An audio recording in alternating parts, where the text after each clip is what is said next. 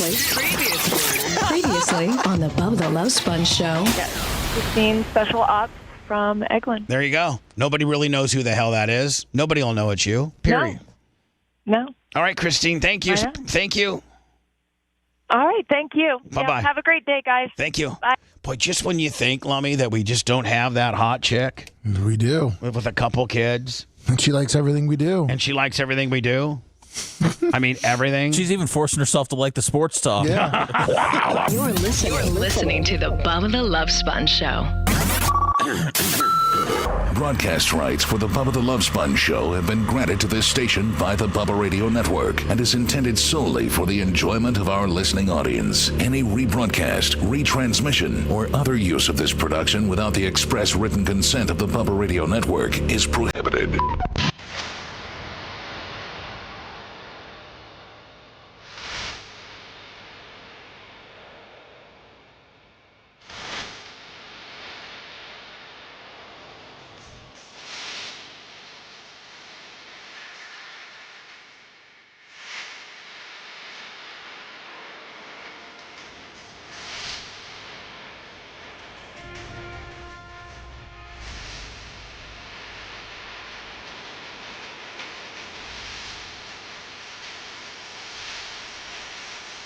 Welcome to the Bubba the Love Sponge show. Let me get my Facebook signed on here, and with no feedback, Willie. There we go. As you can see, today, November 7, 2024, 2 days after the election, and he finally did make it in amidst his chest tightness, his anxiety. And any other now? Baby? By the way, Brian the Babyface Matroni in studio today. You don't look, like you just spent 12 hours in the emergency room 2 days ago at all. I don't know what that looks like, but this is what that would look like then, because that's where I was. Yeah, I mean, like He got released with a clean bill of health. So was it just like while you're at work, while you were having these particular symptoms? Was it just, I mean, they have to probably put it on, it was a minor anxiety attack, right? I mean, because they all the tests and the contrast CT scan and just all and I know you have great insurance, so they probably just absolutely ran you pillar to post on the deal. I think they look at your insurance and then they determine how much of a, T-shirt will 25. Yes, I know all about that. How much care they're giving you. Yes, Curtis rate 25. So Brian, when you left and you were getting discharged and they came and spoke to you, and I know you're not one just to walk out saying, "Whew, I can finally go home." You probably asked some questions, and did you say, "Hey, what was wrong with me?" Yeah, so based on the testing that they did, it's nothing directly with my heart. They think it may be nerve related. I do have some herniated discs in my neck and my spine, my mid back, that might be causing some issues. Have you had by the way, let me 100 from Mushroom Mitch. Thank you. Have you ever had like a car wreck or a fall or something like that would attribute to that, or is it that just deterioration with age? No, it's yeah. I've had some car wrecks. I've had a couch dropped on my head. You've stepped on a shovel before, right? Well, clearly I was hit with a shovel coming out of the womb. I think you actually step on a shovel every Sunday just to retain that shovel faceness. You know what I'm saying? You gotta give the people what they want. So right. I'm Some people go to the gym. Yeah. Some people go to the gym. Some guys just step on shovels. What about that couch on his head story? Is that something that's been covered before? That was pretty nonchalant how he mixed that in there. I don't think so. Were you was it a college move kind of deal? Or? I was helping a friend. He ended up becoming a pillhead and getting arrested multiple times. But I was helping him take some old furniture to the dump. And we had the couch up, and we were going to throw it into the... This had to be in your very younger years because very, very... When you weren't as strong. And well, no, but a very, very affluent, basically the best lawyer of Tampa Bay as voted by Creative Loafing. 77 JLR, $20. would not be caught dead doing this. We would be hiring some immigrants to do this in today's world. Well, there won't be any left now that Trump's president, so we're going to have to really start saving up so I can afford white people. Only the good immigrants are going to be left. The immigrants that want the good ones, right? No, but you know what? Just wait till we give them that good and bad test. We're going to test their backs. We're going to see how strong they are. We're going to have cotton picking contests. It's going to be great. Sumo's visiting me for the next week or so from Indiana, and we were watching TV last night. He's like, you know what? I feel like the white man, finally, as a white man, we actually won something. Sumo's white? Well, no, he's. I think he identifies as white, but I think Sumo's Japanese. Japanese. Yeah, that's not Shadow white. Panda, $20. Sumo's father was, when we were in World War II, he was put in a Japanese internment camp. Yes, and wow. like he was. He grew up next to George Takei.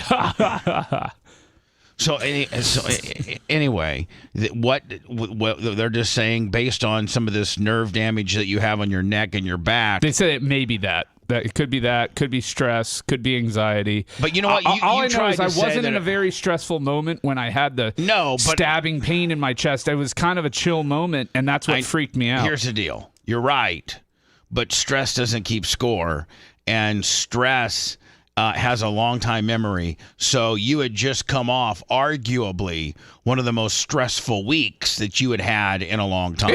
October was a very forgettable month. Yeah, that's what I'm saying. I don't want outside of your Creative Loafing Award, I don't know that there was any good stuff that happened in October, including the passing of your father. The Creative Loafing was the end of September. Oh, there you go. There you go. Yeah.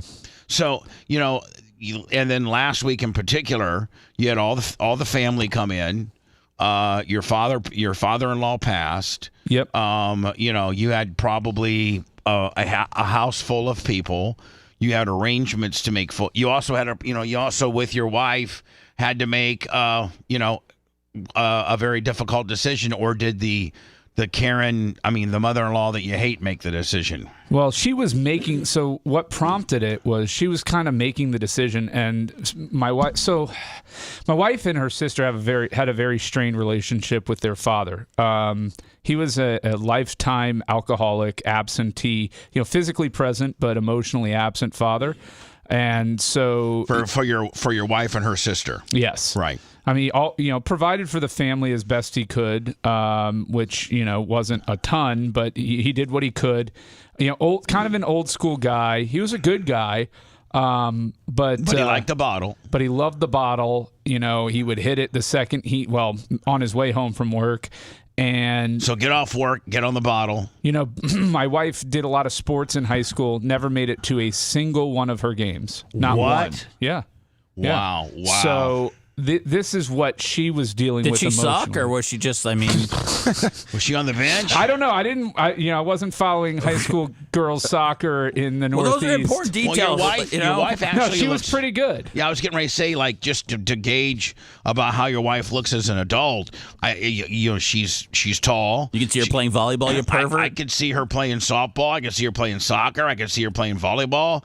I could see her playing maybe basketball. She's pretty tall. She's in shape still as an adult. Cheerleader, Bubba? Cheerleader? Nope. She looks more like an athlete. She would never. She does not want our daughter to even think about cheerleading. No, that's what I'm saying. If I was to size up Brian's wife as an adult, no cheerleader, more athletic, and probably she could have been good at a plethora of sports. Yeah, she wasn't like super tall, where she'd be like a basketball, volleyball player. She is probably about 5'7", 5'6", 5'7", 5'8" at her tallest. I think she's probably down to 5'7" now. Yeah, we're all shrinking. 5'7". So that puts her on the basketball team. That puts her on the volleyball team. That puts her on the softball team. That puts her on the soccer team. She was soccer and volleyball. There you go. Yep. And so Pops never made it to a game. Nope. And so when he becomes bedridden and so bad off, that this was just 2 weeks ago, or a week and a half ago, that you guys he was on life support. Yeah, so he had gone in around the end of September. He had gone into the hospital for surgery, and did not make a good recovery from that. And that's the thing, man. When people go in for surgery, they always have you sign all these papers, and they always tell you, "Hey, listen, there's a chance that the anesthesiologist, you just might. There's a small chance that you might not make it." And that David Houston, Hogan's personal, Fire Marshal Bill, with the worst toupee known to man, he went in for like a standard gallbladder surgery and died on the operating table based on complications. USF's head coach died during complications. Now, his surgery was a little more complicated. Do you know what his surgery was? He had a brain tumor, an aggressive brain tumor. Did he really? And it was recurring. So if you looked, he didn't talk about it. He wasn't public with it. But if you look, he between his time at Kennesaw State and his time at USF, he had a scar on the right side of his head. And that was from, I've come to learn, I believe, a brain tumor, and it recurred over the last 6 months. So they went in. The scar was when they went in and got it, but then it came back. Yeah, and then it was aggressive, and he was really, had this program humming. He was, so first of all, the team that he put together went out and competed with a top 20 team the very first night of the season without him against Florida. They were beating them in the first half, and they just didn't have the dogs to run with them the whole time. But no, he put together one of the best years in program history last year, got him ranked in the top 25. It's been a program that's never done much of anything. Ever. They've had, I think, two NCAA tournament wins all time. Talk about the University of South Florida Bulls basketball team. Sweet 16 and 09. I will tell you, man, they really did some nice things with the Yuengling Center. They really made it. The renovations they made with what they had. I went to Vicente's graduation there, and it's pretty nice. It's really wide open. You can go get a drink, or and you can still see the game. That's kind of the new trend now with arenas, how they kind of keep them wide open as you are either going to the bathroom or getting food or stuff like that. Yeah, great sight lines. So, but and then he went. So very, very sad. So your father-in-law goes in for, was it to be kind of a minor surgery, or was it a major? No, he had been on the decline for about 2 years. He was a lifelong smoker until about 2 years ago. Heavy drinker. Minimum 4 or 5 drinks every day. And people don't realize, man, that combination, smoking cigarettes and drinking alcohol at an abusive or daily level, since he was like 12 years old. Well, there's nothing 12. That will kill. He started young in New York. You're literally killing yourself. Yeah. You literally are. Yeah, what they say is every cigarette is 7 seconds off your life. Or I've heard like 2 minutes, or whatever it is, 7 minutes, something. Yeah. So he goes in for the surgery. Same with Big Mac. Every Big Mac's like 30 seconds off your life too. Yeah. What about the Big Mac chickens? 34 seconds. Oh, okay. Yeah. So, because it's fried. But right. So he comes out of the surgery and is not doing well, like hallucinating. Becoming combative, and my wife had a sounds like Seth. Just Seth trying to get through a day. Sounds like a Tuesday for Seth, hallucinating and being combative. So my wife had the tough decision to make whether or not she wanted to see her father like that. Okay, and, right. Because she had kind of come to peace and to terms with him. When we were getting married, she was torn on whether or not to have him walk her down the aisle. Oh, man. Yeah, and I actually told her, I was like, I'm the one who talked her into doing it. Right. I said, because you will regret it. I said, maybe not today, maybe not tomorrow. I was like, but when your father is no longer here, that is when you're going to say, I wish I would have done this. I wish I would have done that. And I said, don't do that to yourself. Don't do that to your dad. Even though he's a piece of shiz and hasn't been there for you, don't do it to him either. Right? There's there's really only one person that can walk you down the aisle. And if you still have your father around, unless he's abused you, touched you, done some horrible things to various people in the family. But if he's just been kind of a non-present dad, and he's had some addiction issues, I still think formatically you got to let your dad do it. Yeah, well, she was either going to be nobody. She walks down on her own, or walks down with her dad. And she went with her dad. And she after he's passed, has told me that she thanked me for that, because she would have regretted it. And, right, and especially now that he's gone. Yeah, and so she had kind of come to terms with him, and she's like, do I want to go and see, like, he's using the C word towards nurses, like ripping the leads and trying to rip the IV and the tubes out of himself. He can't swallow or eat. He's having difficulty speaking. All of this is going on. Cognitively, he's on the decline. And so she makes the decision. I know that she didn't want to go. Okay. And so at that point, you probably have to go as the matriarch of the patriarch, whatever. It's patriarch. As the patriarch of the family at this point, you can't let him die alone. You have to be there to represent your wife. Well, and so this is the strained relationship we have with Steph's mom. So by the way, the one that cussed you out and threatened to ruin me and hit me. Yeah. Right. So she's supposedly who you hated so much that you bought a $400,000 condo for her to live in. I'm just saying for those scoring at home, we got to score this evenly. Jeez. She was living in your home, her and her husband, and it became so bad and it was so abrasive that you went out. But now listen, it's an investment. You're probably already pro equity in it, and you said it's going to be his daughter's one day. Yeah, exactly. So it's an investment that you made, and you always own it, especially when she kicks the bucket. And so you move her out of the house. She's got her own condo on you.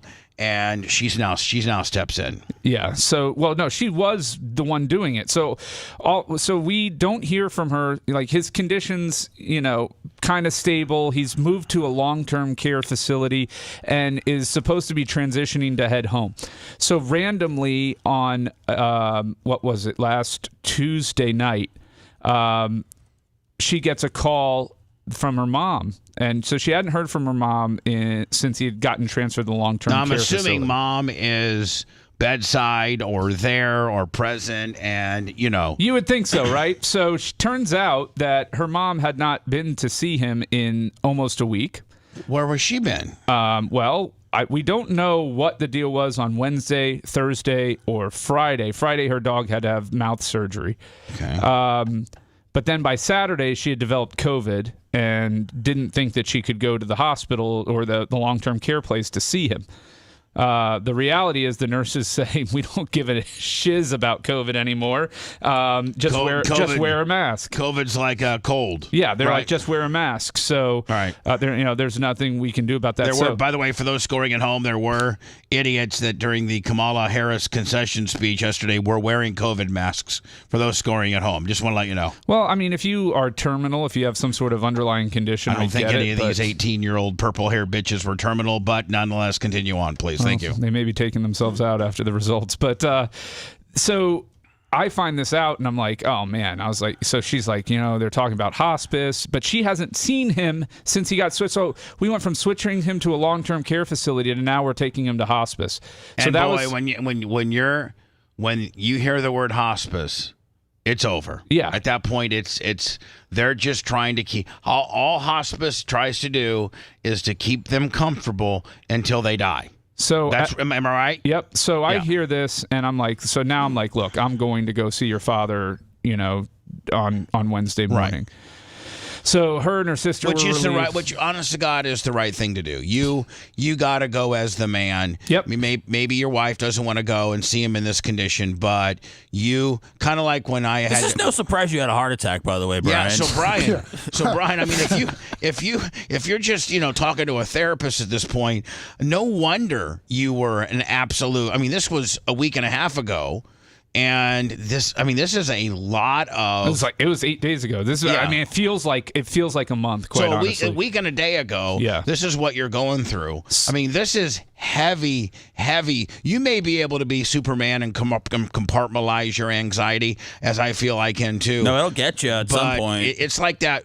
You're not going to be familiar with this analogy, but let me, a true man will be able to. It's like that weight sled on truck poles, where you know how Lummy, at first the weight's way in the back, and you can haul ass, but then that weight starts creeping up and getting on the tongue, and once it gets on the back wheels, man, you just can't go. Nope. Well, that's what anxiety is like, man. It starts out, you think you can handle it, but the longer it goes and you have to hold on to this burden, it just eats you up literally inside. I never thought I would. I always thought I was a man's man and that I would never have an anxiety attack. And I actually have had a couple anxiety attacks over the last, decade over a couple different things. And I was like, man, you're a pussy.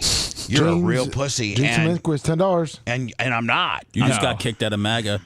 I'm not. Yeah, turn in your hat, sir. So is he in hospice? No, he's still at the long-term care hospital facility. It's up in like Connerton, right by your mom. Yeah, I know exactly where it's at. Yeah. I obviously, they have it there because the Grove is right there. Right, so. they just shuttle them right over. Yeah, they actually can probably take their golf cart over there, They right? have a monorail system, yeah. So they actually got an Uber for just the Groves to the long care place. So I get there and I see him, and he's, he looks okay, but once I got to the bedside, he never opened his eyes once. He grabbed my hand, but not spontaneous. It was more spontaneously. It wasn't to like instruction. And what's his first name? Richie. So did you say, "Hey Richie, it's Brian"? Yeah, I'm like, Richie, Brian's here, and I'm like, trying to stir him, giving him a pretty good shake on his shoulders, and there's not, he's like making grumbling and gurgling type sounds, right, but it's not. But he's like trying to now. Once I'm there, he was completely calm the first 15, 20 minutes I was there. Then once I was there, he started trying to remove.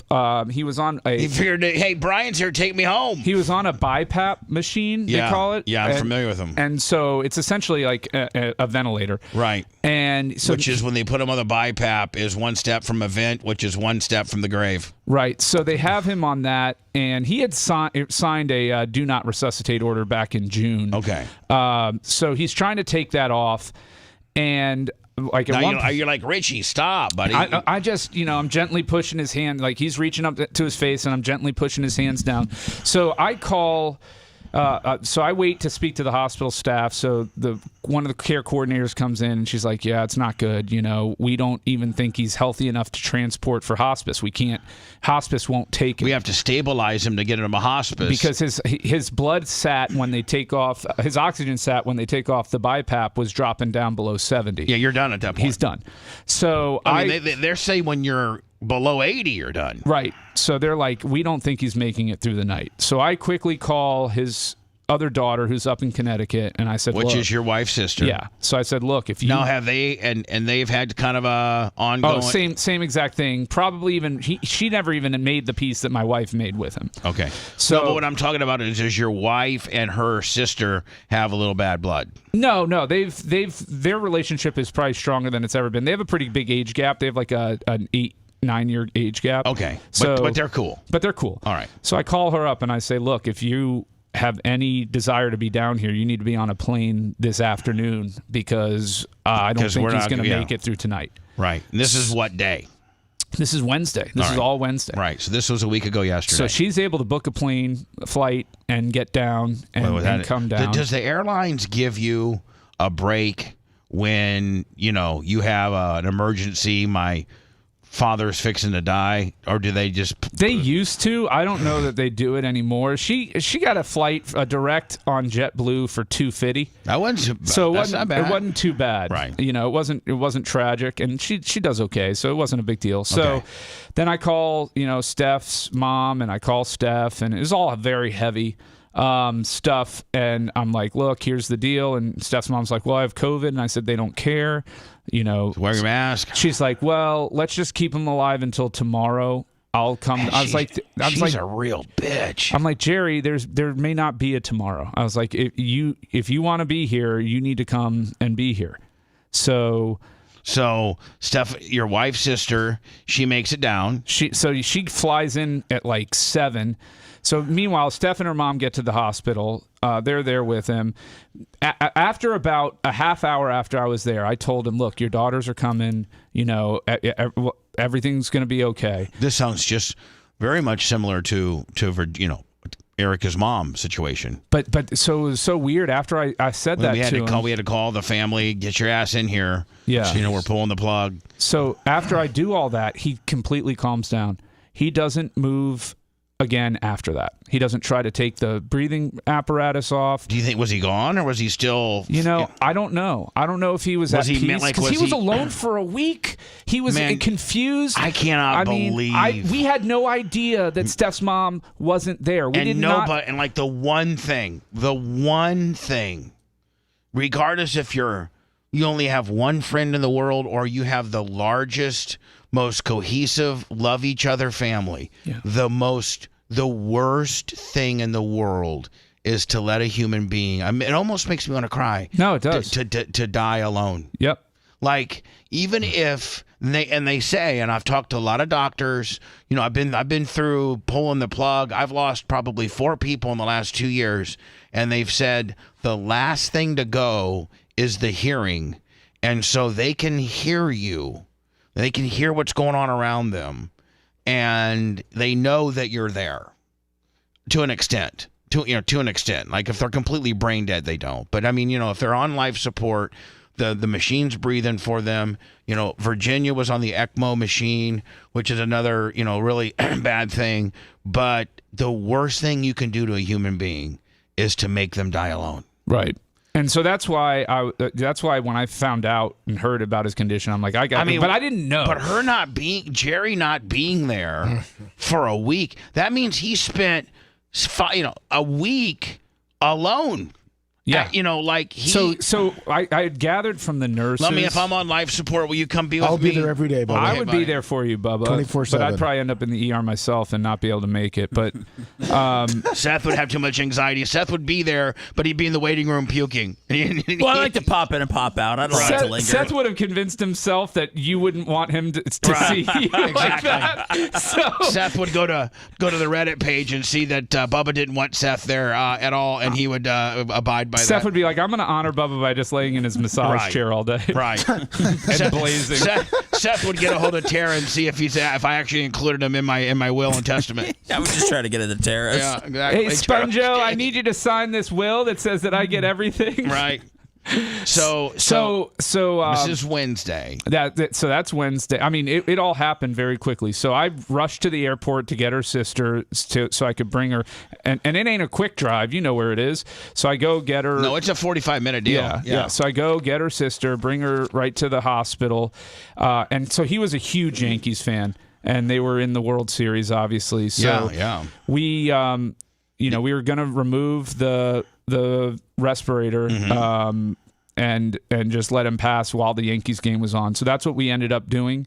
It took a little longer for them to get that set up in terms of getting the drugs. So get this, and this is just same thing with Virginia. They're like, listen, we made the same decision, to pull the plug and let her pass peacefully. But they're like, okay, it takes us about 30 to 45 minutes for us to get ready for that process. So we kind of all had to hang out while they were prepping her for that process. Well, they knew, so it's even worse than that. They knew we were going to do this around 12 o'clock in the afternoon that day, right? So this is now 8 o'clock at night.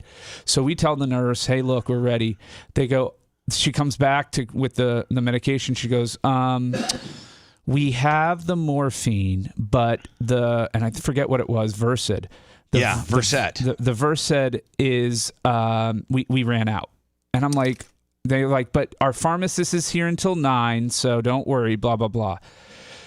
So I'm like... And they've known since noon that you want to do this. That we were going to do it. Right. And it's not like, this is not a real ICU. They're not often people there, And what people don't realize is when you're doing this, when you're pulling the plug, because the person's living off a machine, there's a process where they put in like these various drugs to really, really, really, really calm them down and to slow the breathing so that their body's not fighting against when you pull the machine, when you pull the breathing apparatus, then your body naturally might struggles to gasp for air. And so what this kind of does, I wouldn't say that it pre-kills you, but it really, really, really calms you down so that you don't even really have the ability or the strength to fight for, or to gasp for air. Am I correct? Yeah, 100%. Right. Because they call it the death rails. Right. When somebody is not on this medication. Oh, it's very, very barbaric. They'll be like, I've seen it both ways where they've not done that and they've just pulled the machine and the person's like they're literally being suffocated. They can't get enough breath. Their body goes into emergency survival mode, and it's really barbaric. Yeah. It very much is. It's bad. It's not really. I mean, it's 2024. We shouldn't be at this point, but this is where we are as a country. So I'm calming everybody down. Back in the day when they pulled the machine, they didn't have this stuff, and literally it got to be quite barbaric. I don't know when they started coming up with this morphine Versed, type situation, but you got to think back in the day, it probably was fairly barbaric, right? Yeah. So, the family's now starting to lose their mind, and I'm like trying to calm everybody down. I'm like, look, we'll get it. It's not a big deal. Let's. But nothing's worse than being in a small little room with 5 or 6 family members gathered around the hospital bed at this point, crying because they're saying goodbye to Dad. And they know that there's not a tomorrow. There is you're never going to know Richie in the capacity that you knew Richie. And you're basically knowing that Richie's gone. And so that time period, usually these places don't have enough chairs to sit down. So you're just standing, holding hands, praying, whatever your belief system may be. But it's just a very uncomfortable time. Well, we were watching the Yankees game, and they were up 5-0, or built a 5-0 lead. And you had $2.50 on the juice. No, we're trying to. Hold on, don't plug. I gotta see if this game goes over or not. So they're like, don't worry, though. Our pharmacist is here until 9. So they come back and they go, yeah, the pharmacist went home early. Because he had juice on the game. And I said to the lady, I said, you need to get her back here. And so they called her, and she came back in, got the Versed. We gave it to him. Here's what I understand, B, and I don't mean to interrupt you, but she had been there for 7 hours, from noon until 7 or whatever time she decided to leave. Yeah, they never communicated to her that they needed the medication. They go, we thought we had more on the floor. And I'm like, well, thinking and knowing are two different things. Right. And they're dealing with a modern-day lawyer. And so they were able to administer it to him. And now I had warned Steph and her mom and her sister, that it could be a little gurgling. That it could get bad. Yeah. And Steph's mom's like, well, I don't want to be here. And I said, well, listen, I will sit here with him until the end because I'm not going to let him die alone. Right, you can't. It makes me cry. Yeah, just thinking about it. Because, regardless, you just can't let a loved one die alone. You just can't. So at that point, Steph's like, no, I'll be here too. And then Steph's mom's like, well, I'll be here, but you may have to hold me up. Okay. Whatever. All right. And I'm like, well, that's understandable. Right. I was like, but here, I just want you prepared for it, what it may be like. Yeah, because sometimes it goes real peacefully. Like Virginia, Erica's mom, and I hope Erica's not upset that I talk about this, but they administered the concoction, like you said, pulled the plug, got her all ready to go, and she took a couple, probably about a minute worth of short little breaths, and then just kind of took one, kind of like that. Yep. And it seemed real peaceful, and she wasn't struggling, and it was because of the combination of the cocktail that they gave them, and I felt as if she went peacefully. Yeah. So that's one end of the spectrum, but then the other end of the spectrum is they could still try to fight through those calming drugs, and it could get a little. And that's got to be the toughest because you're like, did I make the right decision? What are we doing here? If they're strong enough to fight death with drugs, what was their hope? But for him, it was about 5 minutes, and he went peacefully. He never once really struggled for a breath. There was just a little. Right, short little breaths, and then it was over. Then it was just one kind of last little, one last gasp, as they say. Yeah, right. And so it wasn't too bad, Brian. That's pretty. Listen, I've wasn't- been through it. Oh, I mean, just as far as watching him. I mean, it was it's- heavy to it's- watch, but yeah. it wasn't. I had prepared myself mentally for it to be way worse. But And it's Well, he pops up where both eyes are looking at Like The you. and Undertaker? Yeah. Like when you thought the Undertaker had just been slammed to that no human being could get up, and all of a sudden the Undertaker just pops up. And he's right? like, the Yankees are about to make a comeback here. Right. What are you doing? Aaron Judge is getting ready to go to bat. And Well, that was the sad part. The second we took the mask off is when The Dodgers rallied. all the errors started. And But- we were like, oh, man. I was like, can we keep him alive till the end of the game? I got some juice on this. So No, you know, I'm joking. So, and at that point, it's very emotional. It's very emotional. At that point, life is over. Yeah. and it's very emotional for to be in that room as a loved one of Richie. No matter how Richie lived his life, no matter who he wronged or who he righted, it's just really a eerie feeling to see the loss of life. Is it not? Yeah, it is. And It's humbling. And the end, like leaving the hospital, it's like, what do we do from here? It's kind of one of those things of like, you're just. And then the business end of death is, it sucks. Yeah. The 10 or 12 death certificates you have to get. If my stepfather Eddie had everything planned out. He had a will. He had everything. Like my mom, like Eddie had a briefcase. My stepfather had a briefcase with everything laid out, all their financial situation, the will, the power of attorney, the executor of the will, all their stocks and bonds, prepaid. I mean, everything. He had everything laid out. So, we just went to Dobie's funeral home. By the way, I don't know if you guys have made those arrangements yet. Now, Jeff got cremated. So did Virginia. But, Dobie's up in Pasco. Thomas Dobie is just one of the best. Like, you go in there. They have all the paperwork ready for you. They're the ones that get the death certificates for you. But, death is, when your loved one dies, man, there's a whole shitstorm worth of stuff you gotta do. Oh, and it's a business. You want to hear what my mother-in-law did? Oh, and here's the most and here's Took off his watch. hold on. No, you gotta hear this story. Here's the most expensive way to go. Okay, here's funeral, wake, viewing, graveside service, fancy casket, embalming, all It's that. death is of inconvenience. Yeah, that is just. I got it. No, but like it's No, also it's expensive. Hold on, Seth. Try It's like a racket. try 20 grand. 20 grand. Whereas you can get a person cremated for about 1,800. Oh, well, I got the tip for everybody in the Bubba Army. All right, so go ahead. Tell Virginia. Did you do and a group cremation, Brian? hold on. So- Eddie and Virginia both got cremated, and it was very inexpensive. We went and bought urns, had them personally engraved, and then had a celebration of life service at a place. Probably all in with the celebration of life, open bar, food, urns, cremation costs, probably $5 grand all in. Yeah, it's not bad. Yankee Jib, $10. So what did old girl do? So old girl had found. By the way, the wife. had shopped around and found a company that does it the cheapest. So the Cremation? Yeah. Okay. Cremation was came to a total of $1,010. All right, so because that's about a $600 savings. Yep. So she had shopped it around. So we get there to Pick up the ashes. no, not the ashes, for her to pay.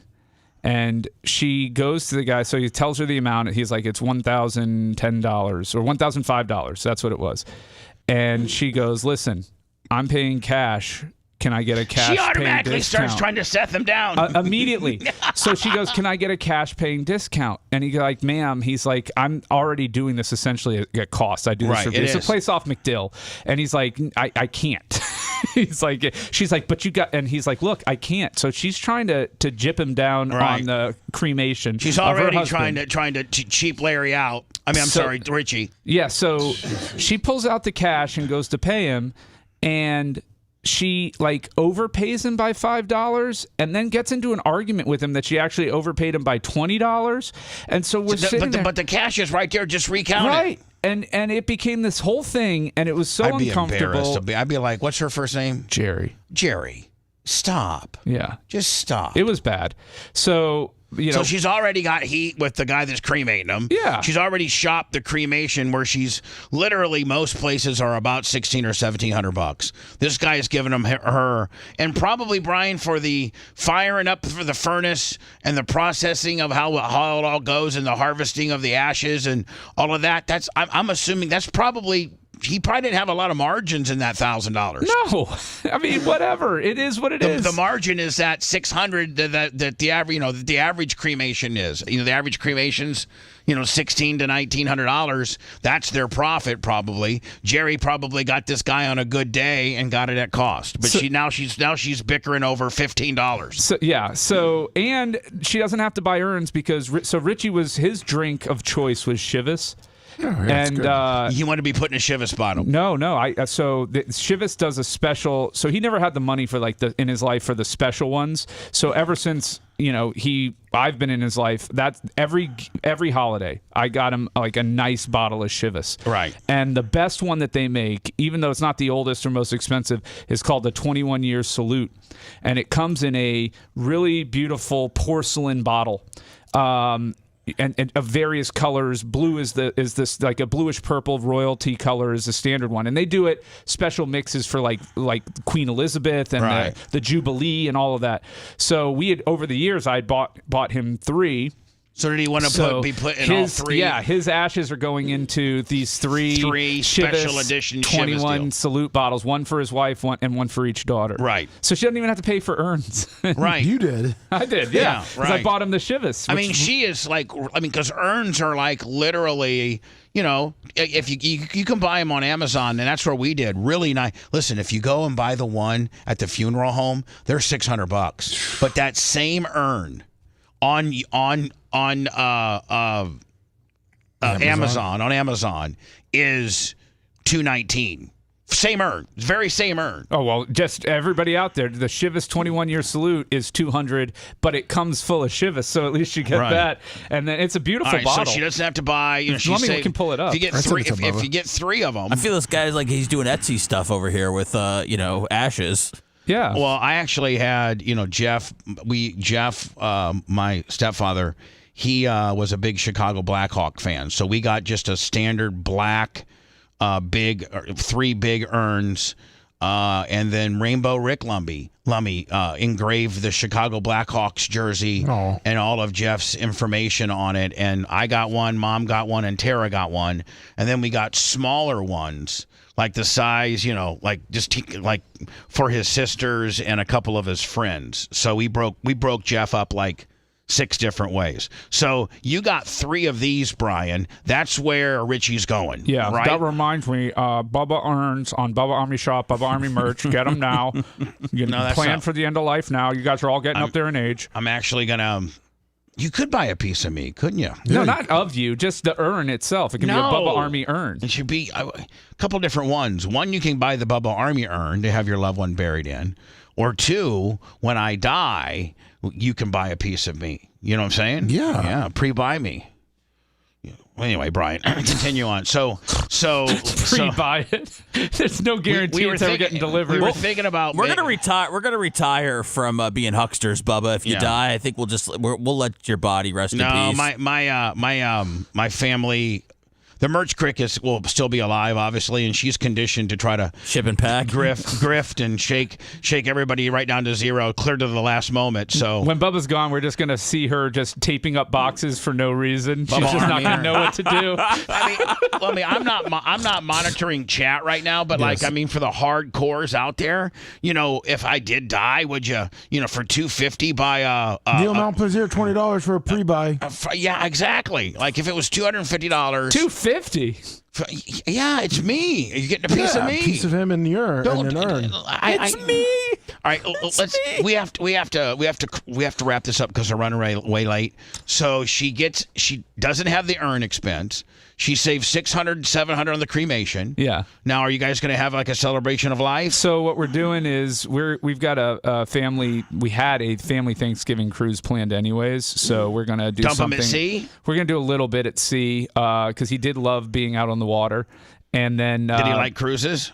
Yeah. And then Did he like gambling? yeah, Is your not mother- huge, but Maybe you could go play like $100 worth of slots with holding on to Richie. yeah. I mean, we'll figure that out. And then for Christmas time, we'll get the family together and do a little memorial like at the house, but it's Right. up north, but nothing. Listen, too the big. biggest racket going, man. I think there's been. I have to get into words. I'm way late, but here's the thing. The conventional way we were all raised, and that is you die, you don't get cremated, you have your body, you have a funeral, you may have an open viewing, you may have a closed casket, an open viewing, but you have some type of memorial or gathering. You then have a graveside service where they take you have to buy a casket, and caskets are. I mean, I know you probably didn't even price out caskets, Brian, but caskets are like, I think on the low end, like $5,000, like 48. Yeah, like on the low end. Yeah. So you get a casket. They lower you down into. Well, first of all, you have gotta to buy the plot. You got to buy. You got to buy the plot, and the plot now those are going for a couple thousand. headstone. Headstones are $5,000. Yeah. Then you got to buy the vault because they just don't bury the casket in the ground. They put it into a cement vault to stop grave digging. I don't know if you guys knew that or not. I worked at a cemetery for a summer with Larry Plummer, and so the vault company has to come, and it's a big concrete vault that they stick the casket in. Then they then they have to have like a skid steer or something. I think the top of the vault weighs like 2,000 pounds, so that a couple of strong dudes can't. Come in, lift it up. Well, Can we all agree that if you get caught grave digging, it should be shot on site, murdered? Yeah. Like that. You don't need to be amongst us, Brian. I think back in the day, like in the 1800s or 1900s, before they came up with a vault system, I think grave digging was like shot on demand. Like, I think if you got grave robbing. Yeah. Well, it's actually called grave digging. It is? Yes. That's Yeah, why grave digger's called what he's called? Yeah, it's called grave digging. And so what they would do is these affluent people that would die with their watches or their gold crowns in their mouth or, their jewelry or anything like that, the bad guys would know that Mr. McGillicuddy just got buried yesterday. And listen, you got to understand, after a person has been buried and then the soil has been put back on it, there's a week where that soil is still pretty soft. You know what I'm saying? Like, it's not rooted or it's still very soft soil. You go in, you dig the grave up. This is before they had the vaults. And you literally pick the gold crowns out of his mouth. You take his wedding band off. You take if he had an expensive watch. And I think back in the day, the grave digging was punishable by getting shot on site.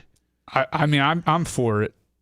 Me too. Yeah, that's that. I mean, you're the scum of the earth if you're robbing dead people. I mean, other than probably child molestation, you're probably second in life as far as being a degenerate. Yeah. You're gonna dig up a grave, and you're gonna pull out the gold in their mouth and the jewelry off their hands and their gold chain in their watch. And then you got to put them back in the put the grave back so it looks like it's not been disturbed.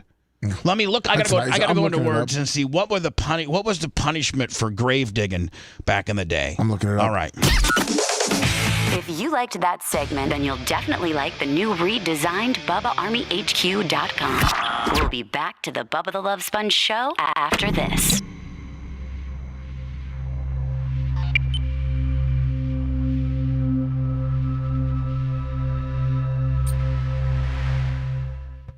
Since I fund her life, but Now, does she got to pay you rent for the more? Oh, that conversation already took place. But she can't afford to pay what she was. Oh, we need to stop with that. Hold on. No, I don't want to talk about that one. Oh, okay. That's a hot mic deal. Okay.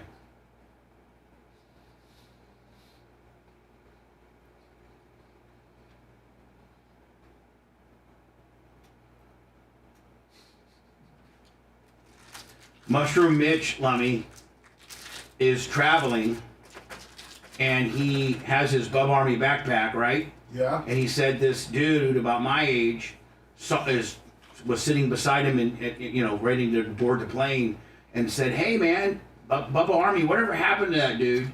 And so he went on the guy's phone and downloaded the YouTube app, and now the guy's listening. Nice. Good job, bitch. Yeah, picking them off one at a time, buddy. Now where's Mitch going? He needs to start having everybody download that shit in the city wherever he's going We to. just need to get the fucking app working. Lummy, do we have any... 2 weeks. Lummy, is there a good person on one or a bad person? I mean, there's a good person. Oh, did you get we gotta get Did you know that at all? We talked about the show. we gotta get the girl from did you get that information to Erica, the girls? The one lady was supposed to send me her info. She hasn't done it yet. Okay.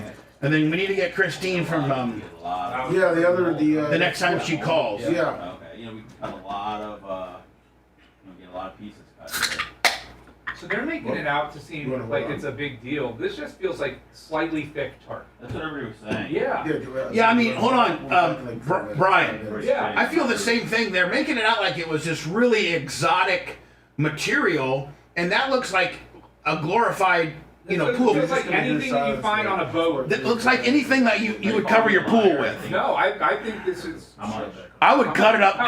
Hey, I would $5 deal. I would cut that up in like 10 by 10 squares. That's what I want. He said he originally wanted to cut it up, and Listen I to would me. have a business. Brian, Put it Brian. into baseball cards. Well, that or go and pay some fucking kid $50 to go to spring training next year and have as many signatures on as many pieces as you can, and sell them. The problem is it's the Rays.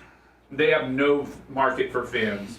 That's a good point too. There's really not a lot of players. How about this? Wade Boggs, Fred McGriff, Jose Canseco. Yeah. Some famous Rays. Yeah. I'm gonna go pee. Like find the person that has the home run record of Trop. You know what I'm saying? Evan. Huh? Evan Longoria. Evan. You get Evan Longoria. Joe Madden. You get Madden. Carl Crawford. Upton. James Shields. Right. Snell. Wander Franco. Fly down to Dominican Republic. Have to take a fucking shady ass Jeep to. That would tank the value of that. Johnny. He single-handedly. So. Johnny Baseball Gomes cards from like 2022. Didn't Johnny Damon play for the Rays? Yeah, I mean, but you go get those guys, and this is a piece of this is where they played, at one time or another. They were you go get the most famous. Johnny Rays. Damon, just go down to the Sarasota County Sheriff's Office on a Friday night and wait for him to show up DUI. But I mean, you strategically get just those guys, and yeah, that might work. On a nice have Rainbow Rick make a nice little frame for it. I think that's a cool piece. Like Allen and Ginter does the weird shit. That would be a cool piece of a baseball card. Right, and it's something like nobody like they do seats and pieces of turf and stuff like that. But who's ever done a roof?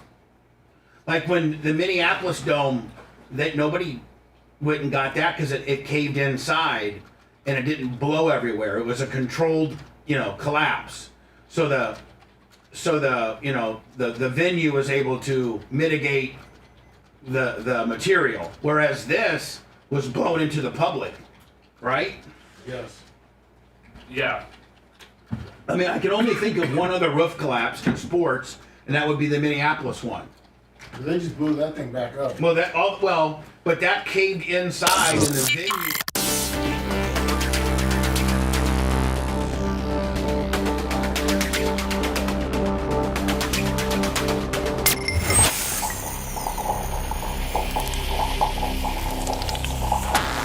Broadcasting live from the Aquabito Studios, aquabito.com/Bubba. It's the Bubba the Love Sponge Show. Brian Matroni, who just lost his father-in-law. We navigated through that. first break. Maybe a little long-winded. So sorry. Fun way to wake up the morning, though. It is. Some death talk. 813-90 Bubba. I get criticized when I take phone calls, and I get criticized that I don't take phone calls. So, but let me, over the last couple, I don't know, since I started kind of actively taking phone calls, 813-90 Bubba, you tell me when there's a troll. And I just don't take them. Other than that, we've gotten some good stuff. How about 2 females from Fort Walton Beach yesterday? Exactly. Yeah. How about that? Who was? What ended up happening? I stopped listening or couldn't listen with the Christina chick. She was. She's special ops at Eglin Air Force Base. It's on Big Go 25. Love you, girls. Stay safe out there. I love you, girls. Keep gear jamming. Watch that Jake break. Are you familiar with the Jake break? Babyface? I imagine it's like some sort of super emergency brake. No, it's it uses the semi's exhaust to go back into the motor and slow the motor down. Have you ever heard a semi when you're on the road go like the engine retards a little bit? Yeah, exactly. It kind of retards and backflows the motor to slow down the so that you don't have to smash your brakes. That's the one time you can use that word still. You can, yeah. When talking about an engine. That's the only time. Yeah. It's talking about an engine. Well, or if you want to talk about slowing something down. You know what I'm saying? Hello, who's this? Am I on there? Yes, you're on the air, sir. This is the Bubba the Love Sponge show. Oh, no, this is Sean from Texas. I know, Sean, but I'm Bubba, and you're Sean. Yeah, no, I know.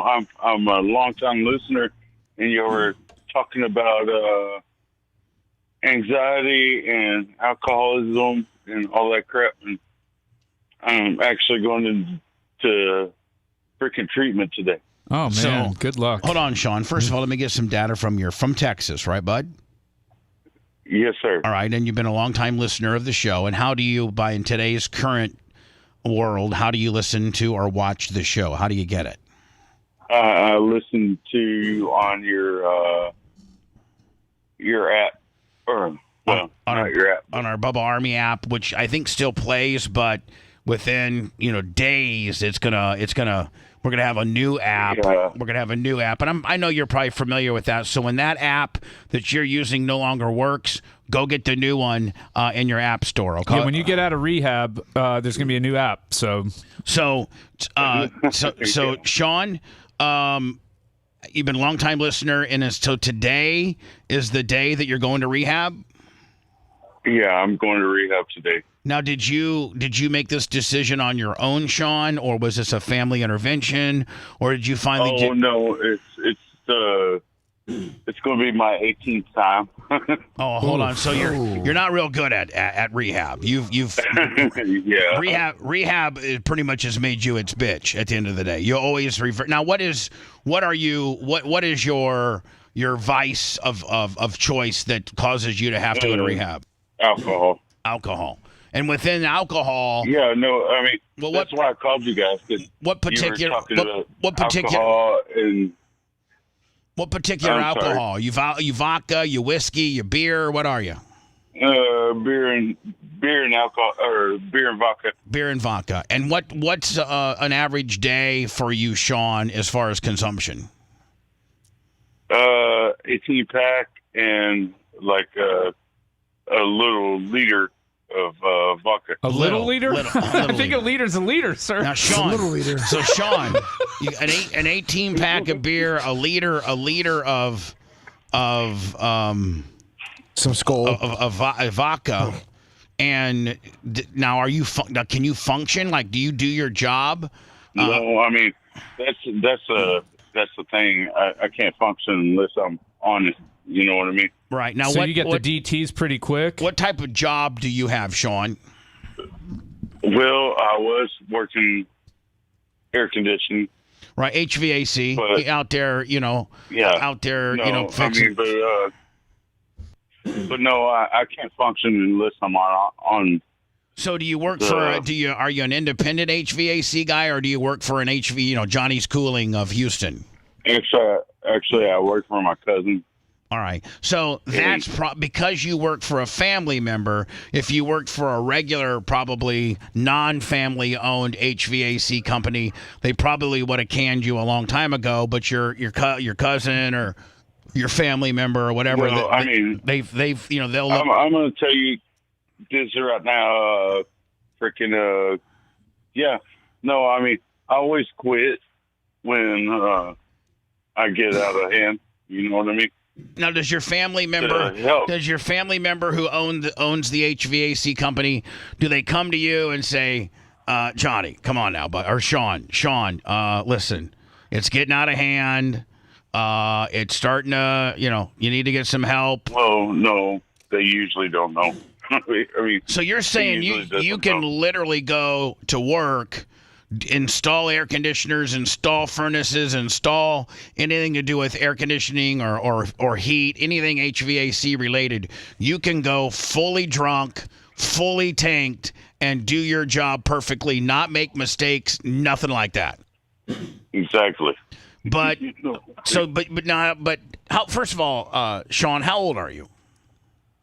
I'm about to turn 50 this month. And how long have you been abusing alcohol at this level? Since I was 16, probably. So you've been drinking. I'm sure at 16 it wasn't this amount. You've had to get to this amount. This is probably the largest amount that you do. Probably when you were 16, it was just a 6-pack or a 12-pack of beer. And it's now led up to an 18-pack with a 1-liter kicker. But, you've been doing this now for, 30-some years? Probably. Yeah. I mean, Sean, do you know? And listen, I appreciate that you're Bubba Army. I appreciate that you followed us around from, the Sirius XM days to being able to jump through a few different hoops now and find us on our app. And I'm assuming you're a daily listener. I'm assuming you consider yourself. Oh, I listen to you every day. But Sean, I'm going to tell you something, bud. And first of all, you are to be commended that you're going to get help. But this is going to, if you don't get help, you're not going to be around much longer. Your body just can't take that type of. That's why I called in, because y'all were talking about that. You and Babyface. Brian. Yeah. Well, what were you gonna say about me, sir? No, he said we. No, I know. He got a little chuckle there. No, I'm teasing you. And listen, buddy. I've been a long time listener, man. And so Sean, what was the definitive moment where? How long ago and when did you wake up one day, or what moment? What happened where you said, I got to get some help. Now, you've gone 18 times. Why have you failed 18 times, Sean? I mean, I'm sure that they've given you the tools. You just don't have. I really don't know. I mean, do you just not have the willpower to say, okay? No, I mean, have they explored giving you that medicine where, don't they, Brian, have a medicine that if you are an alcoholic and you take it, the minute that your body starts, consuming alcohol, you get gravely sick? Yeah. You don't want to take that. So Sean, a couple questions. What's the longest you've ever made it after you go to rehab, you get out? What's the longest you ever made it and stayed sober? 2 years. Now, did you have a sponsor? Or are you doing AA? I've been talking to a sponsor all week. So hold on now, Sean. No, all week. I'm saying, did you have a sponsor in the past? Because I know you're going to rehab and you're trying to sober up and doing all this, but that's just the start of the work. The process has to continue after you're out. But hold on, Sean. You went. I mean, I was expecting as many times as you failed rehab, 18 times, you're 0-18. I mean, almost as bad as the 76 Buccaneers. But what I'm saying is, I was expecting when Brian asked, how long have you gone sober, 2 weeks, 4 weeks, 5 weeks. You've actually made it to 2 years. So Sean, I mean, you can do you can do it. Yes, sir. I mean, I don't mean to sound like Tony Little, the other time was 1 year. Yeah, so you've had you've had a 2-year spout and a 1-year span of you being able to do it. What were the when you've gone 2 years, that's well within the kicking alcohol's asses zone. What got you back on the horse after 2 years? I couldn't tell you that. I really couldn't. I mean, was it an environment that you were in? Was it were you hanging out with the boys, or you just decided one day, okay, it's been 2 years and I could really use an 18-pack of Natty Light? I mean, actually, that's what I drink. No, of course you did. That's what all degenerates drink. So anyway. But come on! Don't call me a degenerate, Sean. Tough love, my friend. If you know anything about me, I call it like it is, and you don't have. Hold on, but Sean, you have no idea how much I'm genuinely pulling for you, to the point where I want to get your personal information after we say goodbye. And I want to check up on you from time to time. And I'm going to send you some QR code stickers for you to pass out while you're in rehab, because those are all my P1s. But I'm gonna, because I want to take you under my wing, so to speak, and give you the motivation to try to finally, because Sean, quite frankly, you're killing yourself. Are you offering to be his sponsor, Bubba, when he gets out? I'm offering to be his friend, and I'm offering to pick up the phone and call him every couple weeks to make sure that he's still staying on the straight and narrow, and give him something to look forward to, because Sean, quite frankly, you're going to kill yourself. Like you're killing yourself slowly here. Your liver and your body cannot continue to process this. I mean, it's such a strain on your system. No, I know it, man. I know it. Do you have any do you have what do you live for, Sean? Do you live to drink? Do you have other things in your life that you're living for? Do you have any children? Are you married? Well, no. I mean, I just lost my AC job, like I told you guys about, or whatever. All right. Oh, yeah. So I didn't know that you lost that job. So now you're at rock bottom, because you were working for your family doing AC. I mean, but like I said, I'm going into freaking treatment today. You know what I mean? How long is this treatment? Is it a stay at the facility treatment? 30 days. And do you stay at the place? Oh yeah, no. I mean, it's going to be the 30-day. Now, who's paying for it? I have insurance or whatever. All right, good. So now, Sean, is this the same type of facility that you've failed from 18 different times, or is this one a little bit different, or what? Well, I've already been there. Like the one I'm going into, I've been. You have frequent flyer miles there. They know who the hell you. They're like, oh, Sean, the you're next back. one's free. So I mean, like they punch your ticket like they do at Subway. So now listen, Sean, let me ask you a question. Okay, are you married? Yes, sir. Are you married, or do you have a girlfriend or a boyfriend? I'm single. Okay. Do you have any children? I have one that's actually in Orlando. Okay. A boy, a girl, how old? A girl, she's 18. So you have a daughter? No, she's not. No, she's 23. All right, so you have a daughter, and she's 23. Do you have a relationship with her? I hate to say that, Bubba. I mean, Sean, I'm trying to, but Sean, not listen to the show. Sean, I'm trying to peel this onion back and find some good in your life. We have a zero share with 23-year-old women. Yeah, I mean, there's no 23. Orlando. Sean, I wish I could say that she would potentially be listening to my show, but there's not a chance in hell. So this conversation's strictly just between you and I. You have a 23-year. Exactly. I'll make you laugh, my friend, before you're going into rehab. You're probably in the parking lot right now. So listen. So you do have a 23-year-old daughter that lives in Orlando. And you guys it would probably be safe to say that you guys have a kind of a shaky relationship. Well, he was 5 years off on her age. What's that, Sean? Yes, I mean, right now is one of the reasons why you don't have such a maybe necessarily the best relationship with your daughter is because she is not proud or maybe disgusted at your alcoholism, and that has driven a wedge between you guys. I don't think that's the reason. I think that the reason we don't have a relationship is because my ex-wife took her to goddamn Florida. And I'm in Texas.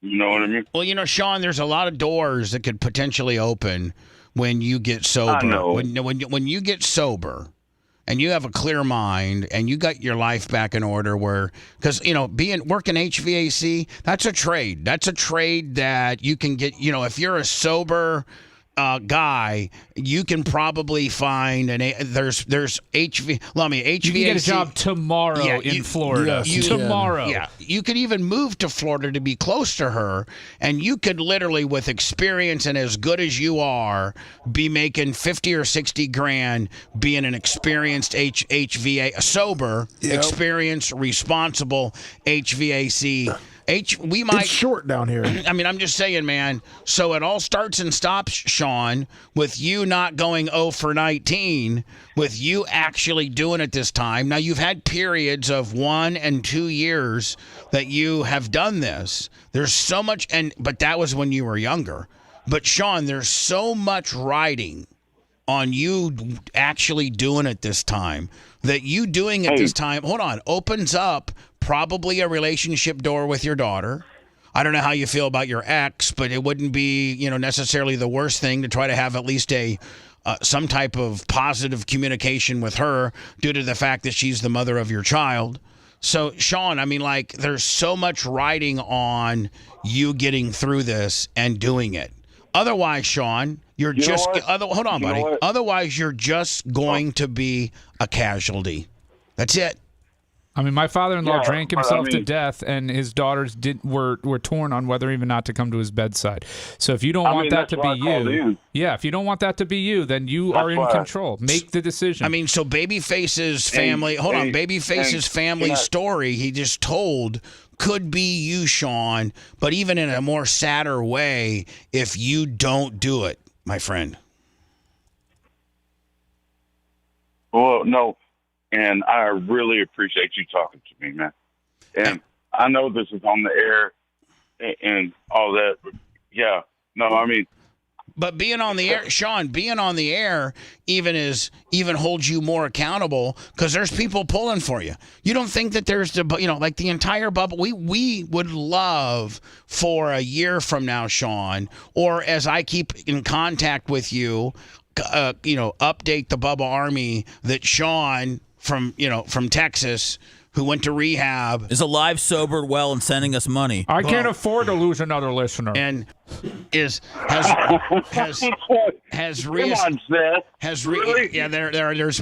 a bunch of dicks. I need to go to rehab. I need to go to co-host rehab, to be honest with you. But we would listen. Here's I'm sorry, I cussed. Here's the one thing, Sean. You got to dump it there. Here's the one thing, Sean, about the Bubba Army. We're very critical. We're very smart ass. We love to rib. But we deep down, when push comes to shove, we love making out. We love that tight knit cult like group that we have, and we're all pulling for you.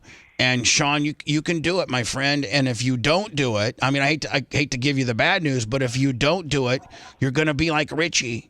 And Babyface's family, and it's just not going to end well. So, Sean, real quick at the end, just to share a little story, because of his alcohol abuse, he suffered essentially what were like mini strokes, and his brain he essentially developed what's called alcoholic dementia. He pickled his brain. He pickled his brain, literally. What are you talking about, Babyface?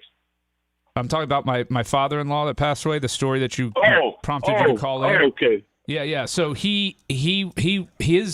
so he started speaking very, very rudely to the nurses, very sexually, which was not him at all. He was the most respectful guy. But at the end, the last couple days, he developed this dementia that essentially his brain, where they say you got sauced, it was sauced. It was pickled. He pickled his brain. And you don't want that to happen to you. You still have time. You know, you're 50. You're not in the grave yet. Pull up the nose on this, man. Get your stuff together and figure it out. I appreciate you guys. For real. We appreciate you, Sean. But follow through with it, Sean. It's on you like now. I said, I called in because of what y'all were talking about. You know what I mean? Well, Sean, and I'm going through that right now. I got to be honest with you. We can hear that you're in it right now. And here's the deal, Sean. I got to be honest with you. The first step to fixing a problem is admitting that you have a problem, and to publicly admit, on our show, you knew you're going to be on the air, to publicly admit your problems, your struggles, your relationship issues, how many times that you've, messed up on rehab. That's the first step. And I feel like you're reaching out. I guarantee you. You're reaching out to us for help. You're reaching out to it for help. And I'm going to do what I can to help you. Sean, I'm going to put you on hold. I'd like to get your phone number and keep up with you. Now, Sean, when do you go in today? Yes, at 9:30. Texas time. Now, are you allowed to have a phone there? Oh, I'm not going to have a phone for about 5 days. All right. So he's in for a rough ride this week, Bubba. Right. The DTs are going to be him coming down off of this is going to be bad times. So, Sean. Yeah, no, it really sucks. So you've done this before. So are you saying in like a week you do have the ability to get your cell phone back? Is that what you're saying? Well, I mean, if you want me to call you in a week, then I'll call you. Yeah, I would. Call your family first. Yeah, I mean, I'd like to get your number. So I don't have no family. Right, I know. You do have family, Sean, and you have people that care about you, and you got the Bubba Army. They're your family now. For real, Sean. Call your daughter, man. Tell her you're going to rehab for her. I mean, I would before 9:30, which you got a little bit. Maybe at 9 your time, so you give her a little bit more time, maybe in case she's sleeping. I would call your daughter. Didn't have to be real long. You can say, "Listen, honey, it's your dad. I just want to let you know that I'm literally getting ready to walk into this rehab facility. Whether you care or not, I don't know, but I'm trying my best to try to kick this habit." I've already done that. Okay. She's not answering. Well, Sean, you can't control what people in your life and how they react to you. All you can do is make an effort to get better, and then be there for her when you are better. So, Sean, man, but listen, we're your family. The Bubba Army is your family.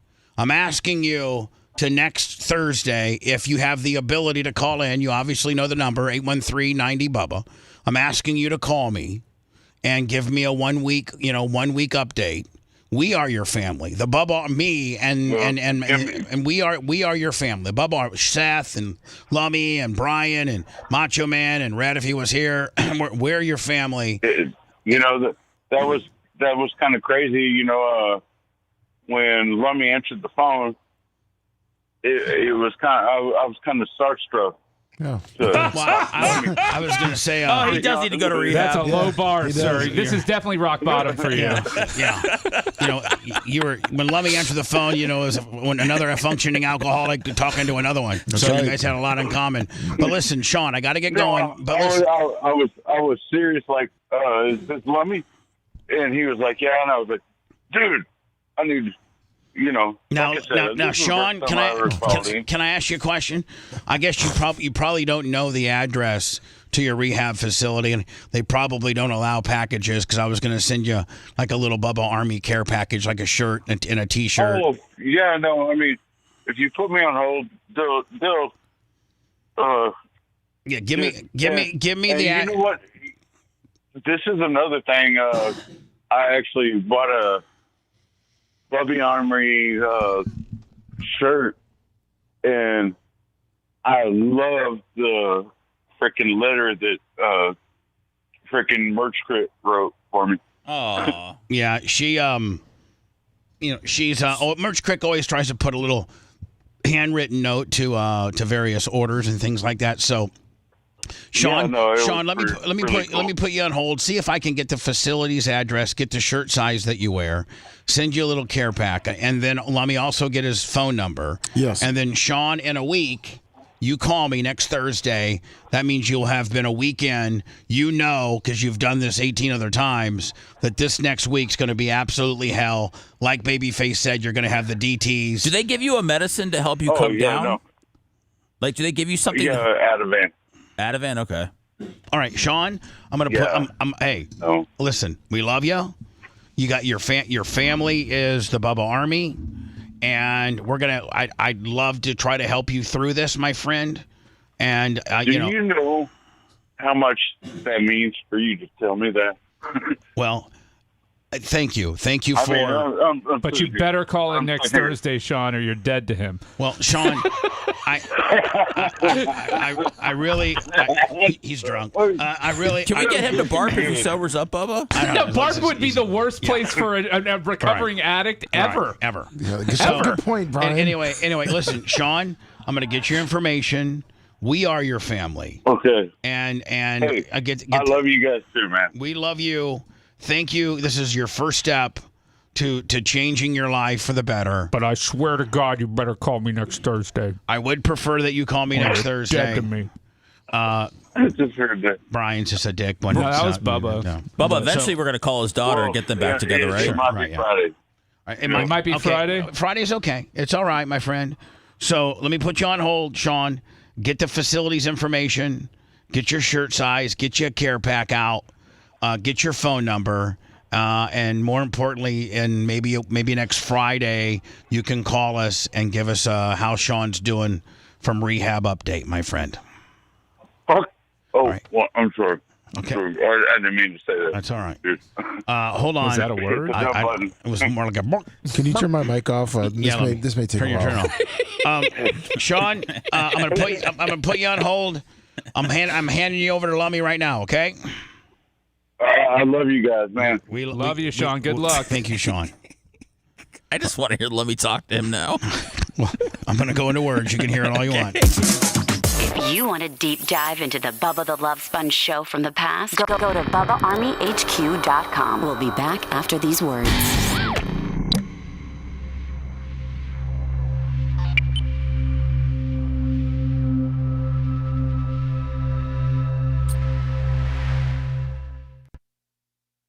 Somebody's life. He called and checked himself into rehab while I was telling my father-in-law's story. Should we I forgot what I was going to say. Should we send some money to his commissary? I don't know if they have commissaries there. They got to get something. I think they just bill insurance. Yeah, I think they do. Yeah. I just think I don't think he has to pay anything. I think they actually got pretty good food, and I think that it's not like jail. Yeah, no, it's not like prison. Right. Although prison's a cheaper way to go for rehab. To rehab, Yeah. true. People do go to jail to get right.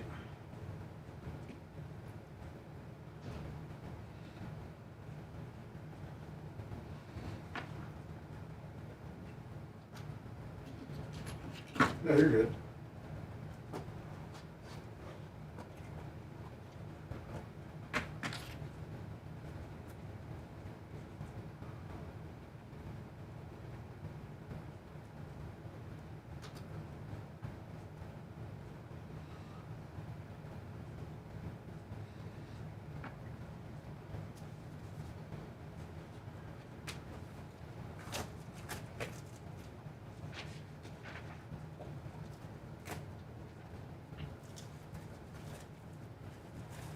The name of it?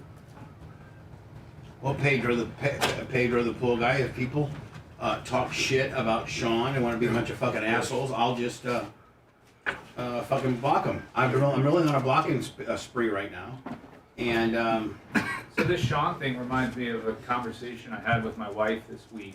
And I asked her, because I was thinking about it, and I said, would you have rather... So when she was 12 years old, she went to her dad and said, would you please try and stop drinking for me? And he looked her right in the eyes and told her no, that he can't.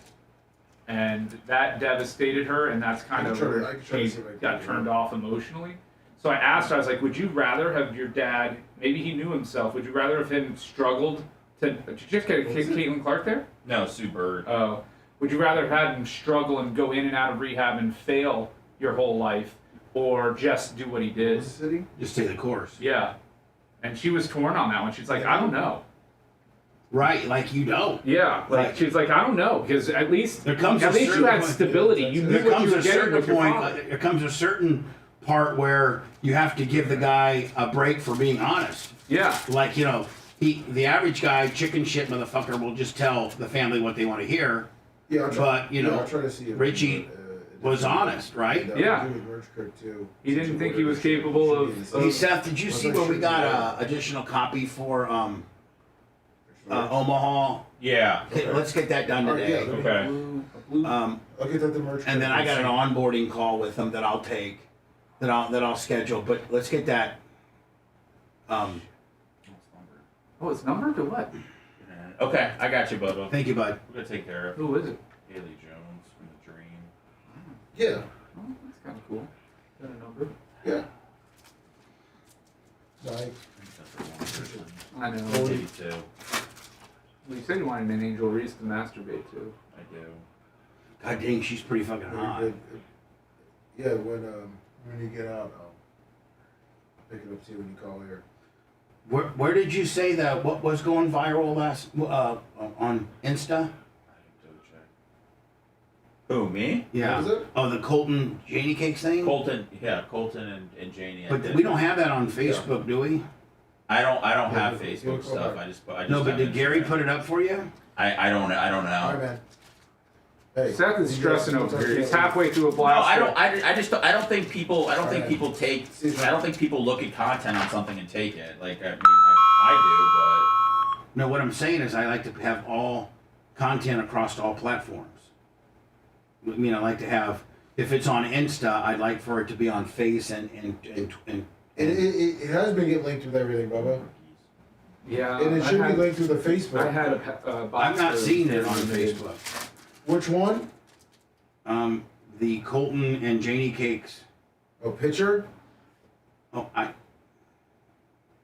Maybe that just means you're gonna get a big pop here. was it just a picture?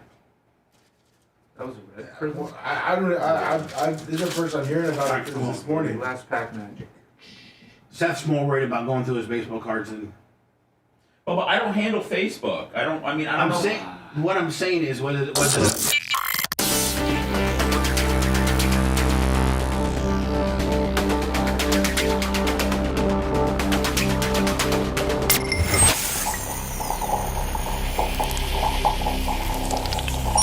He's Brian the Babyface Matroni. For those of you Brian Marks, pony up the cash. You love him. We have to put up with him. PayPal, Venmo, Cash App, all at the Bubba Army. The BTLS show now returns.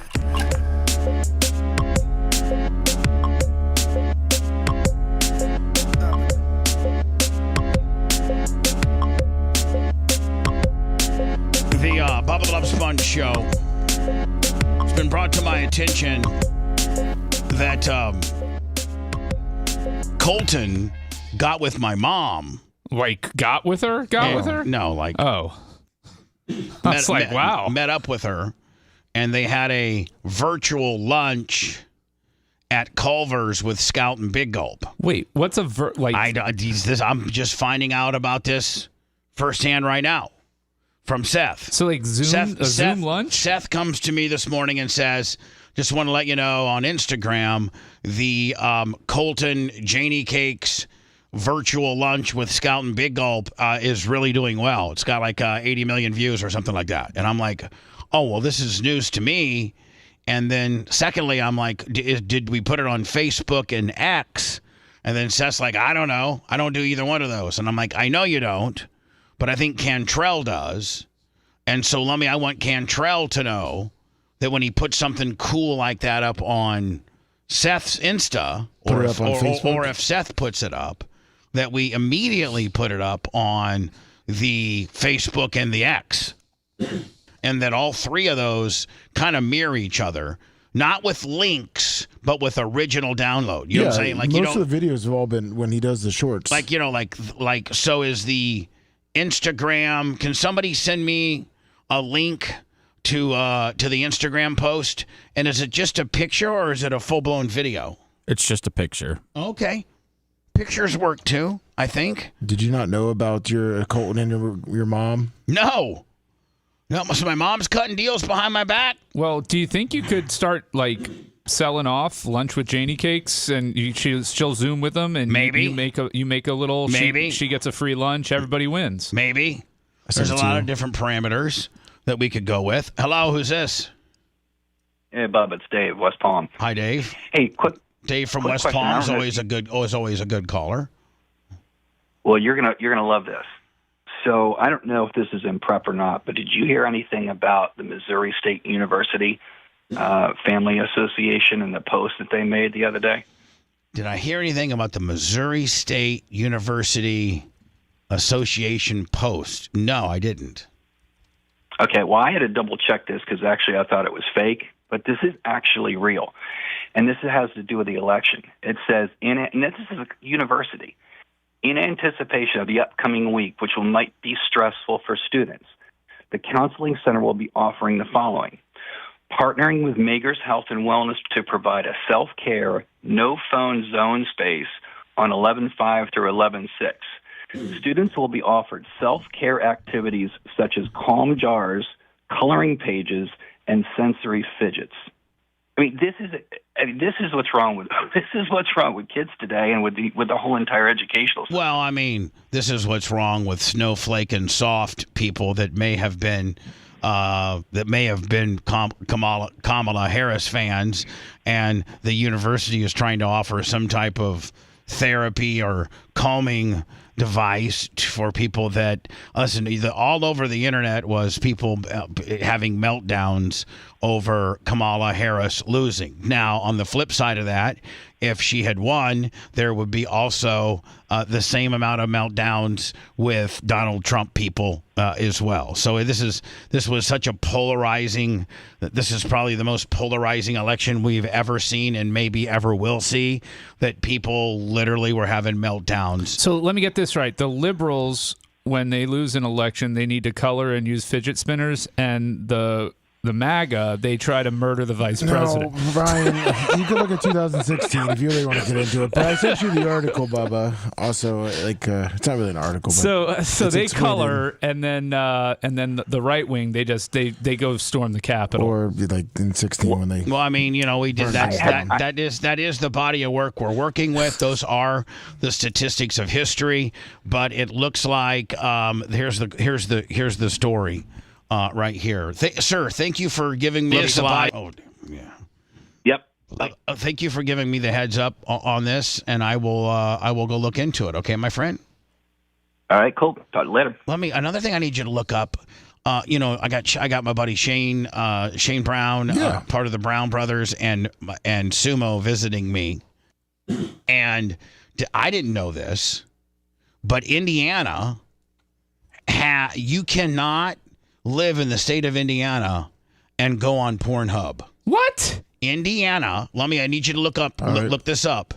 Indiana, because these websites and whatever you're doing, it geo-targets where you're at. Yeah, you have your IP address, and they're able to know where in the world you're originating from. Like one time I took Tony Stewart to a Tampa Bay Lightning game, okay?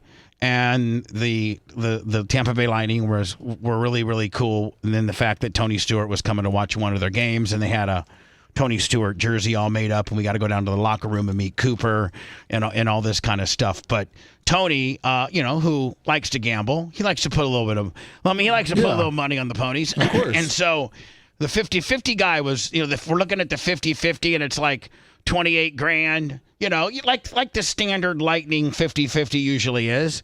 And Tony's like, man, I need to buy $1,000 worth of tickets right now.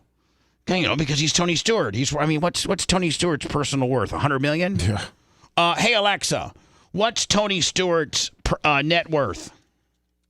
Tony Stewart is worth an estimated $90 million US. All right, so if you're worth $90 million, Brian, it's not really that outlandish to put a G-ball on 50-50, right? No. But Tony's bank, his credit card or debit, whatever card he was going to use. First of all, the guy, you know how the guys go up and down the rows, hey, 50-50 tickets, 50-50 tickets. So the guy stops. And you know, Brian, how they had that little card reader right there. And they literally have a little printer and it prints out your ticket for you. And the average guy probably is getting 10, 20, maybe on the high end, $100. Yeah, $100 is like 300 tickets too. Yeah. It really incentivizes you those 50-50s to buy more. Right. But still, the average, I've done it. I do it every time and I always get the most I'll ever go is 20. Usually it's 10. You're getting a bad ROI for 10 or $20. Well, Tony Stewart wanted a G-ball. So the guy goes, well, first of all, on a transaction that large, I can't do it here mobily. You have to go up to the kiosk in section 206 or something, right? So, of course, guess where we're headed? We're headed to 206. So Tony gets there at 206 at the main kiosk, and he gives him their credit card. He's like, and at that time then, Brian, he's well, we walked this far. I'm just going to go get $2,500. So they go to run his card for $2,500, and they're like, sir, your card's not declined. We just cannot accept out-of-state credit cards for this contest. Of course. So, he then had to call, I don't know, he called his agent or something like that, and we end up getting him, but it was because he had to use a credit card. I think he has he has something based out of Florida, and he was able to get a Florida-based, credit card to buy his tickets. Well, Pornhub. It looks like it's not banned in Indiana, but it's an age verification. Yeah. So Sumo was showing me if he's on his phone because it's registered in Indiana, I'm sorry, he was able to get on Pornhub yesterday because his phone showed that he was in Florida. But so we went to Lummy. Of course, we went to dinner last night, and you probably know where we went. Longhorn Steakhouse. Yeah. Courtesy of all the gift certificates the Fine Bubba Army has gotten me. How much you have left to spend at Longhorn? About $3,000? It's none of your business, but I appreciate you trying to bust balls. No, I'm not busting balls. I'm just curious. The inquiring minds want to know. He needs more. I got the baby back ribs. Oh, they're to die for. Oh man, you're rolling. And I got full rack. Full rack. And Lummy only ate about a quarter of the rack because the baked potato and the Caesar salad had me stuffed. Oh, there you go. So I got to. You smashed the bread there too? Yeah, of course. So has Sumo not been able to whack it since this happened, and he's been able to get loose back here in Florida? I don't know. He's only been here a day, and I don't know his whacking parameters. But does he just not want to upload his driver's license? No. So if you're in Indiana, and you try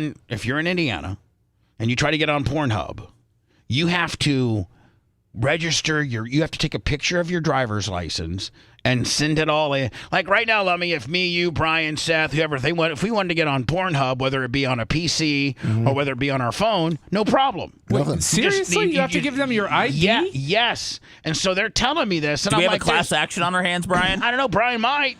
I'm just like, are you kidding me? Just make sure that they're over 18. And yeah, so all anybody else in any other, I guess, place in the world, maybe. No, Kentucky, Idaho, and Nebraska. All right, so any other place other than these backward ass evangelical willies, you're able to verify that you're over 18.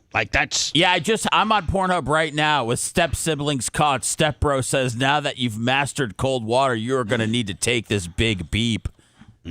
And all you had to do is just verify that you're over 18. That's right, of course. I couldn't cook that fast enough. Remember, when you outlaw porn, only outlaws have porn. So I didn't know that, they're doing... how backward is that? How horrible is that? They're trying to protect the children, they said. How backward... What do you mean protect the children? So a 15-year-old, 13-year-old, 12-year-old can't get on there. Yeah. You should be for that, Bubba.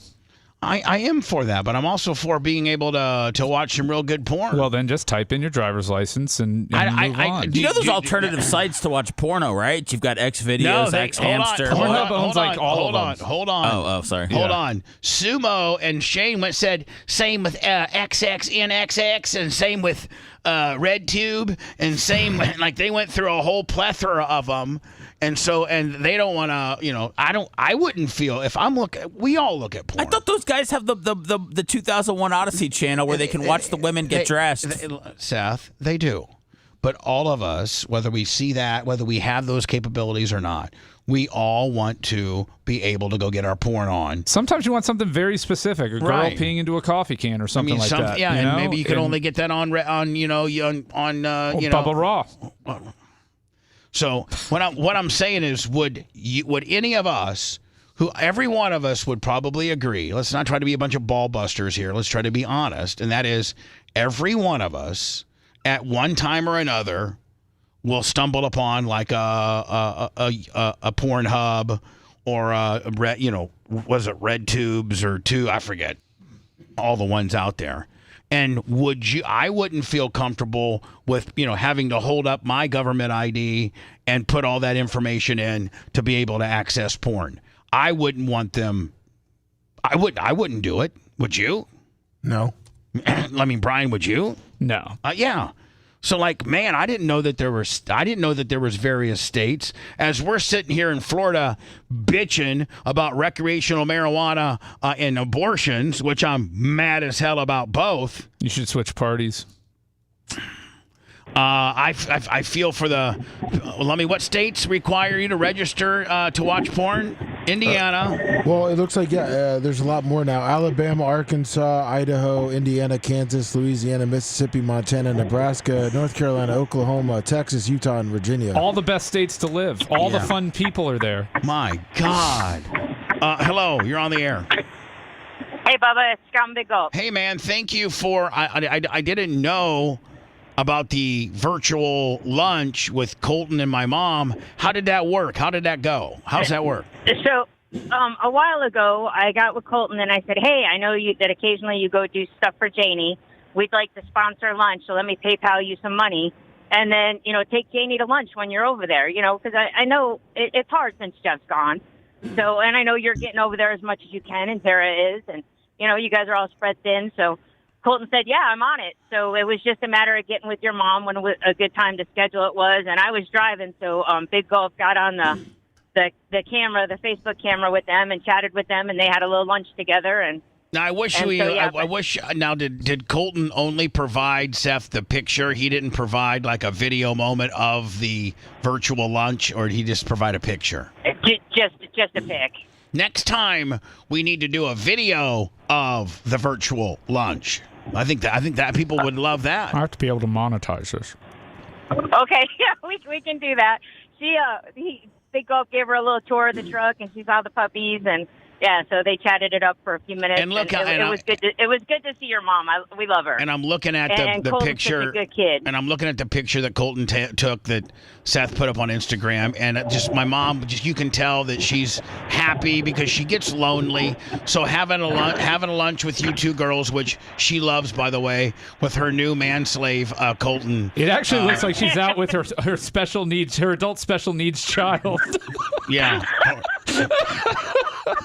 Kind of does. That's why. That's why it's doing so well virtually. People think this is a special needs deal. Yeah, you know how all those old ladies have the special need kids. Right? Yeah, because well, Scout, thank you so much for thinking of my mom. She is going through a tough times, ebbs and flows, and being able to interact with you guys is probably really made her day. So thank you for that. We don't want to Gary Cox her or nothing, but we occasionally shoot her a text and we communicate with her quite a bit on Facebook. And she's everybody's mom. I mean, she's the Bubba Army mom. She's everything. Yeah, I mean, at the end of the day, your favorite radio personality came out of her vagina. That's right. Exactly. So. Listen, man, That's a win-win. You guys keep it between the lines, and we appreciate y'all.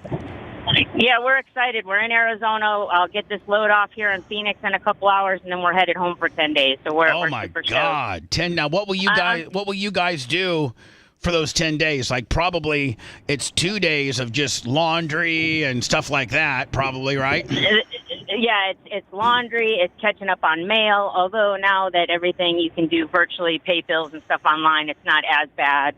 It's we're doing early family Thanksgiving, so we're having everybody to the house for that.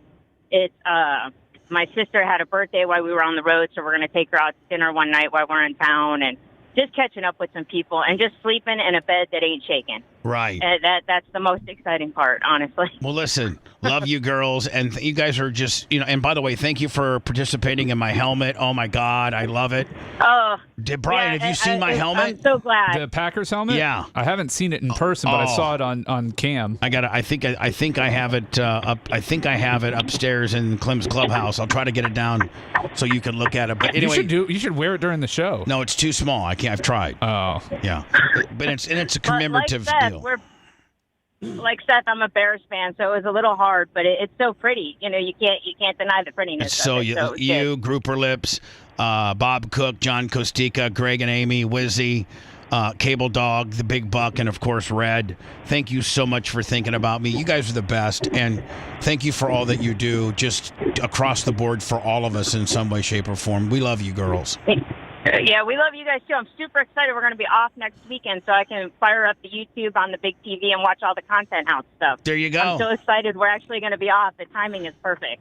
You guys can make sweet lesbian love to the Content House. Right, while we're watching you guys on the big screen. Right. And Seth, nothing makes lesbians horny than 14 dudes watching a Mike Tyson fight. Don't forget, Merch Crick will be there. Merch Crick will be there. We'll make sure she wears a real sexy tank top and it gives you guys a little show, There we go, so we can get some scissoring going. Yeah, there you go. All right, man. Hey, love you guys. Love you too. Bye. Bye now. Stay safe out there, girls. Hello. Hey, Bubba, Gene Ruskin. By the way, thank you, Gene. Brian, they're big babyface supporters. I love them. They're probably one of your biggest supporters. They're my favorite Bubba Army people. Gene Ruskin. Hi, buddy. Hey, what's going on, Bubba? Hey, did Tony win the G-Ball? Did he win the G-Ball note at the Lightning game? No, hell no. We had a string of tickets that would go from here to my mailbox, and the Lightning actually were up like 5-1. And you know how, Seth, they don't give the 50-50 numbers out till like 10 minutes left in the third. Oh, yeah. So I was like, come you on. guys left? Well, I was like, no, come on, let's go. And Seth, and no, we didn't. We didn't leave, Lummy, but it took us the remainder of the game to go through the half-mile long full of tickets that he had. Oh, my God. Yeah. You on a skid steer? What are you on right now? Oh, we're out here on a 950 out here in the mine. Oh, you're mining. You running a drag line? What are you running? Well, excavators. Oh, what do you got, like a 349? What do you got? Yeah, we got a 336 and a 360. Boy, those are big. I love that. That 360, what's that, like a 5-yard bucket? It's a Blippy model. Big 5-yard bucket. Man, that's sexy. Right there it is. Yeah, we're sinking. We're sinking, man. We're kind of staying afloat down here. We got pumps running down here. All right, my friend. Well, listen, thank you. I appreciate you working the 369 and being able to call the show. That 369 will get away from you, man, if you don't pay attention. Hello.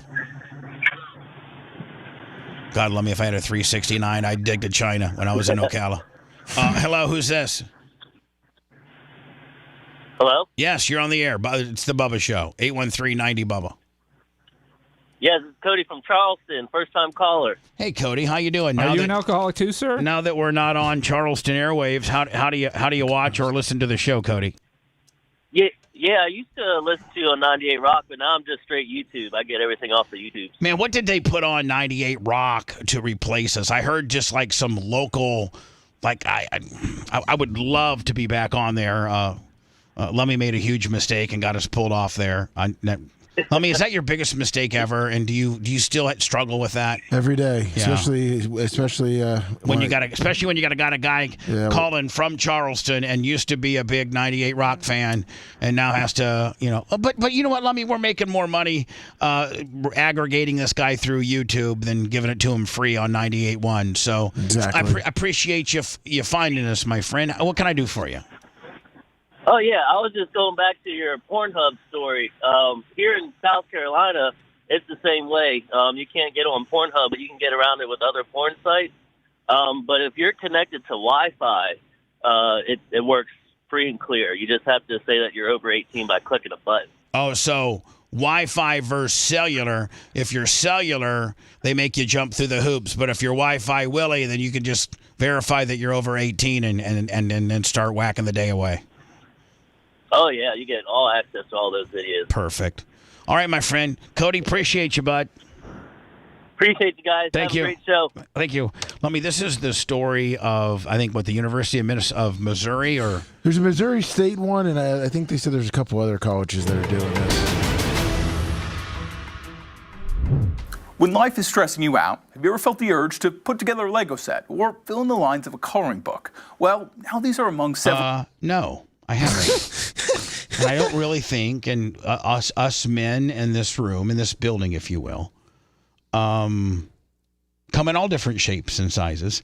And I don't think, different religions, different political backgrounds, different scenarios in life, and I don't think any of us. I hit people with wiffle ball bats and blow darts. I know it's important to continue to own the libs even after Trump won, but do we think that Straight Arrow News is a reputable news network before they go into the story? Absolutely not. Oh, okay. I want to say that this is probably a hack site that's giving you some hack information. Or is it parody? Or it could potentially be a parody. Hey, yes. Dave from West Palm said he double-checked, so... Okay, well, let's No, the story's true. When life is stressing you out, have you ever felt the urge to put together a Lego set or fill in the lines of a coloring book? No, I don't think Seth has ever felt that way. I don't think Lummy's ever felt that way. No. Brian, I don't think you've ever wanted to color a coloring book, no matter how much what life has thrown to you, even though you were in the hospital with stress. They gave me one. They said, here's a coloring book. Here's 2 coloring books. Call me in the morning. Here's a Rubik's Cube and a coloring book. Call me Friday. Tell me how you're doing. Now, these are among several activities college campuses are using to help students keep election day anxiety at bay. From mindfulness exercises to no phone zones, universities across the country. No, see, I actually think those two could work. You know, like a no phone zone and exercising, like a yoga kind of deal. I think that could work. Introducing what they're calling coping spaces for students to find a bit of relief during this crisis. I think that looks a little stupid. Of control. The Free Press reported students at Georgetown University's McCourt School of Public Policy will have access to a unique self-care suite. This isn't even the day real after the B-roll. election. It's an all-day schedule packed with soothing activities. Everything from tea and cocoa breaks to... Here we go. We can break down and see what they're doing. Oh, yeah. Nice. All right, Georgetown. from 10 to 11. Now, Brian, it's like a daycare center. But isn't Georgetown, Brian, a fairly respected undergrad?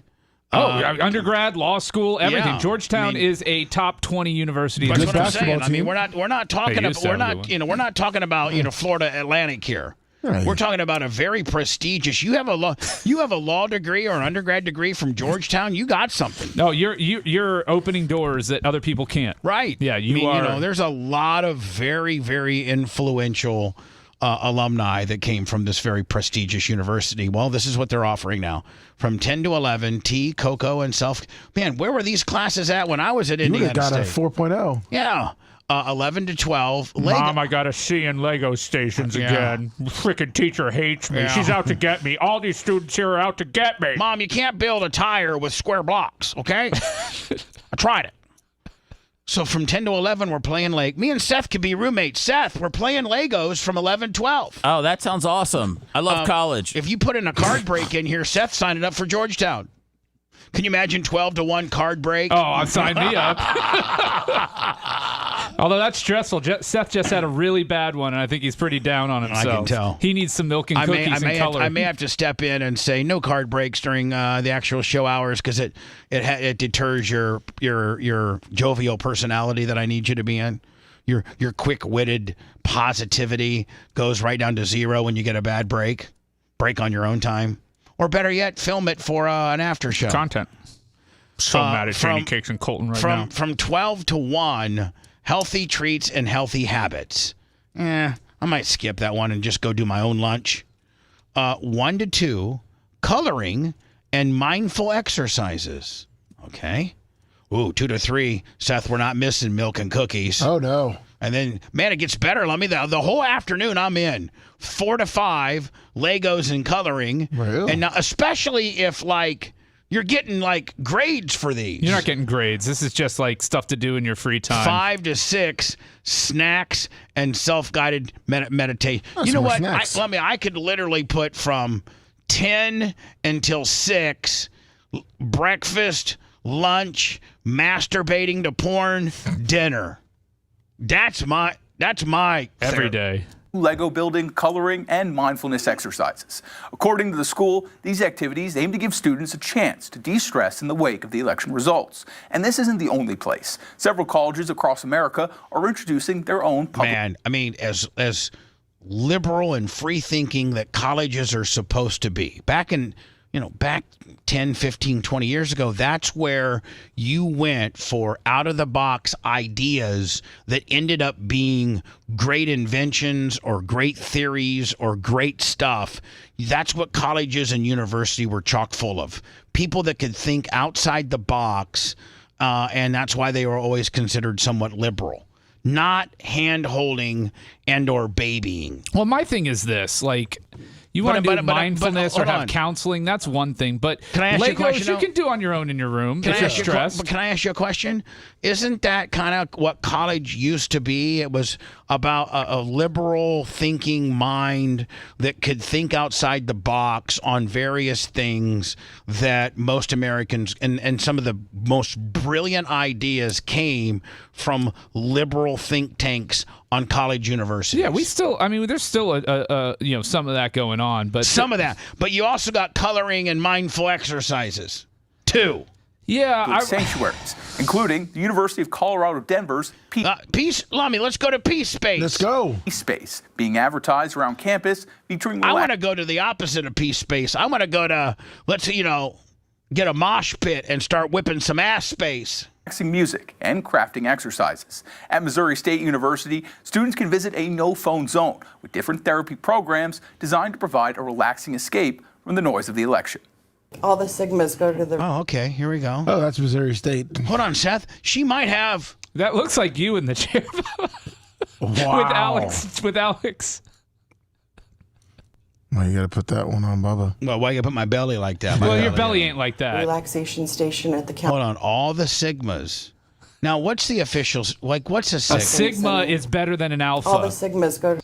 A Sigma is an Alpha that doesn't need to everybody else's acceptance. A Sigma is their own man, or in this case, whatever that is. I think I'll stick with being an Alpha. I don't have any intention or desire to be a Sigma. I'm looking for Princess Leia on a leash in that picture, and I can't see it. The relaxation station at the counseling center. It's got a massage chair, yoga equipment, and much more. It's low-key pretty fire. Light therapy. Sand. This isn't real, is it? Fidgets. No. Yeah. This isn't real. This is... And Washington that's a joke, University right? in St. Louis is running Engage Democracy 2024, which offers drop-in counseling sessions where students can talk one-on-one with mental health professionals or debrief in small groups. I think that universities, high schools, middle schools only need to have special programs when something tragic has happened at the school. Maybe a shooting, like Virginia Tech shooting, and then you bring in grief counselors to get because there's some kids that need to talk to somebody that happened at their school. They need some they need some help. They need some some guidance. But just having these people come to my university and offer this stupid stuff based on who won or lost the presidential election, is it truly having any impact on anybody though? What do you mean? What they're does offering? it impact us? Does it impact anybody if these kids want to go have milk and cookies for an hour? I think, Seth, the bigger issue here is what does that lead to down the road? Are you creating human beings that are capable of coping and dealing with the realities and the rigors who creating of life? them? The universities. That's part of what they're training people. Part of going to the university experience to learn how to cope is to learn how to function in the real world. Yes, that's part of what you're doing. You're becoming an adult. You're developing your sense of self. You're developing direction for the rest of your life. Absolutely. Four of the most formative years in any person's life is university. So every 4 years, if you have trouble dealing with the results of an election and you go eat milk and cookies for an hour, that's going to hinder your what? Your ability to cope with things when you can't go eat milk and cookies for an hour. First of all, it's not an hour. Like, they had a whole day program for everybody, right? So I think the issue that people who are against this have is that you're not equipping people to actually deal with their stress. And these are maskers. These are not things that actually enable you to deal with your own stress. How do people deal with stress? They drink, they smoke weed, they do drugs. Like, there's pharmaceuticals. Well, that's the college I want to go to. Maybe they exercise. Like, I don't. There's no. I mean, that's where I want to. Listen, I'll skip the Lego college. Show me the weed and drug college. This obviously Legos are healthier than weed and drugs, but my whole thing, Seth, is it's not teaching them like. You want to empower people to be able to deal with this stress in their life, not mask it. It's a masking. It's not a deal. You're not dealing with anything. It's a softening of the butter. It's a softening of society. I just think the way they phrase it and word it is soft. I think it's despicable that our universities are hand-holding people that are having potential issues over who won the presidency. It wasn't even over who won it. It was during the day of the election. So this is now. Do they offer this all the time? Now they have grief counselors on board. Regardless of what is happening politically, are they now offering these type of services just on April, the middle of April, and you're not feeling so good about yourself? You can go do coloring and no cell zones and Legos, or is that just is this program only being offered when there's huge events such as the U.S. the presidential election? Seth, if you were running a company and you had a 25-year-old employee that whenever things got stressful at work needed to go into a room and color or do Legos in order to cope, would you want to keep that person employed? No. Okay. A university is supposed to be training people to work and function as an employee in a workforce. That's part of what they're doing. And to me, I don't see it. There's nothing wrong with healthy coping mechanisms, but I don't feel like this is, to me, more masking. It's not really coping. You're not coping with stress. It's hand-holding. You're masking it. And part of life is learning to deal with the stress and push through it and function through stressful times. And to tell people, hey, just go ahead and shy away for 3 hours until your head's in a right place is not creating what we need in the workforce. Is it just like telling people to just get over their anxiety? I also think that this has not telling them to get over it. You need to learn to deal with it and work through it. But you're not going to, as an adult, as a 25-year-old college grad, you're not going to have 2 hours each day to go color and do Legos. There's other things that you need to learn to cope with your anxiety, and of which none of it's involving what they're trying to spew on you. And the other thing is, I think there's a smidge of lack of parenting in here. Your parents have not set you up necessarily to be strong, if you will, under certain stressful conditions to be able to cope. You may not be cut out for living on your own on a college campus. I'm going to burn a timeout on this, though, and I'm going to take the other side on this, Bubba. If social media and 24/7 information and news was around when you were a kid, you would be the most anxious. I mean, I don't know how you would have made it through childhood because you care so much about what's going on and what everybody else is saying and doing.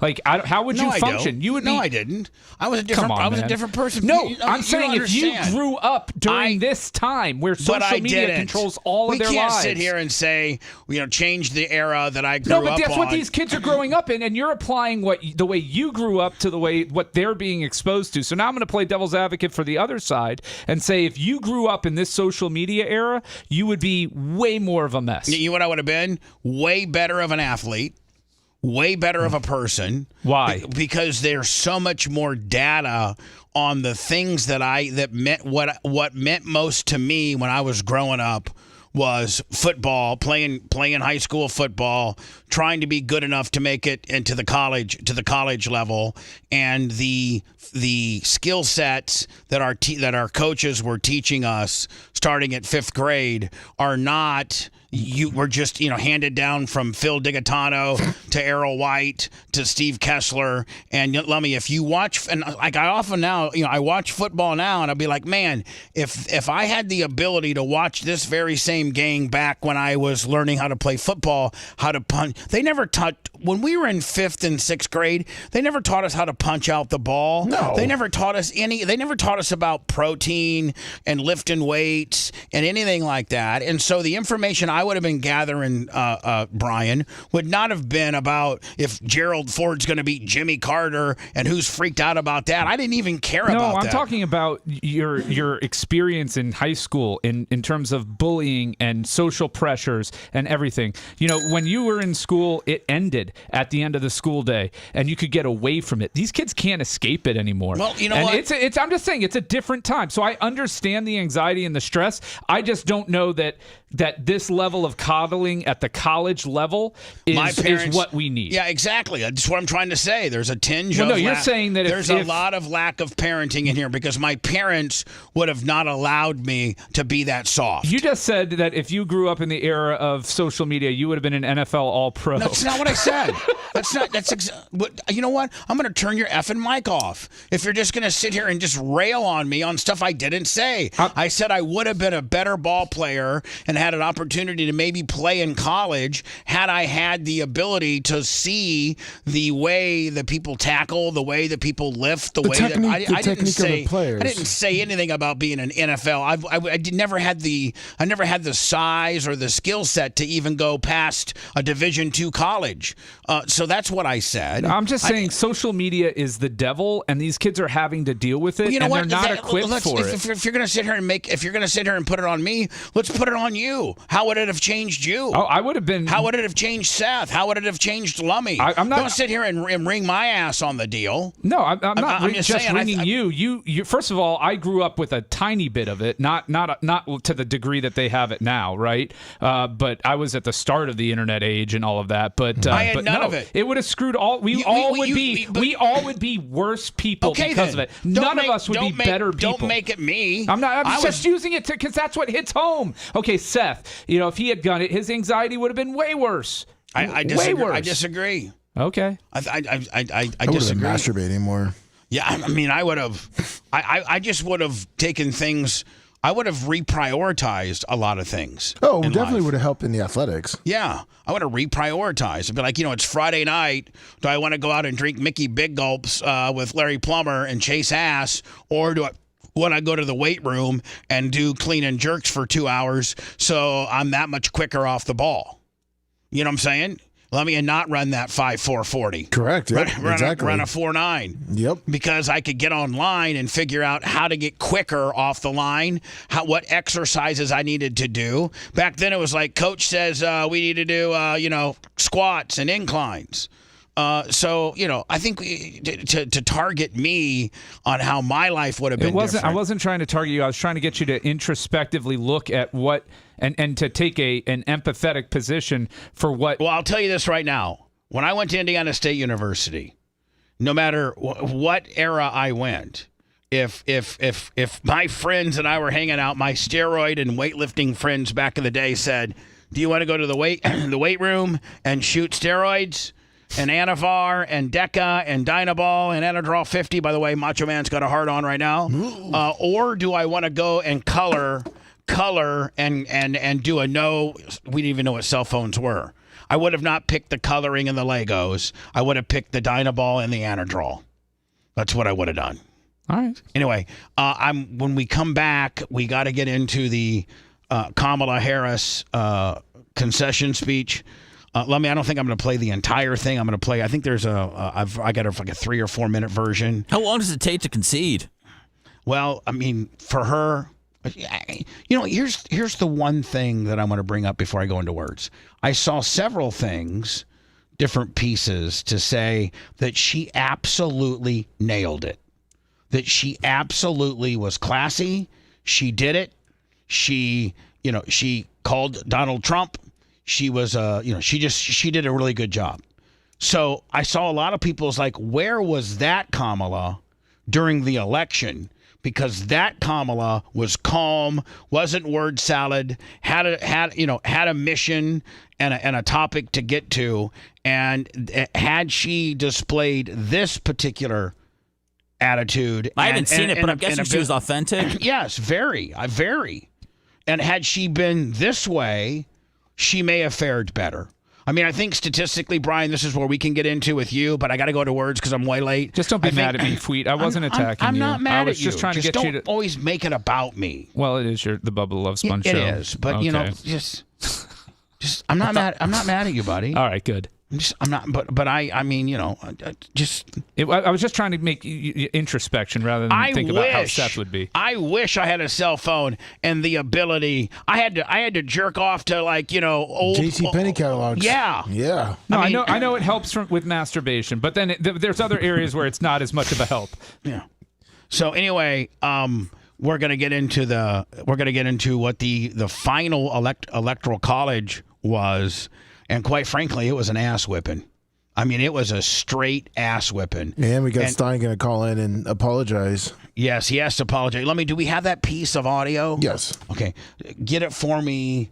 Put it over here. Let me put it over like. it's on our Instagram. Graham and stuff. I'll send it to you. Get it so that I can play it. Yep. Anytime you guys tell me it's on one of our pieces, doesn't mean necessarily my stupid caveman not knowing how to play stuff doesn't mean necessarily I know how to play it. I was just saying about how we weren't going to put it on the button bar. I'll send you the link. Just make sure I can play it. Will do. But I mean, Brian, they're saying that she really got her ass whipped with Latino men and black men. Like that was two of the areas that she really, really, really deteriorated in. Yeah. And Trump pretty much stayed. I mean, he pretty much put in the same numbers he did last time, did he not? Or was he +3 and 4 here and there? No, it's going to be similar to the numbers he put up last time when all the vote is done counting, and she's going to be way below what Biden did. 4 or 5 million below what he did. Back with that stuff, and then Alex Stein, 8:30? Around that, yep. All right, what we might do is come back with that stuff, make it fairly quick, try to maybe break like at 24 or 25, 8:24, 8:25, so I'm a little bit more on time with Alex. Sounds good. Right? You're listening to the Bubba the Love Sponge Show. If you want 24/7 on-demand Bubba and the crew, go to BubbaArmyHQ.com. The Bubba the Love Sponge Show will be back after this.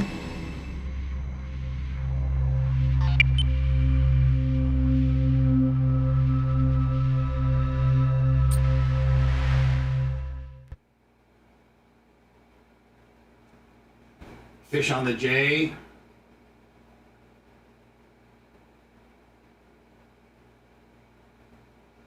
$50, fish on the J for the shovel.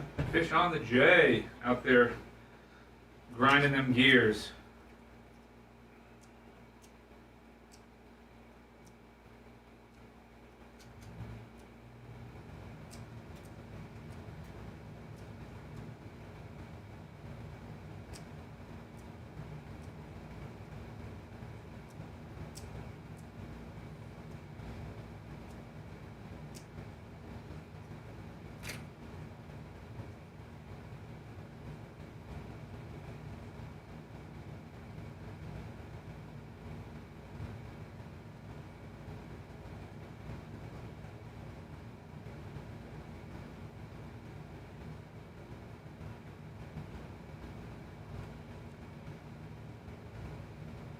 So we're going to play the concession speech and then Biden responding, his response. Yes. I heard he asked if he won. And then Did I win? I think this is what it is, Brian. I think even though Arizona, Nevada, and I think Maine may still be pending, I think that I think Maine's going statewide is going to go to Kamala. You think that's all blue? Not all blue. He'll get 1 or 2, I think. Okay, one. Okay, so let's move Maine. I'm not certain on that. I haven't looked at the numbers. So let's go Maine, blue. But he gets 1 of the districts. They have 3 total? Yeah. So she's going to take this statewide. Oh, it's. So how'd they do this? Let me see. All right, so they got Maine. She gets 1 and he gets 1? No, she gets 2, he gets 1. She won Maine. By 7 points. It wasn't particularly close. So it's like that? 3-1? Yeah. Okay. And is Nebraska 4-1? Yeah. Okay. I think that's what it is right there.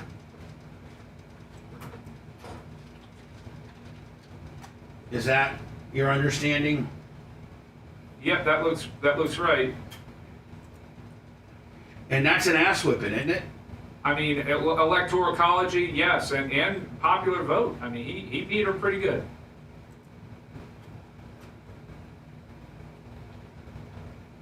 I haven't seen a woman of color get beat up this bad since Rihanna, quite honestly.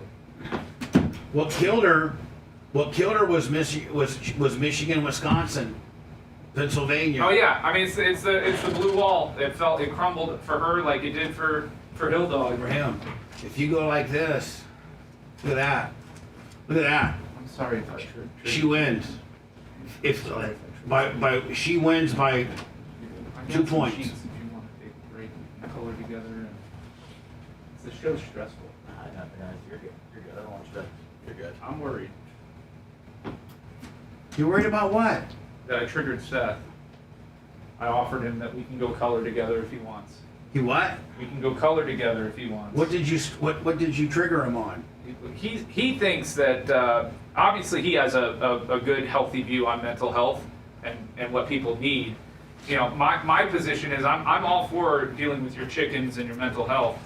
I just don't think that that's what colleges, you know, that they should be training people to cope with it better rather than mask it.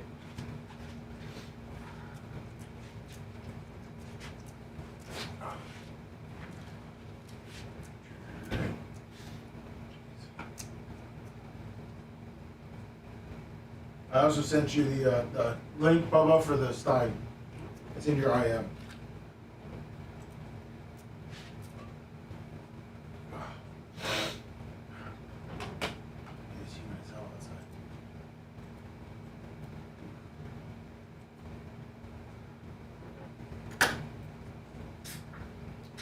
It's done. The abortion thing with no.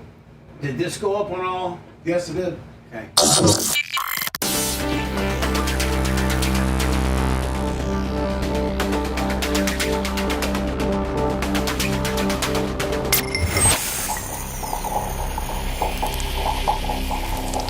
Broadcasting live from the Aquabedo Studios. Aquabedo.com/Bubba. It's the Bubba the Love Sponge Show.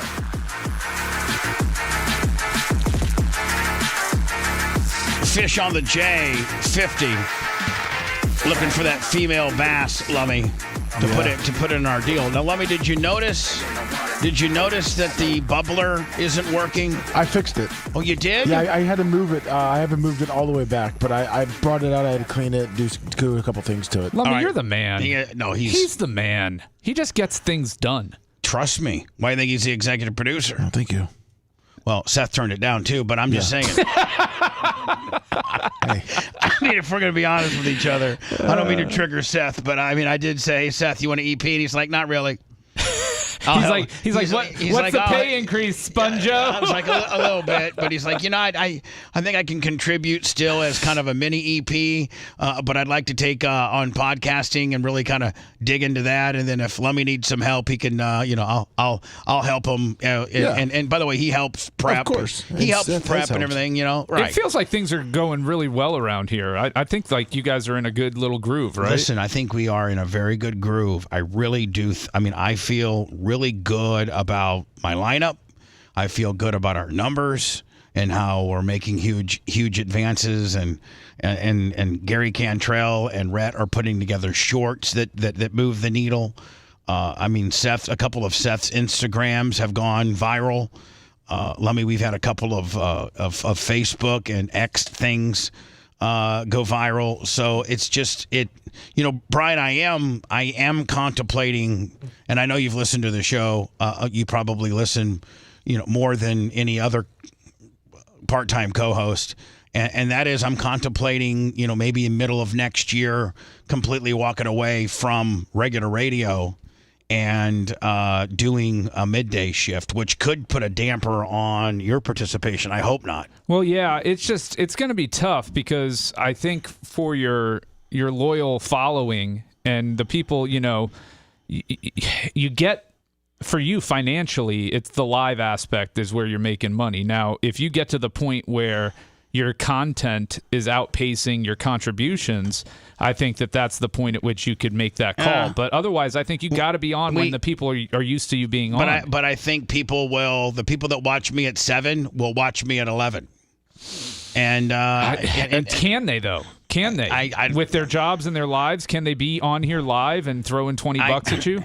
I don't know. It's a leap of faith that I have to sit down with, my people. Maybe go 7 to 11 instead.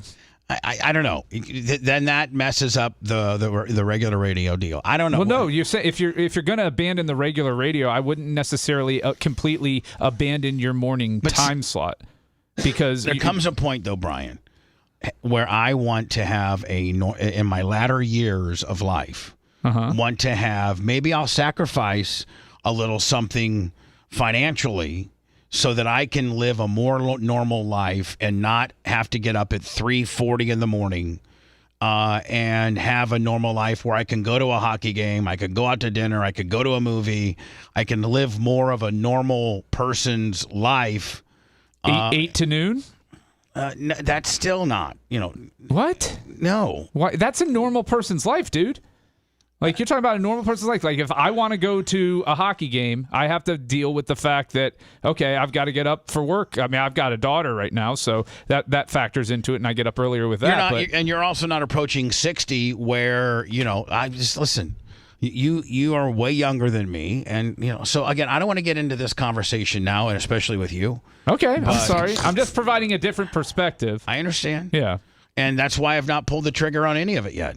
I'm going to wait for the documentary to come out, see if that has any bearing on anything, and then make an educated decision based on talking to all my guys here and their input, talking to some of the Bubba Army and ways that I can speak to them, Tom Bean, of course, and we'll see. But I am struggling with it.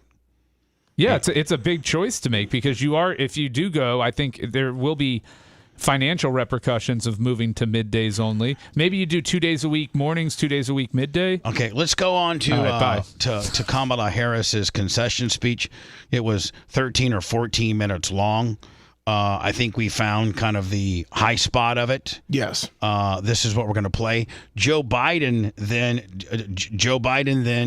kind of, I think, had a comment about it as well. It's the first time he spoke, for the most part, since Donald Trump beat Kamala. He wrote a letter, but yeah, he also called Trump. At Howard University in Washington tonight, where Harris spoke a short time ago. Good evening, Jackie.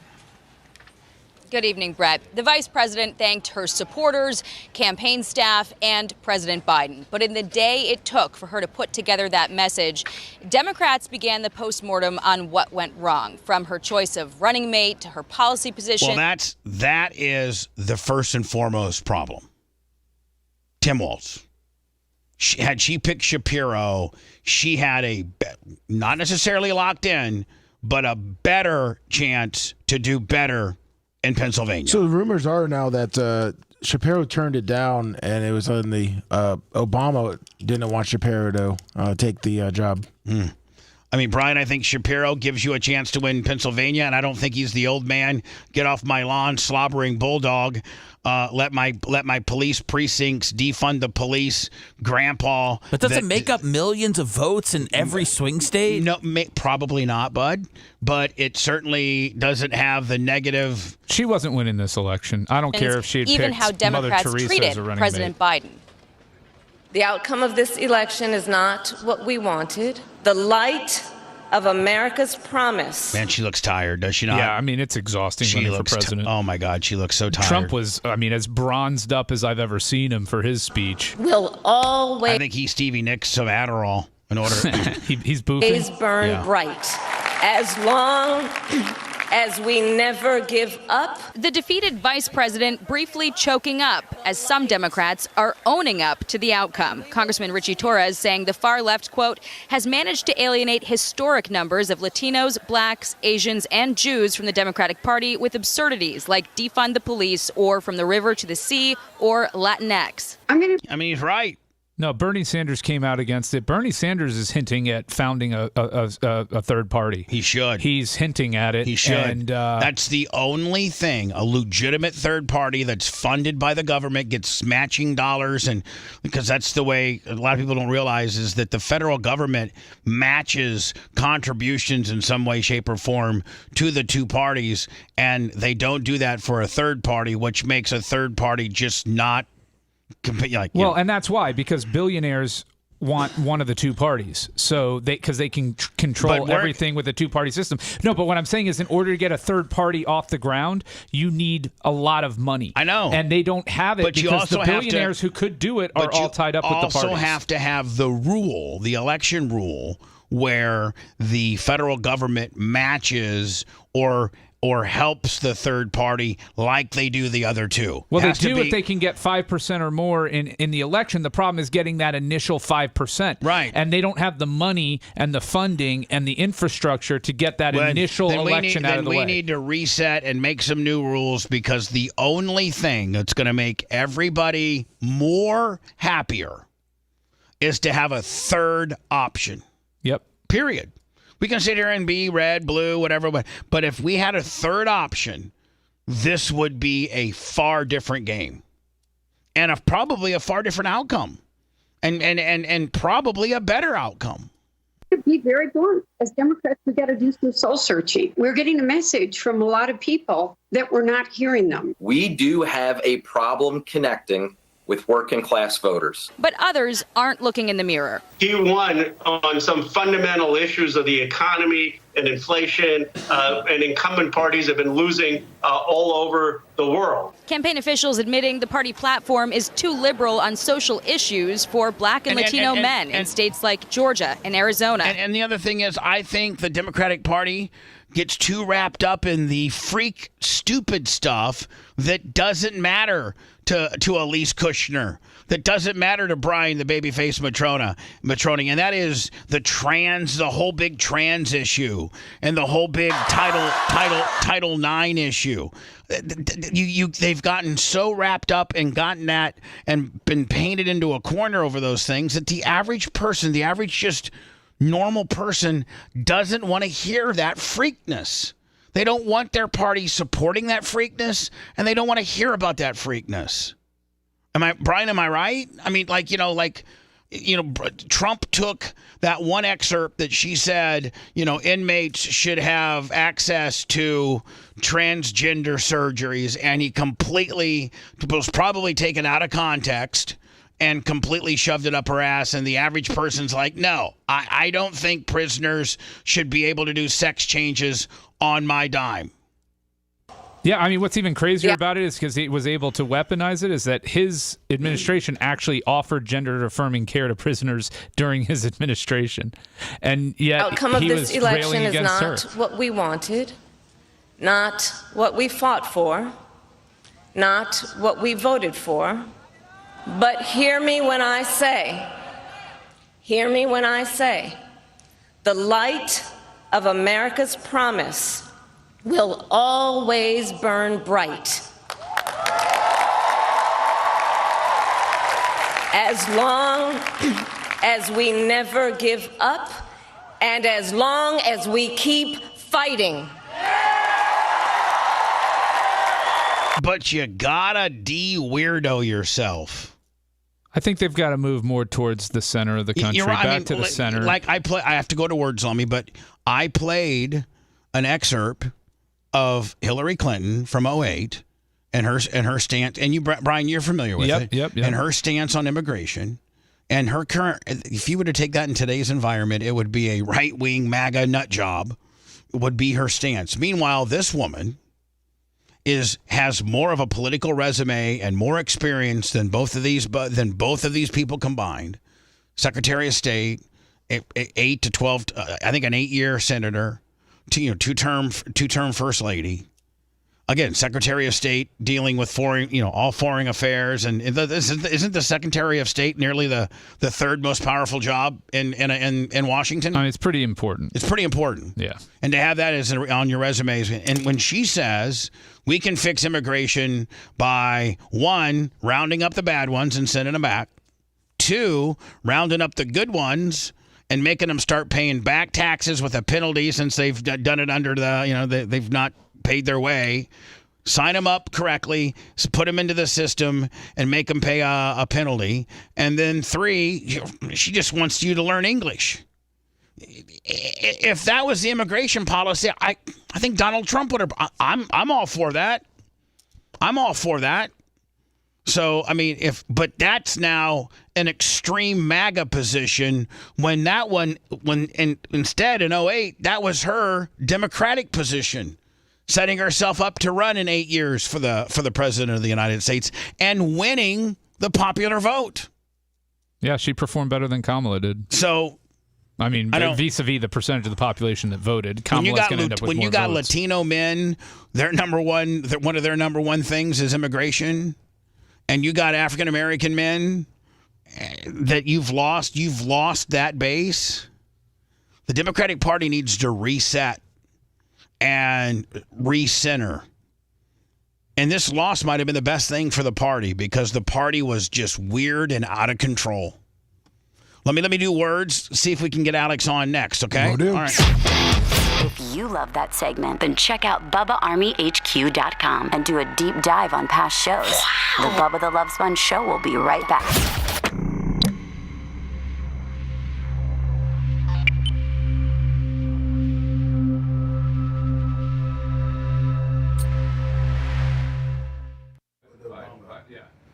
But he didn't eliminate it. No, he didn't. Yeah, and that's my point. He had the opportunity to, and he didn't. So he's attacking her for a position that he didn't change and could have. So I'm just saying that's a hypocritical. I'm not saying they should or shouldn't. Whatever you got to do. I'm not trying to. Yeah. Because I don't really. Yeah.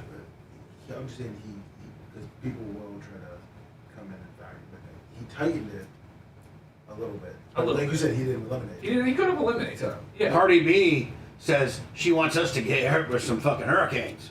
What? Cardi B. Florida? She says because the southern states voted for Donald. That's as stupid as Pat Robertson saying that it's because gay guys have sex. Well, I think Cardi B, that's what she said. Pat Robertson. Yeah, no, but he used to blame everything. 9/11 was because of the queers. Hurricanes because of the queers. Everything. Pat Robertson was a real piece of shit. Pat Robertson was a fucking piece of shit. Why is food packs? Him and Jerry Falwell. All of those fucking Joel Osteen. I'm not going to say the name that I want to say because you like this person, but they're all scummy. No, you can say whatever the fucking. Good morning, Big Ledger. You know, the Prospero and the Reform Party really dropped the ball. Yeah. They had the chance. Yeah, they had the chance. But this shows they weren't serious about it. He wasn't serious about it in the sense of if he couldn't be it, he wasn't going to pave the way for somebody else to be it. Yeah, that's what I'm saying. But they didn't pick up the ball and run with it. Right.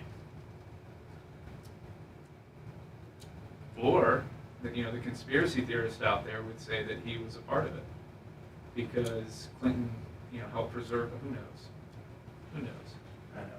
Who knows? Who knows? Who cares? I know. I'm just saying. Who cares?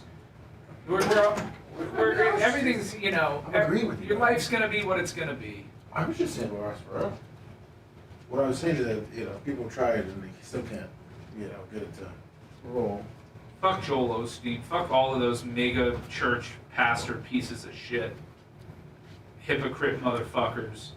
Holy men, my ass.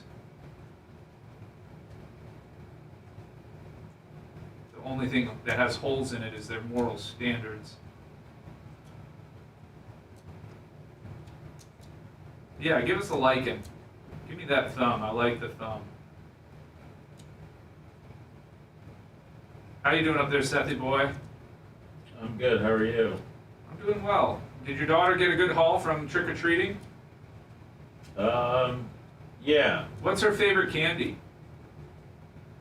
I think Skittles. Yeah. Stuff that rips your teeth out. Of course, liberals would like the rainbow. Yeah. You know. I should stop that. Yeah, that's what turns people gay. Eating Skittles. Probably just do a straight chocolate thing.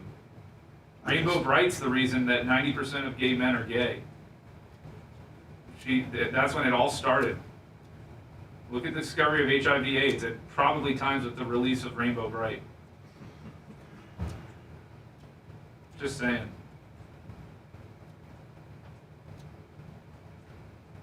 I don't like charlatans of any type. Could be short stroker. I think that people that feed off the ignorance and the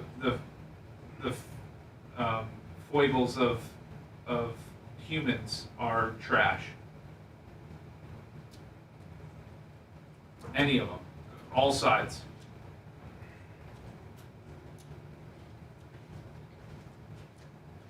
Yes, I honored my word. I'm a man of my word. You know, I'm like Mills Lane. I'm firm but fair.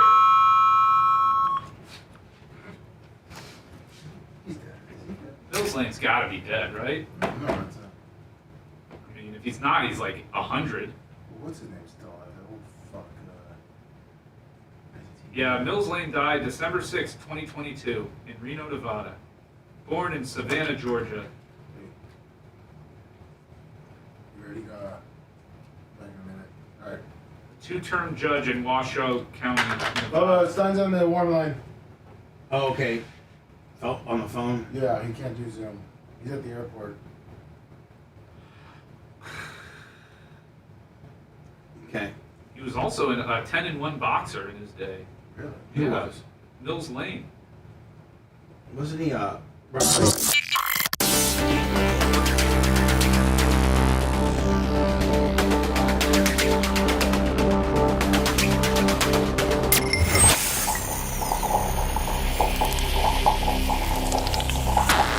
Broadcasting live from the Aquabito studios, aquabito.com/Bubba. It's the Bubba the Love Sponge show. I think we got Alex Stein. He's not available to do visual Zoom, just a straight telephone line, Willie, like back in the day, old school radio. Like me on election night. Yeah, he's traveling. He's a traveling man. I think he's. And are you traveling back home or are you traveling somewhere else? No, I went home last night, took the red eye home, and now I'm on my way to with prepaid wireless to University of Nevada, Reno, where I'll be speaking for Turning Point USA, which, you know, I've been doing a college tour wearing the MAGA hat on college campuses, and the tour continues. And I think with this landslide victory that Donald Trump really owes me a debt of gratitude for putting him over the top. Well, what I think is you need to pay me off and hope that this sound clip doesn't continue to go viral, because the prediction that you had on my show right here. It's over, Bubba. 53% women have voted, 47% men. It's done. The abortion thing was the kicker. You were kind of right about that. Meaning Trump lost? Well, it's over. Yeah, it's done. I hate to say that. I just don't interrupt yourself, thanks. And I hope I'm wrong, and I'll eat crow if I'm wrong. But all these women went and voted. Men are too dumb, and they're on their phone. They don't even care enough to go vote. And these women did, because they're under this trauma-based mind control that Donald Trump will stop them from having an abortion, which is not true, because they could go to a different state. But I really don't like. Not only that, but every state that has put abortion on the ballot, abortion has won, with the exception of our dumbass Floridians. Every state. I know, and it's stupid that this is the most important thing, because it only affects, I think, less than 1% of the population. But it's the most important issue, and I think that's what cost him this election, and I'm sick. Boom, listen to that. I mean, I need to send that to Turning Point USA. You want this guy speaking to your people? Why don't you play the baby face? It's the most important issue. First of all, Bubba, let me just say this. One last 5-second clip. Okay. But it's the most important issue, and I think that's what cost him this election, and I'm sick. But it's over. There you go. Go ahead, buddy. Bubba, let me tell you something. I'm playing chess, not checkers. I called in the Monday before Super Tuesday because what I want to do is when I'm coaching a football team, Bubba, I coach the team like I'm down by 2 points. Not down by 3, not down by 4, because when you're down by 2, sometimes you might have to run down the clock. Sometimes you might have to go up tempo, depending on whether you want to leave the other team with points or not. So what I'm doing is I'm trying to rally the troops. I want a sense of urgency on that Monday. I want people scared to death and willing to get off their butt and actually go to the polling place. I'm going to call shenanigans. And your message is about as good as Mike McCarthy's halftime speech to the Cowboys. That's total BS, Stein, because you didn't say you need to get out there and vote. You said it's over. Cancel Christmas. Kitchen closed. And the people that you actually... Yeah, no, babyface. No, babyface, because I'm an actual good actor, unlike your dumbass. So when I speak, you believe it, because I'm a pimp on a flip, so don't even give me that. It's not acting. It's not acting when you're just a dumbass. I'm doing a double work. You're playing yourself. Now Donald Trump is president, so we're going to freaking send your ass back to the gulag or wherever the hell you belong with Dr. Fauci. So, listen, we're on top. I'm on top. I'm the one wearing the MAGA hat on college campuses. I'm the one that's rallying the troops. I'm the one that's campaigning for Donald Trump. And, yes, I was worried because, last time they stole the election, we're not even talking about the 15 million votes that are missing. There's no votes missing, dummy. California only has 50% of their vote count in, you idiot. But you don't know that because you're an idiot. And you were wrong on the election, and you're wrong on this. You big fat blowhard. You're wrong. Man, just Brian, own it. Eat the L. You said you'd be on here eating crow, and instead you're on here throwing out BS excuses like a loser. You've been up my ass today. You triggered Seth. Now you're triggering one of my best friend's contributors. Our guest on the phone. Yeah, I know. Listen, Babyface is irrelevant. Babyface is just mad because his candidate lost. I voted Trump, dude. I'm wrong. No, I voted Trump, and he won my state. He did only because he lost. Hold on, he only voted Trump because he lost a bet and he had to do it. But I'm a man of my word, and I called in and I said Trump was going to win, didn't I, Bubba? You did. I said the numbers. I flat out called in and said Stein's wrong. The early voting numbers are in line with 2022. They're not that skewed. You did call in from a hospital bed. No, this was before that. I called in on Monday. It was Monday. I called in right after him. After I heard him spewing his ignorant, uninformed nonsense that the early voting's so bad, which it wasn't. But I'm sorry, his pep talk. His pep talk that won Trump the election. Is this the Babyface show or is this the Pimp on a Blimp? Because I'm the one calling in. I'm the one doing something there, not over there just dick riding Bubba like you do for fucking 3 hours. Easy, Brian. Let me just no. Because go get your knee pads, Babyface, because I know you got to go blow Bubba some more. No, hold on, let me tell Alex. You what the deal is. Alex, I'm the one person here who doesn't do that. Alex, we're on regular radio. You got to be careful with the language, my friend. Yeah, you simp on a blimp. Okay, Listen, sorry. I forget what we're on sometimes, but I'll just tell you this much. Is that I'm playing chess while you're playing checkers, Babyface. And what I did is you suck at chess. Donald Trump won because of me. And you suck at chess. Of me. Well, stick to games you can play like tic-tac-toe and tiddlywinks, you amateur. I'm the one that's at Mar-a-Lago campaigning. I'm the one that's now about to expose the 15 million missing votes that it's very They're not missing you, moron. California only has 50% of their vote count in. You're such a simp, dude. But hold on, but California doesn't matter. It doesn't matter what California. No, but he's saying there's 15 million votes missing, but there's like 9 million votes that haven't been tabulated in California yet. But it's going to probably be 50-50. That's fine, but but those votes are there. He's saying 15. Okay, how about this, Babyface? You're such an expert. How did Kamala Harris not outperform Biden in one county in the entire country? In not one county That's not did true. Kamala Harris outperform Biden. That is true. I'll send you the clip right now. That is true. That clip's going viral of Jake Tapper being like, wow, she doesn't outperform Biden in any county. That's a fact, dude, and I'll send you that video. So, listen, it's obvious that they used mail-in ballots last time to shut him down. I got a president that they've been trying to throw in jail constantly with these trumped-up charges. So, yes, I've lost faith in the system. That's the difference between you and me because I know the government is corrupt. You don't. You have cognitive dissonance where you know that the government lies to us, but you still trust them because you're the idiot. I don't trust the government. I don't trust the system. It was too big to rig. They didn't rig it. I thought they would. I was wrong about that. But see, the difference between you and me is that I admit that I'm wrong. But all the hard work that I put in, doing a podcast every day, putting Trump over every single chance that I get, I put Trump over, unlike your ass. And guess what? We won. You lost. And you're going to be happy when it's cheap and the gas is cheap and you can afford to fill up your tank. You're going to love your life. Your life's about to significantly improve because of the hard work that I put in. So you try to disrespect me. It just shows Bubba, you I how sent you that pathetic clip. you are. You should be No, I'm disrespecting you because you're not a man of your word on here eating crow. You're spinning this WWE style. I said I was wrong.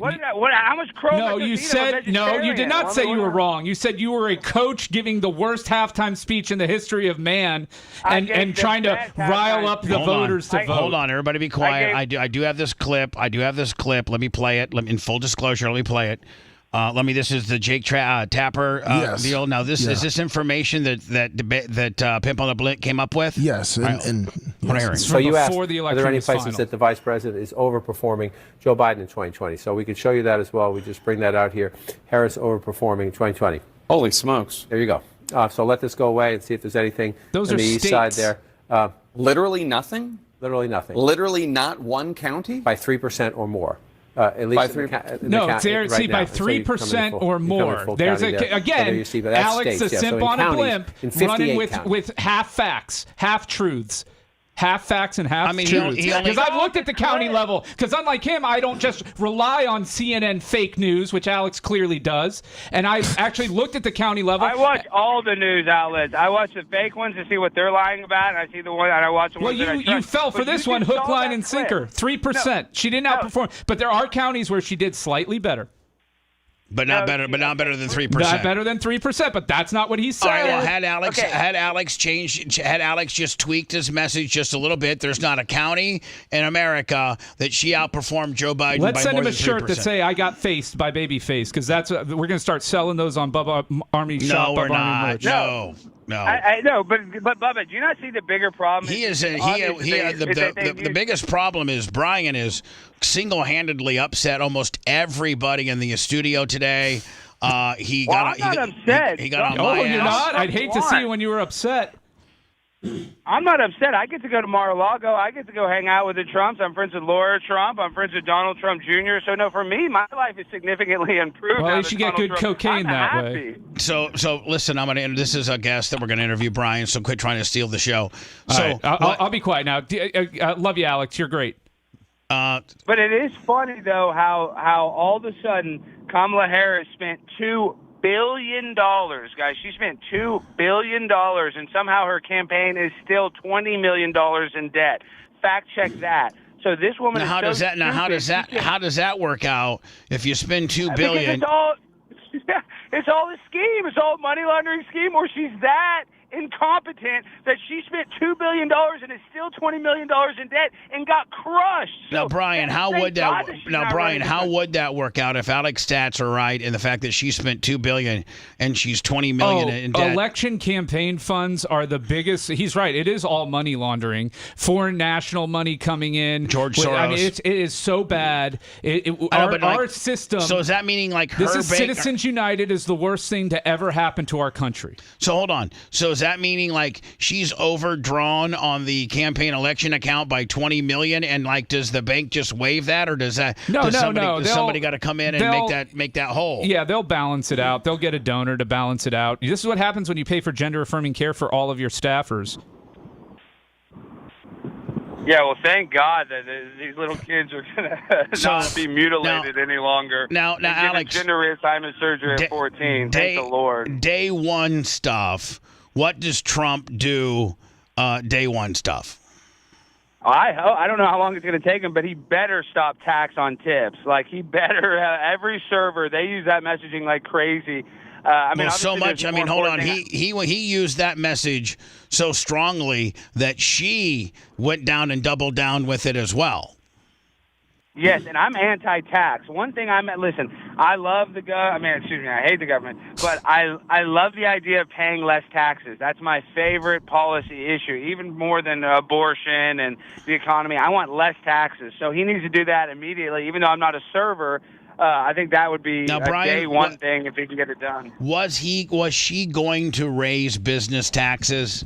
A lot. And I'm trying to. I don't want to get you two arguing again. I want to try to come some common ground here. But I was told that for small business owners like you and me and the next guy, that we were potentially going to pay more in capital gains taxes and business taxes. Small businesses don't pay capital gains. I mean, as an individual, you might pay capital gains, but the bottom line is this: until I see a candidate in a party truly start caring about rolling back our spending, until we get actual budget reform, then the tax stuff is irrelevant, because either they're spending money they don't have, or they're taxing us to spend money that they're taking from us. So either way, until we start seeing major changes to our spending habits as a country, the tax issue's kind of irrelevant. Because we're writing checks that we'll never be able to cash. Scout and Big Goat 50 on the PayPal. Love you, girls. Stay safe out Well, there. I know, but see, Babyface doesn't realize that there's single mothers out there that are struggling just to make ends meet, and that if they can save a couple $100 off their paycheck a month, that is like life-changing money to Well, those somebody. single mothers are most likely not being taxed very heavily with child tax care credits and things like that. But go on. That's why every dollar counts, and that's why every dollar counts. Yeah, but Brian, also all the money that we're giving the immigrants that are staying at the Roosevelt Hotel and all of that as well. I'm not saying that's not a place. I'm not saying that's not a place to save. I'm not saying that military cuts isn't a place to save. I'm not saying any of that. I'm saying that this tax message of we're going to take a little from we're going to help the corporations, we're going to help the individuals, we're going to help the middle class. That's only one half of the equation. Until they stop sucking up so much of our money and wasting it in a lot of areas and start being cleaner with the way they do things, then it's the tax issue is just this little football that's going to get passed back and forth. Well, Babyface, if you believe that, then you're going to be happy, because we're going to stop funding the war in Ukraine, and then in Israel and Palestine, we're probably going to. Hamas already said that they want to surrender. Did you see Hamas this morning says they want to do a ceasefire? Did you see that, Babyface? We'll see how quickly the budget changes and where it changes and how it changes. So if I see actual savings, did Hamas actually was there a story today that Hamas did say that? Yeah, they're open to any deal. Leading to a permanent ceasefire. They're open to a deal. Yes. Now, yes. Probably because they know they got some Sling and D in there that ain't putting up with this stuff no more. Exactly right. They know Trump, and Trump's going to go protect Seth and his people over in Israel. So I mean, this is a good thing for the world. Now, world stage. They said that October 29th, by the way. That story is from October 29th, which was before he was elected. But again, do facts matter to any of you? I mean, it's ridiculous to me. October 29th. That just came out. It literally. October 28th. I'm looking at the stories. I'm looking at the news stories. Tell us what you're looking at. U.S. News and World Report. Hamas open to discussing new deal securing end of the war. Okay. Well, I think they do. I think they finally declared it. It says right here, one day ago, Hamas calls for immediate end to war after Trump election. It's Newsweek. Type in Newsweek. Hamas October 29th, 2024, U.S. News and World Report. They were already talking about it. I'm just saying, to attribute this to Trump is not accurate. No, go to Hamas calls for immediate end to war after Trump election. It was published by Newsweek. It's Tom O'Connor just posted it. I'm looking at it. Yeah, I'm looking at it right now. Let me the great Shane Brown, $20. Thank you. At my apartment right now.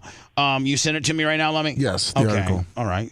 Are you sending him the one from the 29th saying that they were open to it at that point? Hold on. Maybe at the 29th, they're like, okay, we'll start thinking about it. And then based on who wins is how seriously we have to take it. If she wins, maybe we don't have to. But if he wins, we better get our act together because he is, Here, let me read it. Let me read this. The election of Trump as the 47th president of the USA is a private matter for the Americans. Hamas political bureau member and spokesperson Bassem Naim told Newsweek, but Palestinians look forward to an immediate cessation of the aggression against our people, especially in Gaza, and look for assistance in achieving their legitimate rights of freedom, independence, and establishment of their independent, self-sovereign state with Jerusalem as their capital. So listen, this is Newsweek, and they're fake news anyway. So the country's better off. I don't need to argue with Babyface. I got better things to do. I'm going to go to a college university and speak to college kids and make money and help save our country, just like I'm going to help put money in your pocket. And just like I'm playing chess and not checkers, and I'm actually out there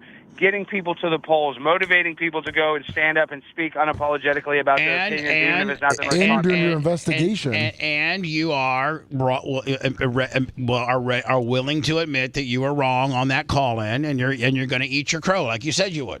Yeah, and this is the thing. I have to fade. The opposite's always going to happen. So if I would have said Trump in a landslide like I did in 2020, somehow he loses. So you're always wrong? He's working. He's working the deal.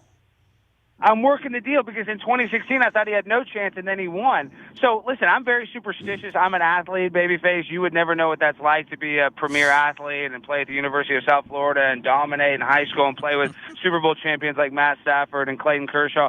But I do, and so that's just the difference between you and me. And at the end of the day, I'm superstitious. Yeah, you clearly got head injuries playing football and don't know how to be right. I do have a few head injuries. Yeah. Let's go ahead and make a notation for the program, for the healthiness of the program, that we keep Wednesdays open for Alex and not anywhere near Babyface. I love Alex, but he backtracked on the owning being wrong. No, he didn't. He said he owned it. He said he was wrong. Come on, Bubba. Man, you're very combative. He started from the position it was a pep talk for voters. You even pissed off Seth today. You triggered him. You triggered me. I mean, you were really hard on me. Now you're on my guest. He's my boy. I love this dude. He contributes to the show. What a dick. All right, I'll just come in and agree with everything, even when people are wrong. No, we're not. No. I'll be a sycophant. We're not asking you to do that, but my lord, you're coming in very strong today. I'm just spitting facts, man. If you guys can't, if you snowflakes can't handle facts, I don't know what to tell you. Go melt away in Nevada, buddy. And Bubba, remember this: when you go to law school and you become an attorney, you think that you're such a good person. You are scum of the earth, Babyface. All attorneys, literally, 99%. Man, you're calling Dr. Dan scum of the earth. Ouch. I'll let him know you said that, Alex. I'll let him know you said that. Did Dr. Dan practice law or medicine? He practices and I would both. Tell him to his face. Well, I would tell him to his face. Being a lawyer, when you're a lawyer, he'd knock you out. He'd knock you out. Let's move on. You'd get knocked out by a 59-year-old dude. No, I think you listen. You underestimate Alex. He's a pretty big dude. He's 6'3". Dan's not backing down from him. Dan will knock him out. Babyface. I'd like to box you, Babyface. Anyway, you want me to come to Tampa and box you? Listen, let me just set up one thing. Whenever you're ready, Babyface, I'll come down there. I'll pay at my own dime, and I'll come and I'll box you in a boxing ring for 3 1-minute rounds anytime that you would like, Babyface. I thought Trump was bringing us together. This doesn't seem like it. Yeah. No, I'm going to bring them together because then I'm going to knock him into the hospital so he can be with all those gender reassignment children that I know. I was there with them. $50. So I was there with them all this week, holding their hand, doing Legos. I will tell you this, Alex. I know you're headed to Reno, and I know you got some kind of rental car shakedown. I actually was in Reno about a year ago, and I was part of this rental car shakedown. Lummy told me that you're investigating this particular deal, but I went cheap, and instead of getting a rental car at the Reno airport, I got this off-site rental car deal. I think it was called Ace. Yeah, Ace or Fox. I think it might have been Fox, and it was the biggest goat rodeo I've ever been part of. It's the worst. I told Merch Crick, I don't care if it's $100 more. I don't care what type of money we're saving. Let's get a rental car at the Reno airport next time, because they put you on this shuttle. Then they take you to this. Yeah. Then they take you to this place, and then you got to get off that shuttle and get on another shuttle. And then that shuttle takes you to this out-of-town warehouse, and it's this warehouse kind of deal. Like you're literally dealing with the cartel. The cars are all smoked in. You have to make sure you really go over your car with a fine-tooth comb because they're really ticky-tack on scratches and damages. So we went over the car, and now I don't know what type of rental situation you've gotten yourself into, but Lummy did tell me that you're investigating a rental car company out of Reno, and I had a horrible experience. Is it Fox? No, it's not Fox, but Fox is terrible. They will nickel and dime you for anything. Like, I mean, if the gas tank, you know, the lever is not just immediately on full, if it's just like touching it, they'll charge you for, you know, $2. No, that's the worst. No, this is a little different. Different of a gimmick is where you rent cars and potentially give it to illegal immigrants that are going to drive Ubers for Uber Eats. So I'm working with another car dealer. All right, so hold on. So you rent a car and then you give it to an illegal immigrant so that they can go Uber and DoorDash and Uber Eats all night. Yeah. And then they give you probably a percentage of their Well, no, cut. it goes into your account and you pay them cash. Yeah. Oh. Yeah, that's the way it works. Yeah. Listen. We're gonna get too deep into the woods talking about all this stuff right now because we're literally walking the airport. But I'll call you this afternoon and I'll tell you about it. But Fox and Easy Rent, and there's an Easy Rent near the studio. No, those people will nickel and dime you for every red cent they can get. And that's why I stick with Hertz and Enterprise and the reputable one. I know you just pulled in. I'm sorry that I'm just gonna say congrats on the big win, Alex. I'm sorry that my guest was so combative with you today. I didn't know that you were running into a gotcha moment. I did not know that. I would never do that to you, and I apologize. Oh, I'm not afraid. Are you kidding, Bubba? I'm a master debater. I'm just saying this is the thing. When it comes to this election, a lot of people are unhappy, but this was the right guy for the job, and he's going to make the country better. And guys like Babyface are going to to be after these 4 years, you're going to be kissing my derriere just like you kiss. No, today Bubba's was the every slavery Thursday. show because I owned you, dude.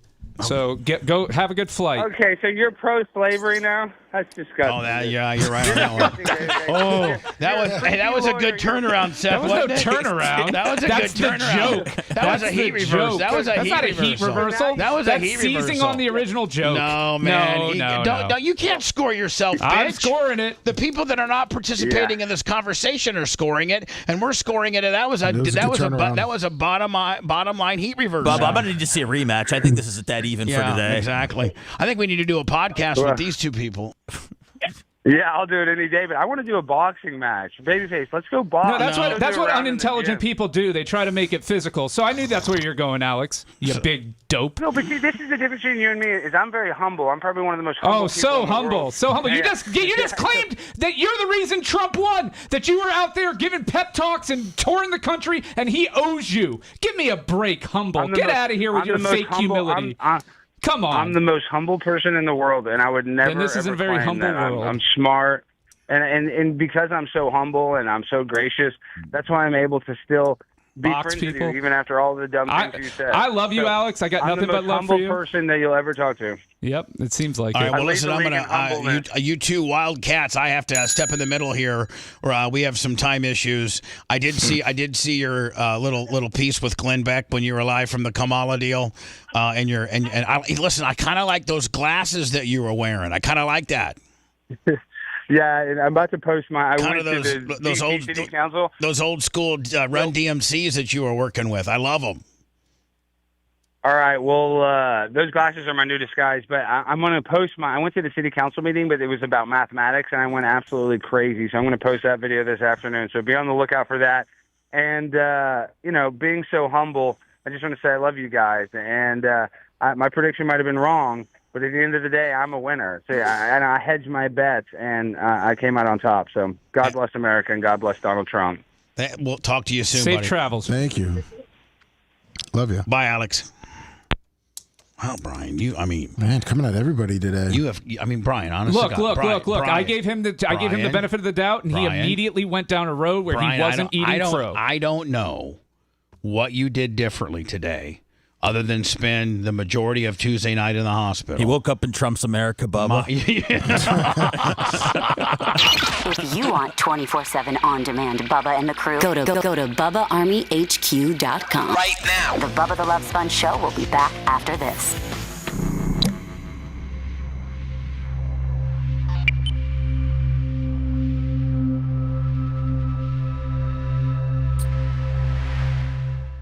He wants to fight us because there's no pussy to fuck. Here's the thing. I bet with a little bit of training, the little fucker could be kind of tough. I bet he could. I could be tough, but I don't know that I'm boxing somebody who's 6'3", 225 pounds. No, I will tell you this. He's a big dude. He's a big dude. Why is he trying to fight again? No, but here's the deal, He's man. past that. Even you, like when you stand up next to Alex, you don't realize he's pretty. No, he's a big dude. No, He's a big dude. He's like a big 6'3". dude. I got He's Dan not ready to fight. he's not much smaller than Lummy. No, he's a big dude. I know he's huge. I've been next to him. I'm like, I'm not boxing that guy. No. He's got to be like 7 inches.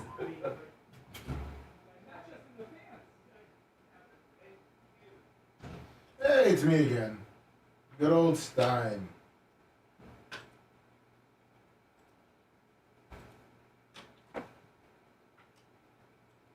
Stein would whoop Babyface's ass.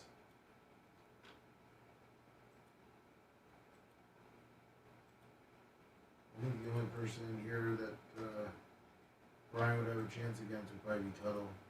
Probably not even Tuttle. Probably maybe Brett? What's up, Primetime Choice?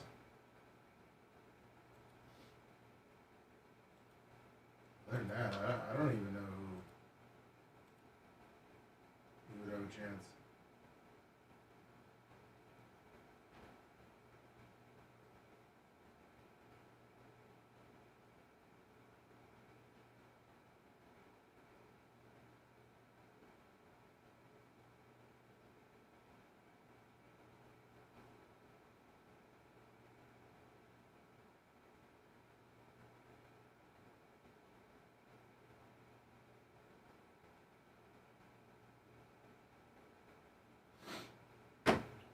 What's up, Thomas Gilson? What's up, Chip Jones?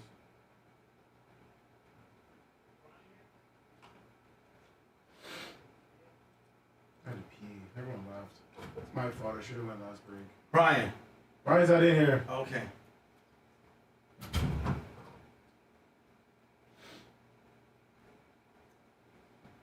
What's up, Bulldog Tommy?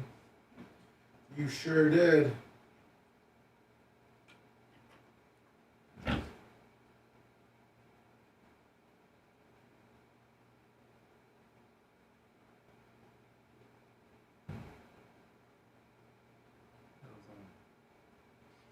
What a gift market. Group lives the tiny guy. 217.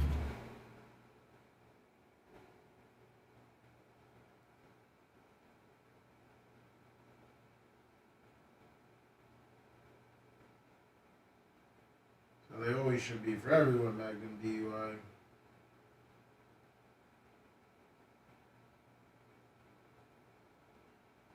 The Venmo was so lonely, everyone was cash apping today.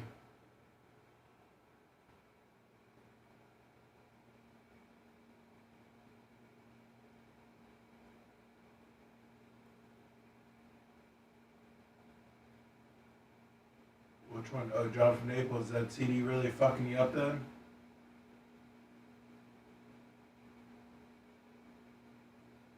That CD spinning. Play the Hulk Hogan game. Pinball machine.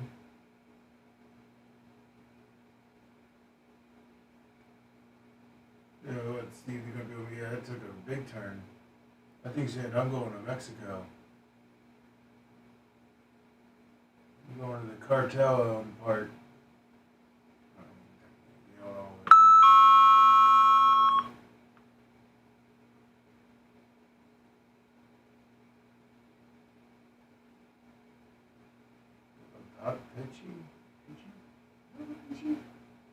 I guess someone's coming back in.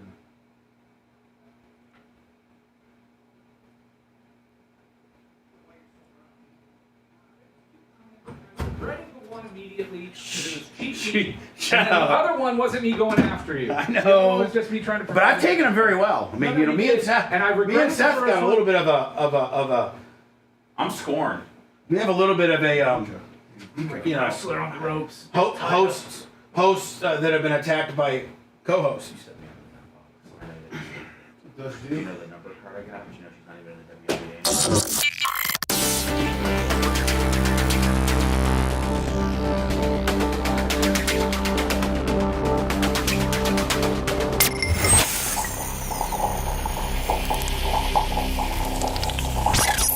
Broadcasting live from the Aquabito Studios. Aquabito.com/Bubba. It's the Bubba the Love Sponge Show.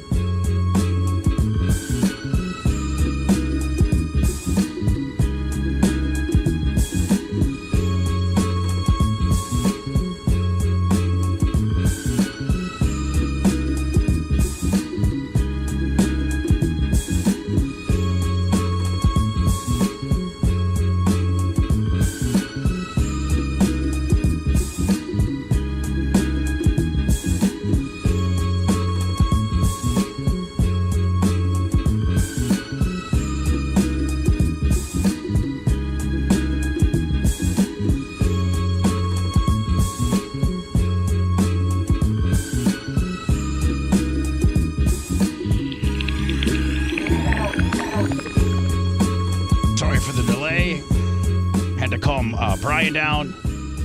It's like literally Brian did an 8-ball before he got here today. Good old days. The good old days.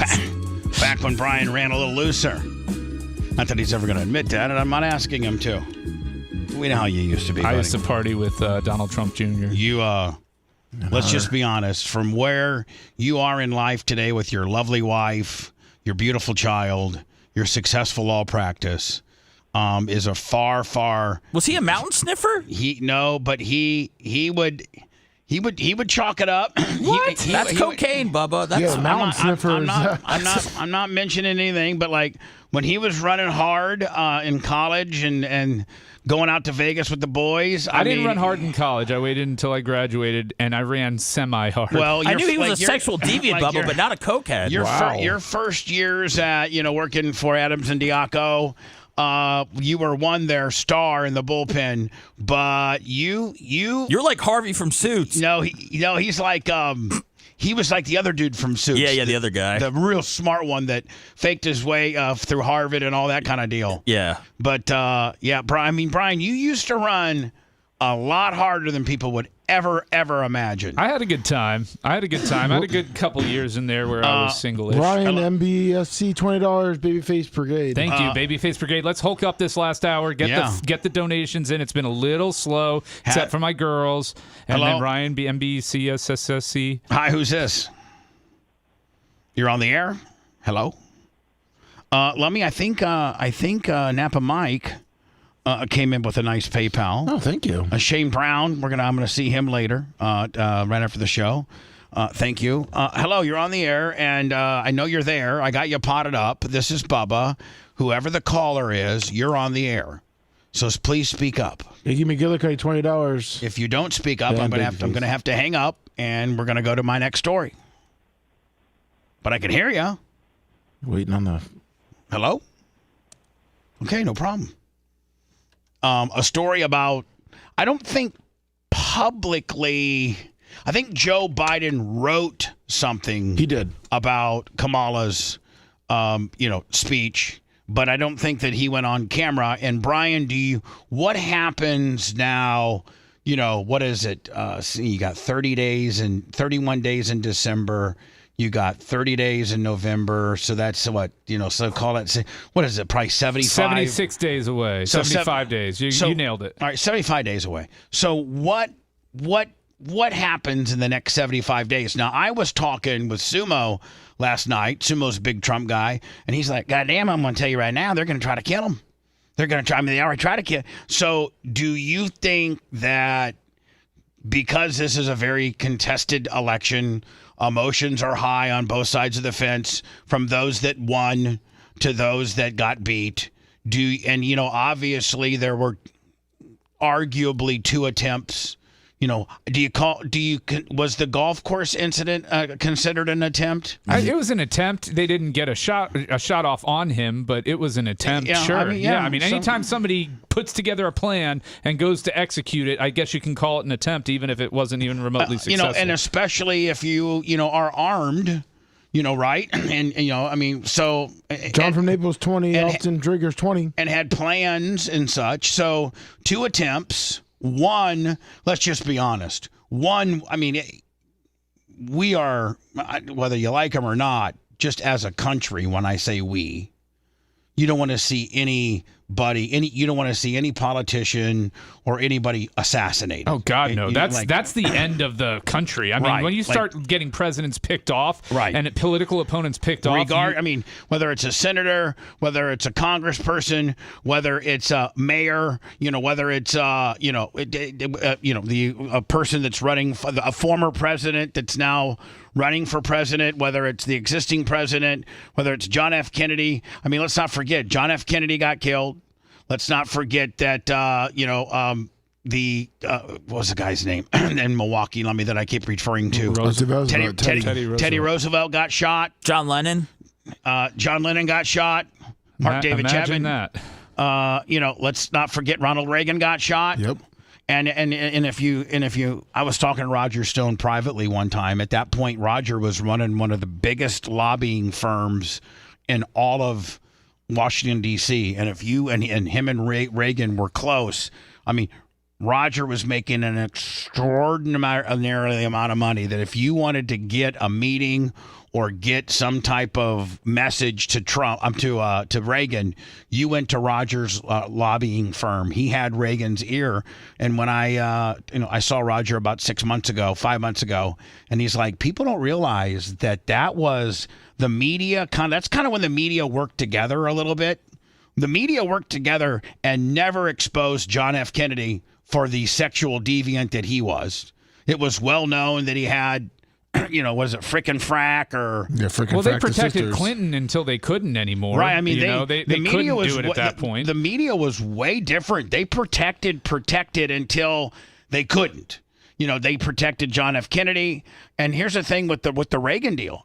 I was talking to Roger Stone. He was like, man, that was far more grave and touch and go than the media was allowed to we all, when it was reported to us, it was like, yeah, he got shot, but he's going to be okay.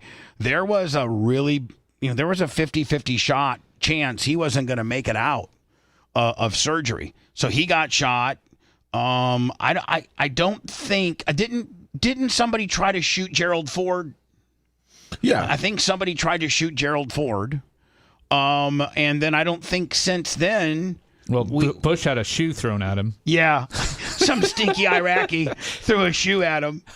Right? But that was like the most disrespectful thing you could do, right? Oh, yeah. I think shooting somebody in the head is more disrespectful. Well, no, I thought I think in that culture, Seth, outside of a gun or a knife, is the shoe is like the biggest FU to somebody. Here's what I don't understand. Like he was looking for that second shoe coming. And here's like how messed up is your society? Because now you're out of shoe.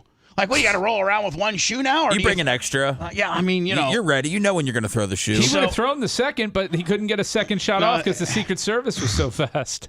And do you remember Bush? He's just like, yeah, he throw a shoe at me. What's going on here? Yeah, he. I don't even think the shoe's on the other foot now. She's on the other foot now. How about that 300-pound Secret Service guy on top of you right now, smothering you out? Put you in a chokehold. Is he sumo all of a sudden? I don't know. Yeah, everybody's sumo. So, like, I mean, I think, the next 75 days is they probably have to have him. So now he probably wants to get out and really get, some message, some momentum and things like that. Or does he, in the midst of just how hostile our country potentially is? He's going to be protected. Probably tighter than any other president or president-elect has been. Times two. Yeah, whoever it was that was trying to kill him had his chance, and they blew it, and now he's going to have. It's going to be ridiculous. And if I'm him right now, if I'm being serious about the job, I'm laying low. There's no need to be out in the public. And you know what, Brian? You know what I'm doing if I'm him? Getting ready. And I'm not trying to interrupt you, I'm baby facing. You know what I'm saying? Yeah. Like, I'm warm and fuzzy baby facing. I'm talking good about Kamala. I'm talking good about, Joe. I'm saying it was a close race. It was a fair race. You're just baby facing, right? I mean, not even pre-selling your policies, because we're going to have enough of that when he gets there. Exactly. So just Like he seemed like he did that in his speech. He seemed like he was talking all of America and not just his base about turning things around. Right. So, I mean, it's going to be interesting, but they're going to have him heavily protected. Yeah. I mean, I think it's probably the first time in the history of our country that during a presidential election, one particular candidate had 2 assassination attempts on him. I do know a guy. I mean, you know my guy who used to work for Secret Service who just retired. Yep. He worked he worked for Clinton. He'd been there like 30 years. And there was a couple assassination attempts on Barack that never were publicized. Yeah, they were worried about that picking up steam with Obama. Right. So they never wanted to give the would-be assassin any media play. Right, but he told me like there were a couple that were legitimately like they found a shooter on a building, like, you know, they stopped it and the news never really got a bearing on it because you're right, Brian, they didn't want a copycat situation where any of that got any traction. We got Jimmy Carter looks like he had one. And also George W. Bush, I guess, when he was over in different countries, had 2 different bombing, or one was a bomb and other was a grenade. I feel George W. Bush, man, I don't know about his, I can't really remember his policies and stuff, but he seems like I can maybe, like, he's just a good old boy. Like, I mean, I don't know. Was he dumb? Was he dumb as hell? He'd take you to. He could probably go out to the track with you. I don't know that he was dumb as hell, but man, he was manipulated and got us into some stuff on some bad intel. And here's the deal, man: the bad egg in that deal was Dick Cheney and Donald Rumsfeld. Yeah, those two. Dick Cheney was a piece of shiz. And Donald Rumsfeld. And Rumsfeld. Those 2 idiots, right? Well, I don't even know if Trump. They're not idiots. Well, they're diabolical geniuses. I mean, there was no weapons of mass destruction. No, but they sold it. That yellow cake uranium. Yeah. Hello. Hey, guys. How we doing this fine glorious morning? Hey, good. How you doing, buddy? Thanks. 813-90 Bubba. Is this Buck? Yes, sir. Yes, sir. Buck, if I have a sometime in December track fence day, can I get you to come down because you're good as hell at that stuff? Yes, sir. I'll be there. Just text me personally, and then I'll bring down my buddy's RV, so that way we don't, that way you got yours because I snore like a sucker. Yeah, we could do like a Friday Saturday kind of deal. Have the Get Fresh crew. Yeah, that would be great. So what's going on, Buck? Hey, I just wanted to get staying on subject with the assassination attempts. With Brian, what's your idea of what do you think that Trump's going to do for your side of the Democrat side? What do you think about the attempts on his life, and how do you think he's going to respond once he figures out who's who or who did it? Well, I mean, I don't know that we know who did it. I have a belief that the shooter in Pennsylvania may have been tied to Russia. I have nothing to base it on other than he was a loner, and I think they may have honeypotted him. And I agree with you. But I don't know that to be true. That's just pure speculation. And then the part. nut job at Mar-a-Lago. There's not a lot to really know about that guy, is there? I don't know. He was a nut job. Yeah, he traveled across the country to do it. So I don't know. Is there are you saying is there a grand like CIA conspiracy on this?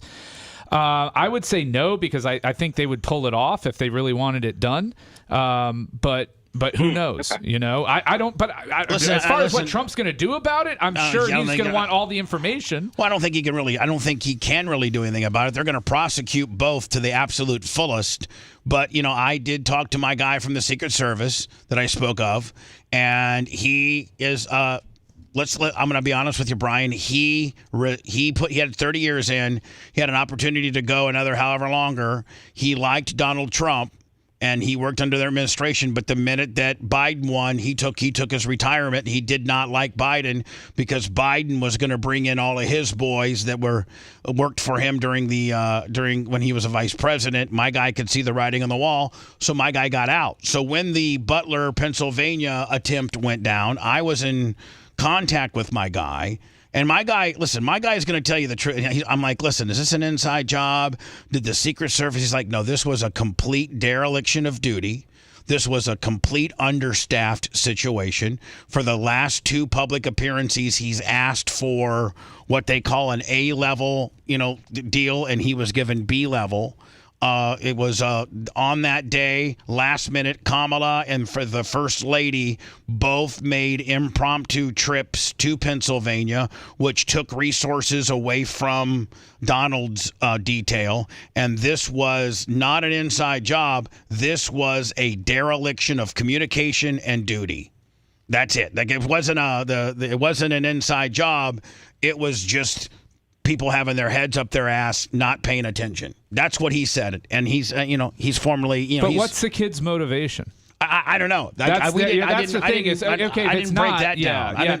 That's what I'm curious. I think I lean towards maybe what you say, and that maybe he was a Russian operative or something like that, a George Soros type deal. I don't know. I mean, I don't think the kid just woke up one day and says, I want to shoot the president.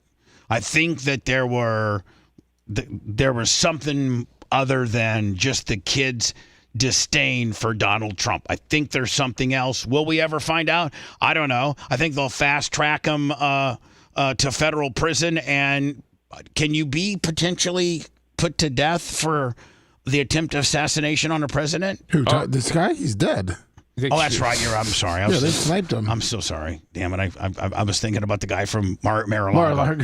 I don't think he officially got an assassination attempt because I remember I was trying to see if that was going to be the case also. Yeah. So he's dead. So anyway, Buck, I got to go, my friend. All right, buddy. Hey, Seth, I love the pop-ins. You guys have a great day. Later. Love the pop-ins. Whatever that is. That's when Seth pops in with his comments. Seth times it better than anybody I've ever heard in radio. When he sits over there like a moray eel with his mouth open, and he's not yapping it a lot, but he'll clamp down one time and he'll get you. He's very good at that. Hello. Hi. I want to bring it back to the punishment for grave robbers. I want to see if y'all heard about that story of that guy in Russia. He was robbing graves for like decades, and when they finally caught him, he wasn't robbing them to steal stuff from the graves. He was taking the bodies and turning them into little mummified dolls. And that's even sicker. His punishment, they just put him in a mental institution, and then recently they just ruled that he could be released. Well, listen, I saw something on YouTube one time of the world's worst prison, and I think it's in Russia. And Lummy, even when you're walking from cell to cell, they make you bend at the waist and put your arms like you never, ever, ever get to go outside. You can't ever speak to anybody. And you might be able to find it, Lummy, the world's toughest prisons. Yeah. And when I think it gets free. You showed it to us once, Bubba. Yeah. I think it freezes also. It does. Yeah. It's like in the coldest spot. Yeah. So. But he didn't even go to prison. They just put him in a mental institution, and now he could get out. Well, maybe Russia's getting, maybe grave robbing ain't that big a deal, and doing stuff with the bodies ain't that big a deal. I don't know. Maybe they're worried. They're too worried about Ukraine right now. They're not worried about some guy robbing a grave. Appreciate you, my friend. 813-90-BUBBA. Seems like it's turned into a talk show, call-in show. Hello. Hey, boss, can you hear me? Yeah, I can hear you. Tampa Terry, bag of milk. Just want to let you know. Take us down to zero, buddy. Just want to let you know. Happy that Donald Trump won because we got a real ass bucket up here in Jack Trudeau. You could have had that same situation going on down there, but you didn't. You prevailed. You put the right guy in there, my friend. Bag of milk. I get winded after going up a flight of stairs. What's going on, Tampa Terra? Well, just wanted to say, first of all, real quick, congratulations to Buzzard Bob, who on the same day that rightful President Trump went back to won the election and is going back to his home in the White House on the same day Trump won the election. Buzzard Bob became a grandfather for the first time, bro. So congratulations. I did see that Buzzard Bob. I think Buzzard Bob had a granddaughter. I think he did. Or grandson, a grandson. Congratulations to Buzzard Bob, longtime Bubba Army. Love him. Yeah, and born on the same day Trump won. They call it a Trump baby. It's called the Black Dolphin in Russia. We've watched this video on here before. I want to watch it again. Tampa Terry, anything else? And just real quick, bro, just wanted to say, I was talking to some of the guys in the chat room, and it's just kind of funny timing because, if you think back a couple months, Brian lost that bet where he had to vote for Trump. and then all of a sudden on voting day starts having tight chest, brother, got to go to the hospital. And I voted by mail, buddy. Is one of the oldest. I voted by mail. Listen, Seth even brought it up. We listen. We're kind of co-signing with you. We felt as if maybe the anxiety was that he had to come in here and navigate through Kamala losing. I'm not afraid of a loss for a politician. That was I'm brought not up. a fanboy. I'm just saying that was brought up, ladies and gentlemen. Yeah, and it's wrong. I'm not afraid of. I'd be dodging here, right? I wouldn't be here right now. Thank you, Tampa Terry. Didn't mean to get rid of you. I got it. No, it's for the best. Do you fear chest pains, though, Brian? What? Do you fear chest pains? Do I fear them? Yeah. Like if they're stabbing and then I feel it in my neck, yes. I mean, that's concerning. It's not something I experience often, like never. And when it started, I was concerned. Hello, who's this? Last call for a while. I got some words to run. Let me. I got Joe Biden's reaction to Kamala's concession speech. I got a bunch of stuff I got to get out, and I'm running way late. Go ahead. Hello? Yes, sir. Hey, Bubba, what's going on? Long-time listener in the past, and I'm glad I finally found you back on YouTube. Well, I appreciate that, my friend. Where are you calling from? I'm calling from the Dallas-Fort Worth area of Texas. That's great, my friend. And you refound us on YouTube. You know we do our daily show there. You can also look and find other past shows, other different forms of video, ancillary stuff that we do off the air. So appreciate you, my friend. Make sure you subscribe and get a notification that's all free. I've already done it, man. I've been listening to you for the last 2 weeks, and I'm glad you're back on the air, and I can watch you now. Yeah, that's a nice little wrinkle where you can see us. We're not the best looking guys in the world, but at least you can put a face with a voice now. Oh yeah, I used to listen to y'all every afternoon on Howard 101 back in the day, and I loved your show every freaking day. I got to watch what I say here. How'd you stumble back on it? How did you get back on it? Just by happenstance? I was just one day a couple of weeks ago. I was like, whatever happened to Bubba? I mean, all that bullshit crap that you went through, and I was like, I went to BTLS.com. They took me to Bubba Army headquarters, and I was like, oh hell, he's back on the air. I got to find this sumbitch. And as you can see, I got a whole new crew. It's a different dynamic, and I hope that you like it and you stick around. And I appreciate you finding me, bud. Yeah, I'm going to get back on there and start buying some of my Bubba Army bullshit. Oh, excuse me. That's all right. And start wearing that, and I'm going to place an order next week when I get paid, and I'm going to start watching. I've been watching the last 2 weeks in a row, every Monday through Friday, last week and this week, and just love it. And also, Donald Trump's back in the White House where the hell he belongs, and all the Democrats kiss my ass and shove it up their ass and all that good stuff. Wow, lots of ass stuff. Lots of ass stuff. Lots of ass play. We're back. We're back. You're back. We're back. The country's back. Everything's feeling good right now, buddy. Bitch. And Kamala Indian vagina kiss my ass. All right, my friend. Well, listen, more importantly, you found us. Stick with that YouTube channel. You'll find some great stuff on there, my friend. And I appreciate you having back, buddy. All right. I'll be calling in more often. Appreciate you. Thank you, bud. Later. Want to listen to the show on demand and on the go? Enlist today at BubbaArmyHQ.com. Sign up and start listening. The Bubba the Love Sponge Show will be back after this.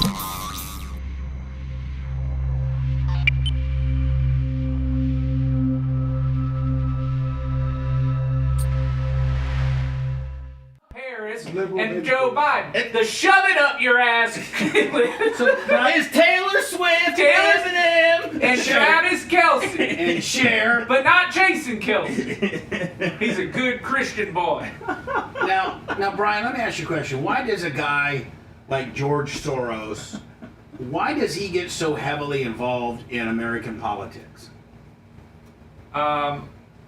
Because he has money, and money is influence, and influence is power, and that's what any billionaire, they're all narcissists. Why do you think Musk is so involved in politics now? Yeah, but Musk is an American, and Musk has a social media platform, and, so... Yeah, no, he went out and bought one so he could have more influence. I understand that. He sets up an America account and tweets as if it's an official account. I understand that, but...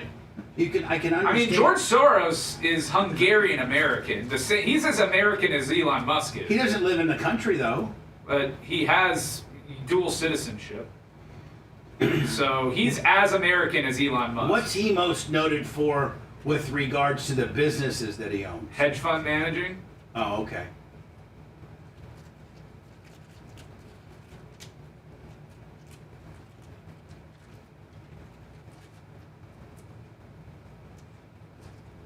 Double Eagle. All right, so let me get to this Biden deal. Biden can kiss my ass and then shove it up his. Cardi B. She can kiss and shove as well. She's on both lists. Give me another name, Bubba. Now, is RFK going to be part of the cabinet? Oh, yeah. he's definitely, he's not on either of my list. I'm on the I'll kiss his ass list. That's the list he's on. Did anybody see his wife with him at all during any of this? No, Cheryl Hines is like, my career is fucking over. She's treating him like Larry David. Yeah. She's like, fuck you, I'm going to... She's going to the no-fly zone. She's going back to Ted Danson. Yep. They've been married for like, what, 20 years? Who? Hines and Kennedy? Yeah. Yeah. Yeah.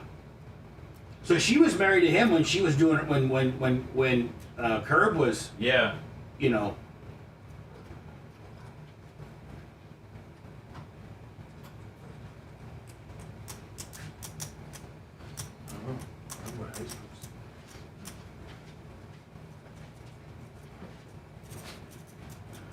I almost didn't come in because that hurricane's too close to Florida. Or Mexico. I mean, it's Seth, can you get that copy printed and we run that real fast? It's the rains, though, that'll fuck them up, and the mudslides. The Omaha Steaks thing? Yeah. Mudslides don't go well with tequila. That's a cartel. That's a cartel. Hey, Lummy, can I send you this to print? Yeah. Okay, thank you. You need it right now or next break? I think for the end of the show, right? Who does Cardi B think Mexico voted for in our presidential election that they're getting a hurricane?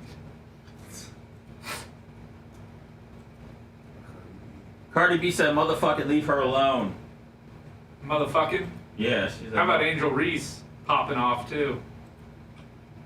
Should she pop off or just tweet? Well, that's popping off. Okay. What do you think popping off means? I don't know. I saw a lot of when I mean, he's going to argue about what popping off means. No, I asked him what he thinks it means. He's just so ready, Seth, to jump down your fucking throat. And you feel like you're at home right now. Attacked me on the Prosper Road thing. Reform Party. People were like, I didn't attack you. You did. No, I did not. You were like, who gives a fucking hell? No, I didn't say like, that. yeah. I said, good point. I said, but he obviously didn't care about it because he could have gotten matching funds, and he didn't do it. But did he run as a party? He just ran independent. He was the Reform Party candidate? But why didn't he follow it up? They did. They tried. They didn't get matching funds, or they didn't want it? They did get matching funds, but they didn't do anything with it. Oh. Well, I'm an idiot. I didn't remember that. I didn't come at you. I love you. Lummy. I hate the other two, but I love you. I was coming independent, man. No. I mean, you did try to back up Alex Stein with bad information, but that's okay. What did the Hamas thing? They were saying it. But I just said there was an article on it. There was, and the timing of the article could trick people, which it clearly But did. I didn't. No, I'm teasing. And I didn't see the immediate one.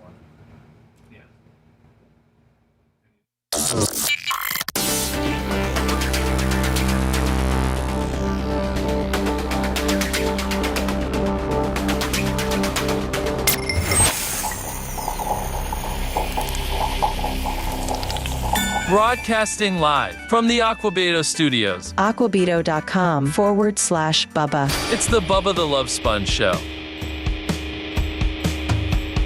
After today's show, Brian Babyface will probably take 10, 15, 20 minutes off. And then they'll record the Blizzard. I've been told the Blizzard. I've not heard an episode yet. I should, probably, but I heard it's a lot of times it's at my expense. No. I can only imagine what he's going to talk about today. Yeah, like today, this is probably the stiffest, most aggressive Brian the Babyface Matroni that I've ever experienced. This is MAGA Matroni, and if you can't handle it, then move to Canada, you snowflakes. That's my positioning statement. He is taking shots at everybody, even his very highly His very much very friendly and best, probably the closest that he is with anybody on the show is with his little Zeth, and he is just he's cut Seth. He's triggered Seth 2 or 3 times. Seth's had to go outside and get his mind right a few times. Babyface even goes out there and starts reading him the business out there. I was going out there to check on Seth, and I see Brian does all these hand motions and just go. I mean, he accused me of throwing up in the bathroom, and he said it smelled like stomach acid, and that I told him it wasn't me, and then he said I should go in there and smell it, and I go, I'm good. Well, I wasn't. I was checking on you to make sure you were okay because Jesus, I smelled vomit. You're like a Karen, like a cocaine Karen today. Well, who threw up? I don't know.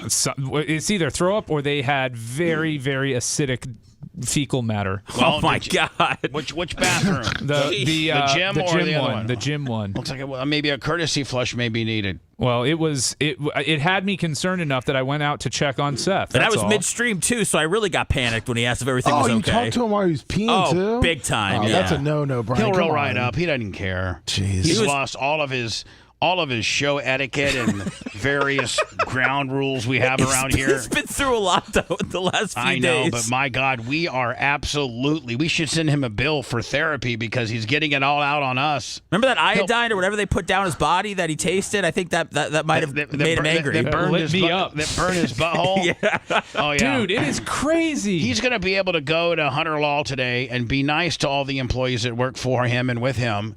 I think Gina's actually out of town. Yeah. And so he, you know what? He's really the big boss now. You don't even have a Gina checks and balance deal over there. So he's just, but you know what? You find people of Hunter Law, if you listen to the show, you probably don't.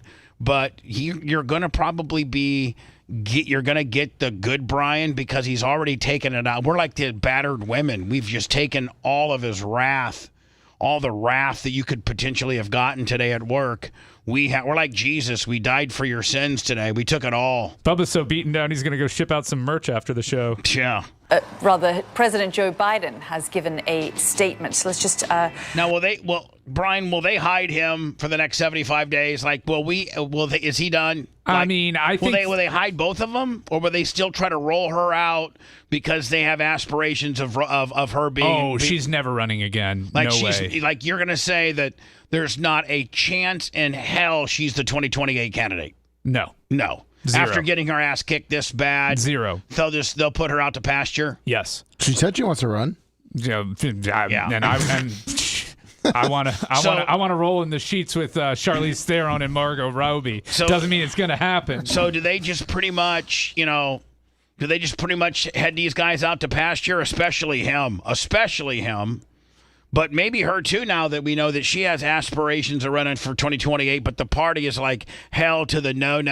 We're not. What's she doing for the next 4 years? She has no office. She has no place. You tell me. She'll be going on like speaking tours at universities and get paid. She's probably going to become a McDonald's franchisor. Joe Biden has given a statement. So let's just have a read through of that statement. He said, "What America saw today was the Kamala Harris I know and deeply admire." So you were just looking at some of those images of Kamala Harris speaking at Howard University in Washington a little earlier today to give her concession speech. Joe Biden goes on and says she's been a tremendous partner and public servant, full of integrity, courage, and character. And he even walks like an old dude, does he not? Yeah. He's supposed to speak today, too. He's supposed to speak today. Oh, is he? Yeah. How do you think Trump's going to be walking at the end of his term? How many more years? That's a good point. They're the same. They'll be the same age. I don't know. Donald seems to get around a little better than he does. I mean, Joe was spry when he got in there. Joe was riding bikes, taking falls, and getting back up, saying, huh. Just 2 years ago. Yeah. Ordinary circumstances, she stepped up and led a historic campaign that. Yeah, but Trump's so narcissistic, he'll have some type of Jesus juice concoction that he gets shot with every morning in the ass. Just to walk in front of the public? Just to be the arrogant prick that he needs to be. Embodied what's possible when guided by a strong. Man, you're thinking if you're the commander-in-chief, you could have the helicopter land a little bit closer. You know, the helicopter could have come in 40, 50 more feet this way, right? What's the putting green there? Where is he? I don't know. Is that on the White House grounds? It's on the White House grounds. Oh, that's pretty cool. Is this Camp David or No, is this is the White House. That's where you'd find me all day. More free, more just, and Yeah, he's full walking of to the more White House. opportunities. By the way, he didn't have children, so why steal the playground? His grandkids. Oh, knock that right on down. That's an eyesore. For all Americans. As I've said before, I'd put, honest to God, if I was a president, I'd put like a real nice little go-kart track, and have like a little 10 go-karts. Oh, yeah. Electing Kamala was the very first decision I made when I became the nominee. My This God. is a long-ass walk, man. Hold on. If I'm the president, okay, and I mean, I'm not nearly as old and decrepit as him, but I'm having a golf cart pick me up on Air Force One. Jesus Christ, I'm 150 yards away. If I got to walk from here to the end of the Brinks building just to get into the house, give me a golf cart. What do I look like, Carl Lewis for over president here? in 2020. It was the best I'd have to sit down for a half an hour nap. decision I made. Her story represents the best. Put one foot in front of America's story. other. And as she made clear today. And you know what? I want one of my boys walking with me. And even if he's just, we're just talking about who's going to win the game this weekend, it looks like we're talking about something. So we're like, hey, it just looks like he's just all by himself, lonely. Nobody cares. You don't even have even P. Diddy, when he would walk down the beach, he had a guy carry an umbrella on top of him, right? You know what I'm saying? Like an assistant. In 2020, it was the best decision I made. Her story represents the best of America's story. And Joe's like, where am I? I don't even know which door to go in. Oh, there's a putting green. I haven't played golf since '74. No, as she made clear today, I have no doubt that she'll continue. If Seth was the president, he would pee behind this bush. Writing story. So that was a statement there from President Joe Biden, who stepped away. Now, see, why can't this guy right here, this Secret Service agent right here that's holding the door open for him, why can't he meet me halfway? To do what? And be my buddy? Just be my buddy. You just got to ask him to. That's all. Well, I'd sit down with the Secret Service and say, listen, when I get out of the Air Force One, I need a couple dudes. Just cut it up with me a little bit. Talking about the game. They can think that we're talking about, something really important regarding our country, but I just don't want to walk all by myself, 60 yards through high grass, through playground equipment, and up a big long sidewalk all by myself. I mean, let me. If I had to go walk to, 7-Eleven, I'd want like you a to people mover, like the airport, Bubba. No, but maybe one of those Segways. Yeah, there you go. Away from Bubba gets off a helicopter and hops on a Segway. Yeah, presidential Segway. And then let me, do a couple little whoop-de-whoops. It plays the dun, dun, dun, dun, dun, as you go through. Yeah, little scooter. Campaign. At least my boy Mike, formerly from Southwest Florida Golf Carts. You've seen the badass golf cart he made for me. I'm gonna be doing this press conference from the presidential massage chair. July, and made way for Kamala Harris. I'd have a massage chair in Air Force One. You can bet that. I'm just telling you. You'd have fluffers endorsed. too, man. I'd have a massage party on there. I'd have a massage parlor. Yeah, an Air Force One. You and Robert Kraft with Asian girls getting dirty with the Asian girls. I'd be like, I want 18-year-old hot ass Asian girls with big knockers, tight little waists, and small butts, giving me a real deep tissue Swedish happy ending massage. Then I can address the press. Before Bubba gets on the plane, he's like, I'm pre-pardoning myself because I'm about to human traffic, baby.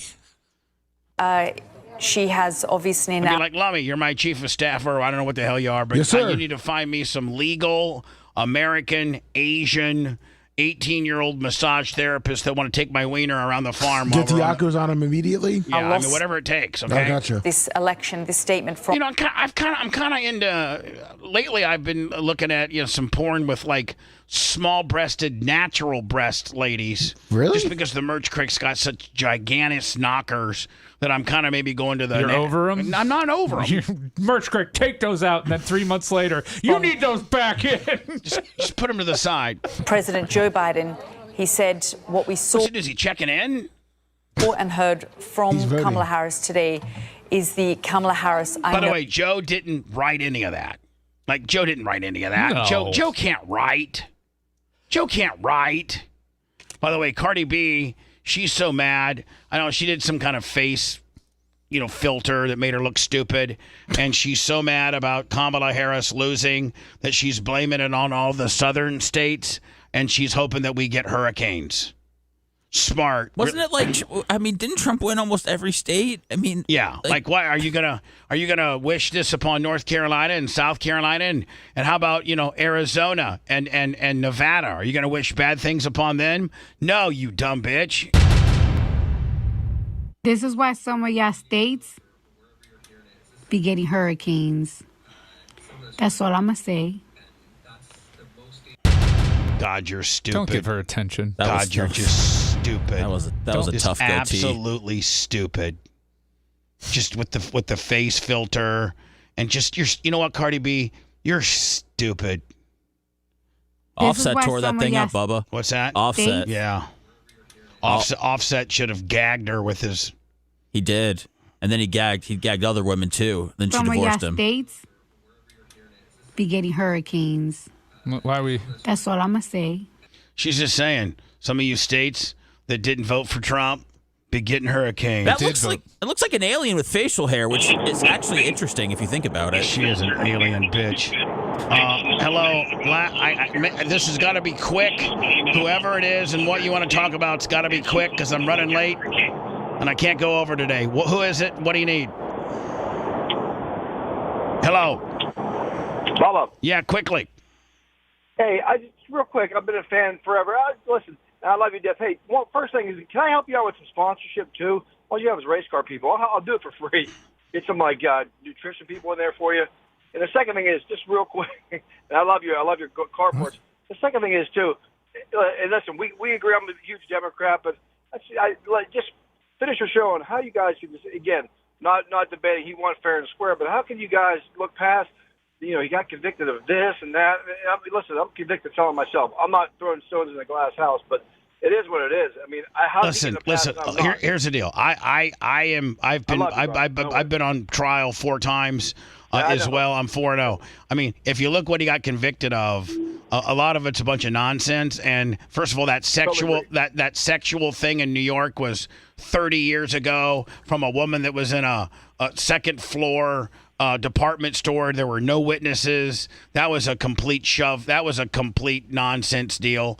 Like Brian said, probably the only thing that they should have thrown at him that might have legitimized, anything that he had done wrong compared to this tic-tacky political stuff would be the mishandling of documents. That's the one they and the should cover up, and they're trying to cover it up and destroy evidence and things like that. But the mishandling of documents is the case. Yeah. And had they gone after him with that full force and not threw on all this New York-based stuff, Georgia, and the Georgia-based stuff, then I think people would be a little bit more, get behind.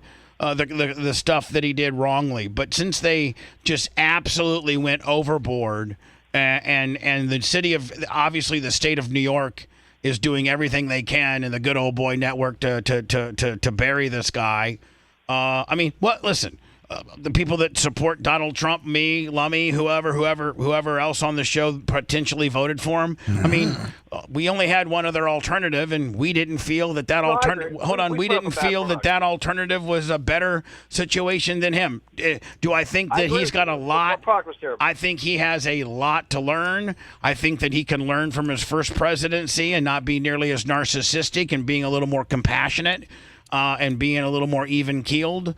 But I think that the Democrats kind of did it to themselves by just absolutely, overcharging this guy to the point where they overcharged him so much. They overcharged him so much that the charges kind of when you get charged once, it's a big deal. When you get charged, 13 times, well, then that one charge kind of gets diluted. And that's where I agree. But what I'm saying, he definitely overinflated his income to ascertain loans. We all agree. No one in your community, Bubba Army. But hold on, let me. I got to go into words, but let me just tell you this. And Brian, help me out if I. We all do it. I just want this guy to get to work so we can be broadcasting from the Men's Health Studios. But listen, sir. If the guy overinflated the value of Mar-a-Lago, which I don't think that he really did, and to get loans, and he repaid the loans, and they couldn't even get the bank to testify against him because he repaid the loans in a favorable fashion. So, what's the real problem? I mean, and by some people's property standards, he didn't overinflate Mar-a-Lago. And what does the city of New York care? Like, what do you care? Now, if he had defaulted on these loans and he had gotten these loans because he overinflated his income and he wasn't able to pay them back, now we got a problem. But he paid them back. And there's really not any, there's not even really any case law of them doing this in New York. This is an isolated incident. I agree they have a vendetta, but he did borrow from Peter to pay Paul. You know it, I know it. But again, I'm not saying you're right. He paid him back, but again, he paid him back with other loans. So, I mean, does that make it right or wrong? We can agree to disagree. I mean, I still love you though. All right, buddy. Thank you. I appreciate it. The guy just wanted to hear himself. He's going to go get us like some creatine and protein shakes for sponsors. So let's do this. I didn't even take his number. If you liked that segment, then you'll definitely like the new redesigned BubbaArmyHQ.com. We'll be back to the Bubba the Love Sponge show after this.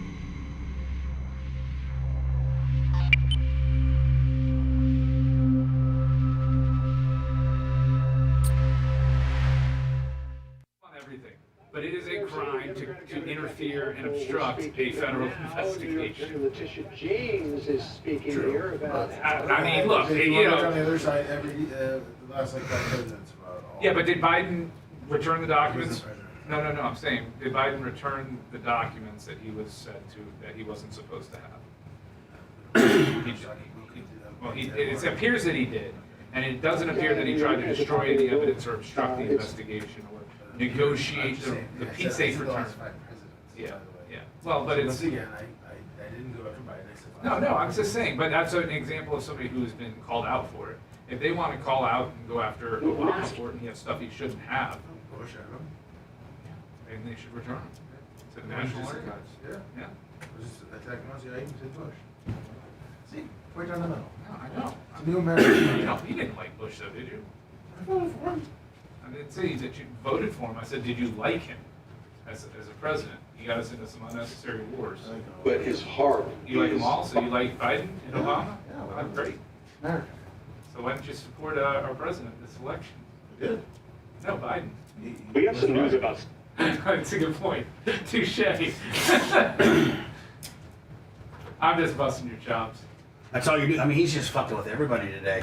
It's good for the business, man. It's good for the brand. Lord, you're just fucking. It's good for the brand. Absolutely on. I've never seen you like this. It's all good, baby. I've never seen. This is what me on nitroglycerin looks like. Don't let the day go by.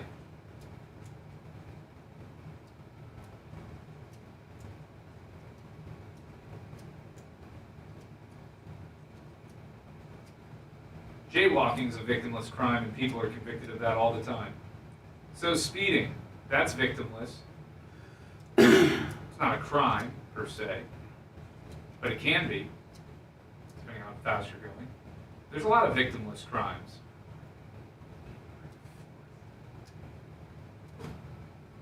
Here you go, sir.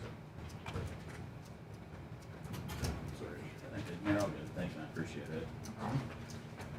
Well, I just need to read this and then have Macho cut it up and send it to me and Seth. Okay. What is it? Are you doing an apology or something? No, I just got to do a quick right after the show. Well, I'm gonna go show Brian that one gimmick. Okay. And then I'll come back down and do it, and then I think the blizzard's gonna happen. Yeah, baby. Seth and I are together today, so calling for 6 inches. That's combined. Oh man. Oh man. Seth says that when he doesn't want to deal with me. Oh no, I'm just trying to figure out the new way they want me to upload the podcast. Yeah, did you see the pre-roll in the middle deal? Well, they want 2 mid-rolls, right? They want 2 mid-rolls? Well, here's the deal, lover. I put you on it for them to tell you what they want. No, I know. So you need to conversate with them, see where they want it. Are we in charge of doing it? Well, I can't do it on my end, so I'll ask them.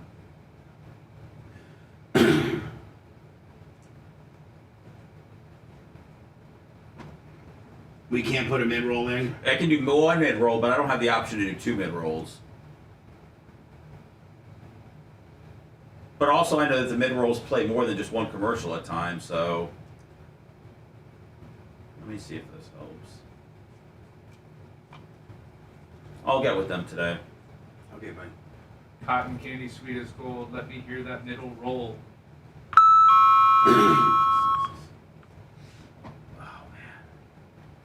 Oh man. Oh man. Oh man.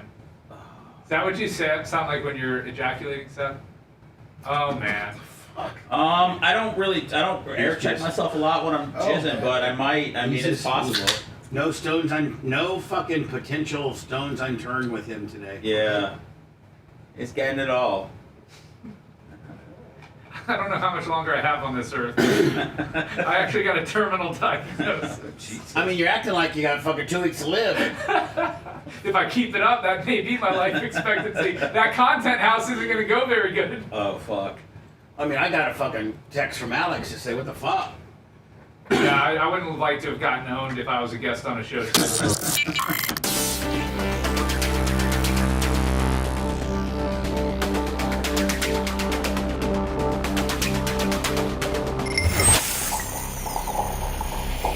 Man, the phone lines have been insane today, Lummy. Broadcasting live from the Aquabito studios. Aquabito.com/Bubba.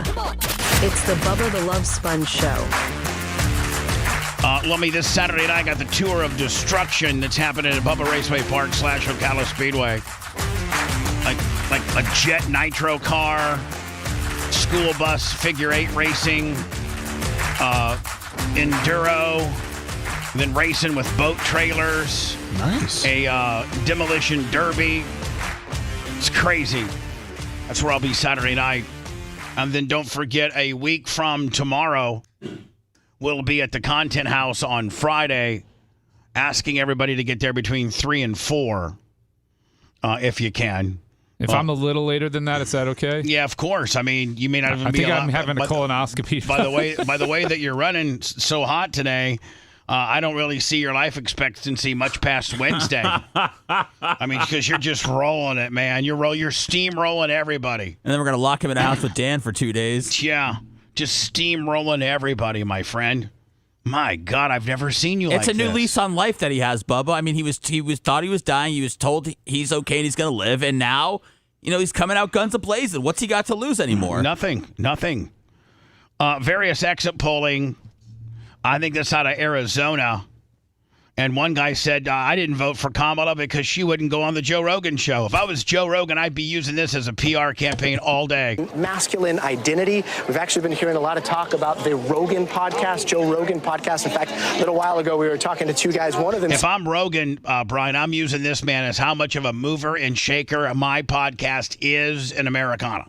Said that he was on the fence until he said when Kamala did not go on the Joe Rogan podcast, that was what influenced not that Trump did, but the fact that Kamala wouldn't is what influenced this Tempe, Arizona voter. His vote, he ended up voting for Trump, but he said that he was open to listening to Kamala. I think she really messed up by... That guy was never going to vote for her. Yeah, but here's the deal, man.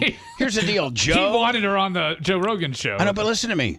I mean, like, a lot of people wanted her on the Joe Rogan show. Joe's no nonsense, would have asked her some good questions, and I think she would have bettered her chances, and I think it was a mistake not to do the show. It ain't making up 3 points nationwide. On the podcast, and when she didn't, again, not necessarily all the issues, but the fact that he said she didn't seem like a real person because she couldn't talk for an extent. Listen, a lot of people regard the Joe Rogan show as, if you can go and do the Joe Rogan show, then you're pretty much good on your feet.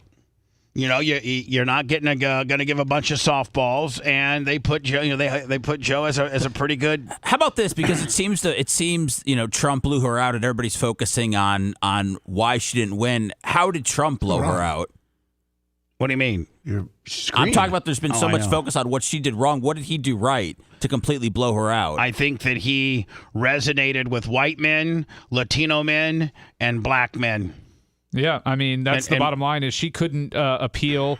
I think, there's a slight tiny bit of misogyny that factors into it, that there's just some women, it's just as bad on the women's side, and some men that just don't ever want to vote for a woman, and that's fine. I'm not saying you shouldn't, whatever your standard is. That's not why she ultimately lost. She lost, and the reason why Trump is a thing is because no matter what he does, he is his genuine self, and Americans are tired of political polished BS.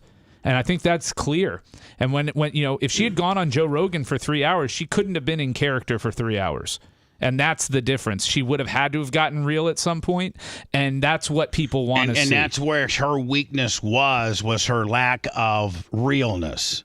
Right? Her lack of not being able to actually answer the question. Well, Donnie, it's not even that. None of them answer really any question. It's her at least when Trump's dodging or doing what he calls his weave, he's coming across. That's truly him. Like, he's not having to play a role or an actor or a character. She was constantly trying to play a role rather than be herself. And Americans are not going to go for that anymore. You have to be genuine as a political candidate, especially for the presidency. What is your opinion of this? I think this bitch needs to chill out and leave well enough alone.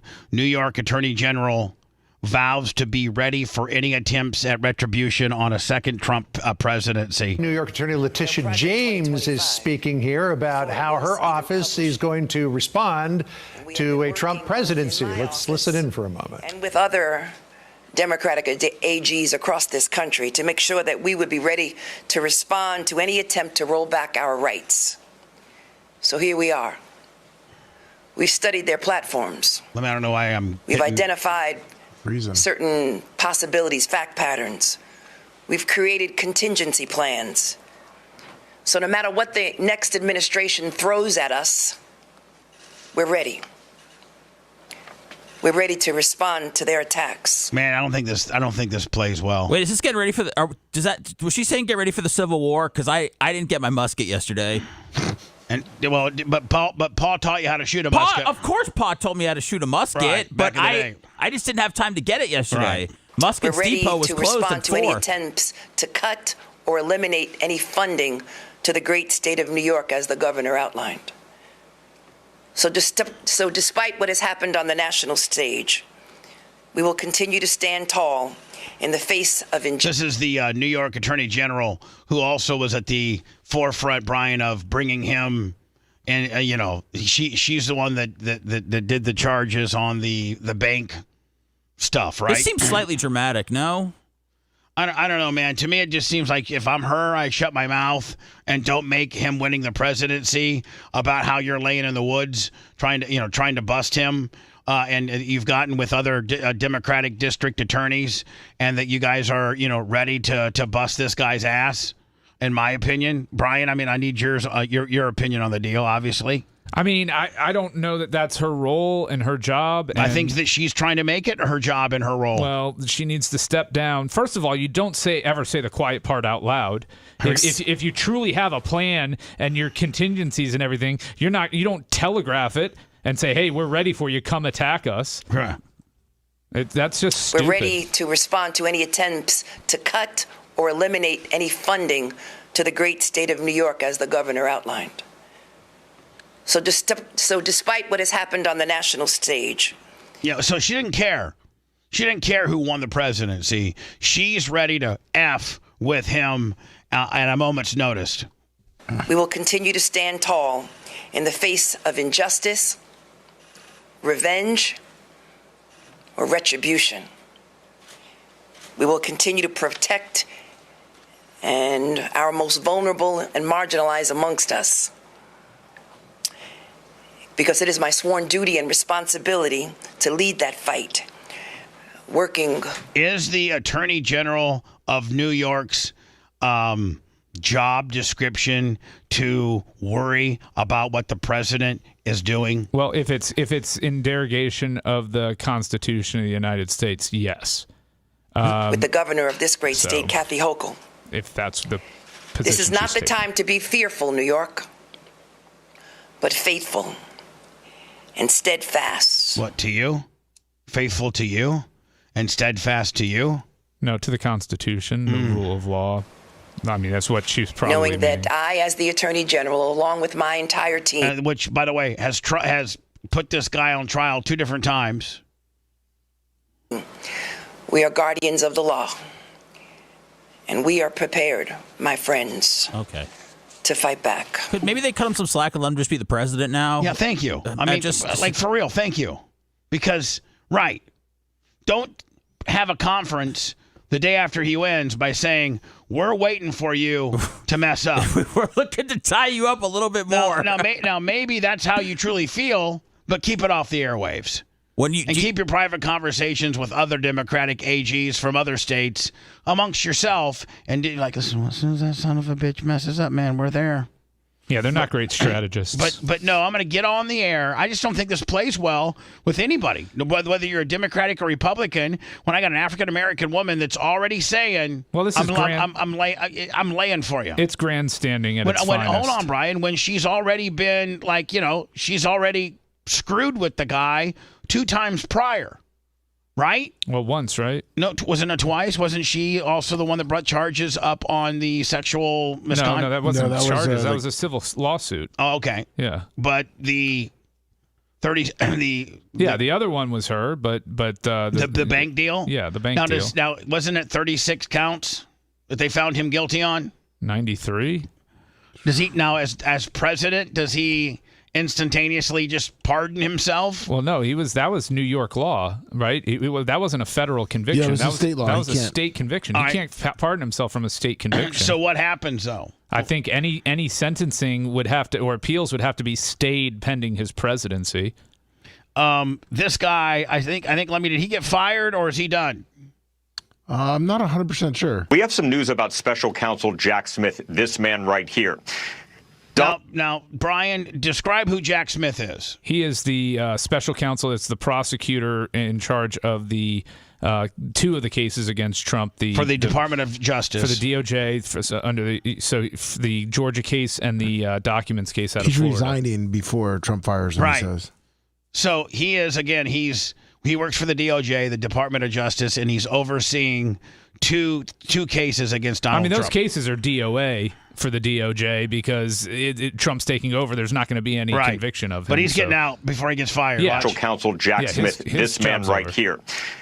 Donald Trump said recently that he would fire Jack Smith, quote, within 2 seconds of taking office. Well, we found out that he may not have that opportunity. The reason is that the Department of Justice, where Jack Smith works, cannot prosecute a sitting president. Fox News is told that Jack Smith will be gone from his post as special counsel, meaning the cases will be gone before Trump takes the oath of office at noon on January 20th. This is the documents case, though that was dropped already by Judge Eileen Cannon back over the summer. And so that's a non-factor, right? It's not even a case that... No, it was going to be refiled. Okay. It's on appeal, but also this case for Trump's alleged efforts to try to overturn the 2020 election. So, which is the J6 stuff, right? Yeah, that's the Given the fact DOJ Georgia policy stuff, says you cannot prosecute a sitting president, expect Jack Smith's cases now, could they... when he gets done doing his last day of his last, no, because he's going to pardon himself anyway. Be done. So the last case that will end on this is that Atlanta case that deals with the 2020 elections. That's a which was flim-flammy at both best with that fawny chick that was blasting the dude. Like, that had holes, didn't it? Without more than that phone call to Rapsberger or whoever it was that he called, without more than that, then there wasn't anything enough to convict him. Local Georgia case we've seen over the last year. And again, this is an incident where the Democrats just went too hard in the paint. They should have hyper-focused on the mishandling of the protected documents. They should have hyper-focused on that and said, listen, the Atlanta deal, the J6 deal, let's hyper-focus on one that we can actually win, that we have case law on our side, right? How that has played out. Everything else waters down what was legitimately. Fonnie Willis, Nathan Wade, that has many problems, many different delays. So the bottom line for my story to all of you right now, Donald Trump's legal problems have essentially all gone away since he won last night. Now, Brian, all of them? Well, he's got the pending appeal in the E. Jean Carroll case. That's one thing. He's got the pending appeal in the New York State case. That's another. It's not completely clear how those will resolve. Because this is unprecedented stuff, I believe. So, will you bring the president in for sentencing? No, that I don't think he'll be sentenced criminally. The fines, though, there's a question as the financial stuff that will probably have to wait. But I don't think it goes away. Trump says, last story of the day. I cannot take these. God, my phone calls are just unbelievable. Thank you and the majority of them are people that are refinding us. Yes. Thank you so much. Make sure you go to our YouTube channel, which is at The Bubba Army in the YouTube world, and subscribe and get a notification for when we put up new stuff and or go live. Now, our big event is next week. Next Friday, we're doing a content house. It'll be exclusively on YouTube, and we'll be live from a 5-bedroom, 6-bedroom house outside of Orlando, watching the Jake Paul Tyson fight on Friday and the various tomfooleries and things that we got going on. Then Saturday, we'll cap it all off with a meet and greet at the Davenport, Florida Ale House. That's 6 to 9 or 10, right? Yes. Something like that. Yes, it is. And then finally, Brian, what do you? Trump says that he can end the Russian-Ukraine conflict. Basically on his inaugural day, which is right around the corner. Do you think, and this would be, I wouldn't say big for his legacy, but it certainly would be big for our country, that if in relatively short time of him being sworn in on the 20th, he can put an end to this. Do you think he can? We'll see. I don't know. Because, I don't know what his relationship is like with Zelensky. I know the right doesn't have a good relationship with him. And I know that Zelensky's not just going to roll over on this and say... He'd have to, though. He'd have to give up what Russia's already taken, I think, for it to end, right? And that becomes the issue. Do they? Then what was all of this for? Then what was the last 2 years for if he's just going to roll over now I don't think this moment? He probably, I don't know how many more people he wants to die on his end. Yeah, I don't know. By all accounts, it's been a stalemate now, so people are dying on both sides. Well, at least we can agree that the current administration's not been able to get anything done. And the only thing that we have been able to get done is to send weapons and money and support to Ukraine, so they don't get their ass wiped more so than they already are. Well, it's more so that we make rich the military contractors that we owe and need to pay and keep happy and fat. But if Trump could get Zelensky to lay down, give Putin your existing land, and it's over, that'd be a huge victory. It's something that he says he can do, and I think it would play well with, ending a war, I think it definitely plays well. Oh yeah. Yeah, we'll see if he gets it done. He says he knows Putin pretty well. He says him and Putin are pretty good buds. Yeah, we'll see. I know Manafort and a bunch of his Rudy and a bunch of other are chummy with them, so with the Russian oligarchs, so we'll see. And finally, here's your montage of liberal supporters that people are running, saying a lot of people are saying that between The View and Cher and Jimmy Kimmel and Bryan Cranston and Oprah Winfrey, that this celebrity support hurt Kamala, and this is a montage of a lot of people that really, really put their endorsement behind her, that I think people are now blaming. Wow. We are going to take out the trash in Washington, D.C., and the trash's name is Kamala Harris. In my humble view, lights out. Please welcome back the next president of the United States.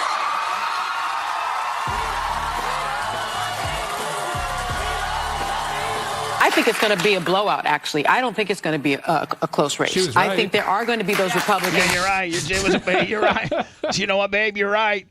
Just on the other end of the deal. It's just vote for Harris. It'll be tied on Election Day, as always it will. The polls will be tied, and then he'll lose. You call us trash? Oh. Oh, J.D. Vance, you just effed up in a way that I've never seen in my political life, and I worked for Sarah Palin. Then I would say take Harris over 270 electoral votes. Let these fools and these James Carville crypto markets do something. Let them drive the betting line into a favorable place and then take advantage of it. That's what I would do. I think she's going to win. This month, you wrote Trump is toast. Do you stand behind that today? Oh, even more so. I feel the same way that I felt a few weeks ago that Trump is toast. I'm going to end the show by saying I have a very good friend of mine. And that's all I'm going to say. And usually he's a very smart guy. He's a very smart guy. Very smart. And usually very smart on politics. Like, you know, pretty much dead on. And he, about 2 months ago, told me that Donald Trump was going to be an embarrassment for Donald Trump. That come on, and this guy's not even a Democrat. This guy's not even, I would say he's more of a libertarian. He's not even a Democrat, and he says it's going to be the worst bloodbath ass whipping in our life since Ronald Reagan beat Jimmy Carter. And this guy's like a smart dude. I will say this. Michael Moore was right about 16 and 20. So the fact that he missed 2024 so badly surprises me. People can say Michael Moore's an idiot, he's fat, whatever they want to say about him. He was right about 2016. He warned the Dems they were going to lose the Rust Belt. And then he was right in 2020 and said they were taking it back. And then for him to be this wrong on this is kind of surprising to me because he's had his finger on the pulse of this for a while. Does this show you how bad the media has it out for the Republican Party? I don't think they have it out bad for him. I think they know that that's what drives the ratings. This is news entertainment. This ain't news. Okay, so to call it news is so it's like when Vince said this ain't wrestling. This is wrestling entertainment. Yeah, it's sports entertainment. It's not a sport, and this is not news that we're seeing. News is no longer news. No. News is a sport. It's a sport, and their job and their goal is it's more entertainment than anything. And their job and their goal is to draw people in and get them to continue to watch. And if you remember, on the last day, the Monday before the 5th, I think I even brought it up. The headlines were, "It's a dead heat." Yes. So they hodgepodge you through the entire campaign trail. Up, down, +5, +3, -4, -9, double-digit leads. And then on the last day, it's a dead heat. We can't call it. That's it. You're right. That's not news. It's news entertainment. Brian, I gotta show you something real fast. Then, Seth, I gotta come and cut that spot. Okay. And then you guys got the blizzard, right? Yes. Fantastic. Appreciate y'all. We'll be back tomorrow. Loner and Stoner out now. Oh, Loner and Stoner. Available wherever you get your podcasts. You can even get your podcasts from our YouTube channel. We have a whole podcasting section that connects you to our podcasting world. So go to our YouTube channel at The Bubba Army and find any video that you'd want and any podcast. Appreciate you. We'll see you tomorrow. Thanks for letting me finish. You've been listening to the Bubba the Love Sponge Show, starring me, Bubba the Love Sponge, co-host and show historian, Lummit. It's Seth, co-host and president of podcasting. It's Brian Matroni, king of counter programming. Rhett, the filthy ginger video editor. Yeah, back here wiring up. It's Mini Macho. The BRN agent, Thomas Buttoned Up B. Co-host, Dr. Dan Diaco, Esquire of Council. Co-host, J. Diaco, Esquire, the Spitting Cobra of Council. Now, time for the legal disclaimer. Exactly. The Bubba the Love Sponge Show is intended solely for the enjoyment of our listening audience. Any rebroadcast, retransmission, or other use of this show without express written consent of the Bubba Radio Network is prohibited. We must dissuade him of this delusion. Until next time, always remember. I'll repent.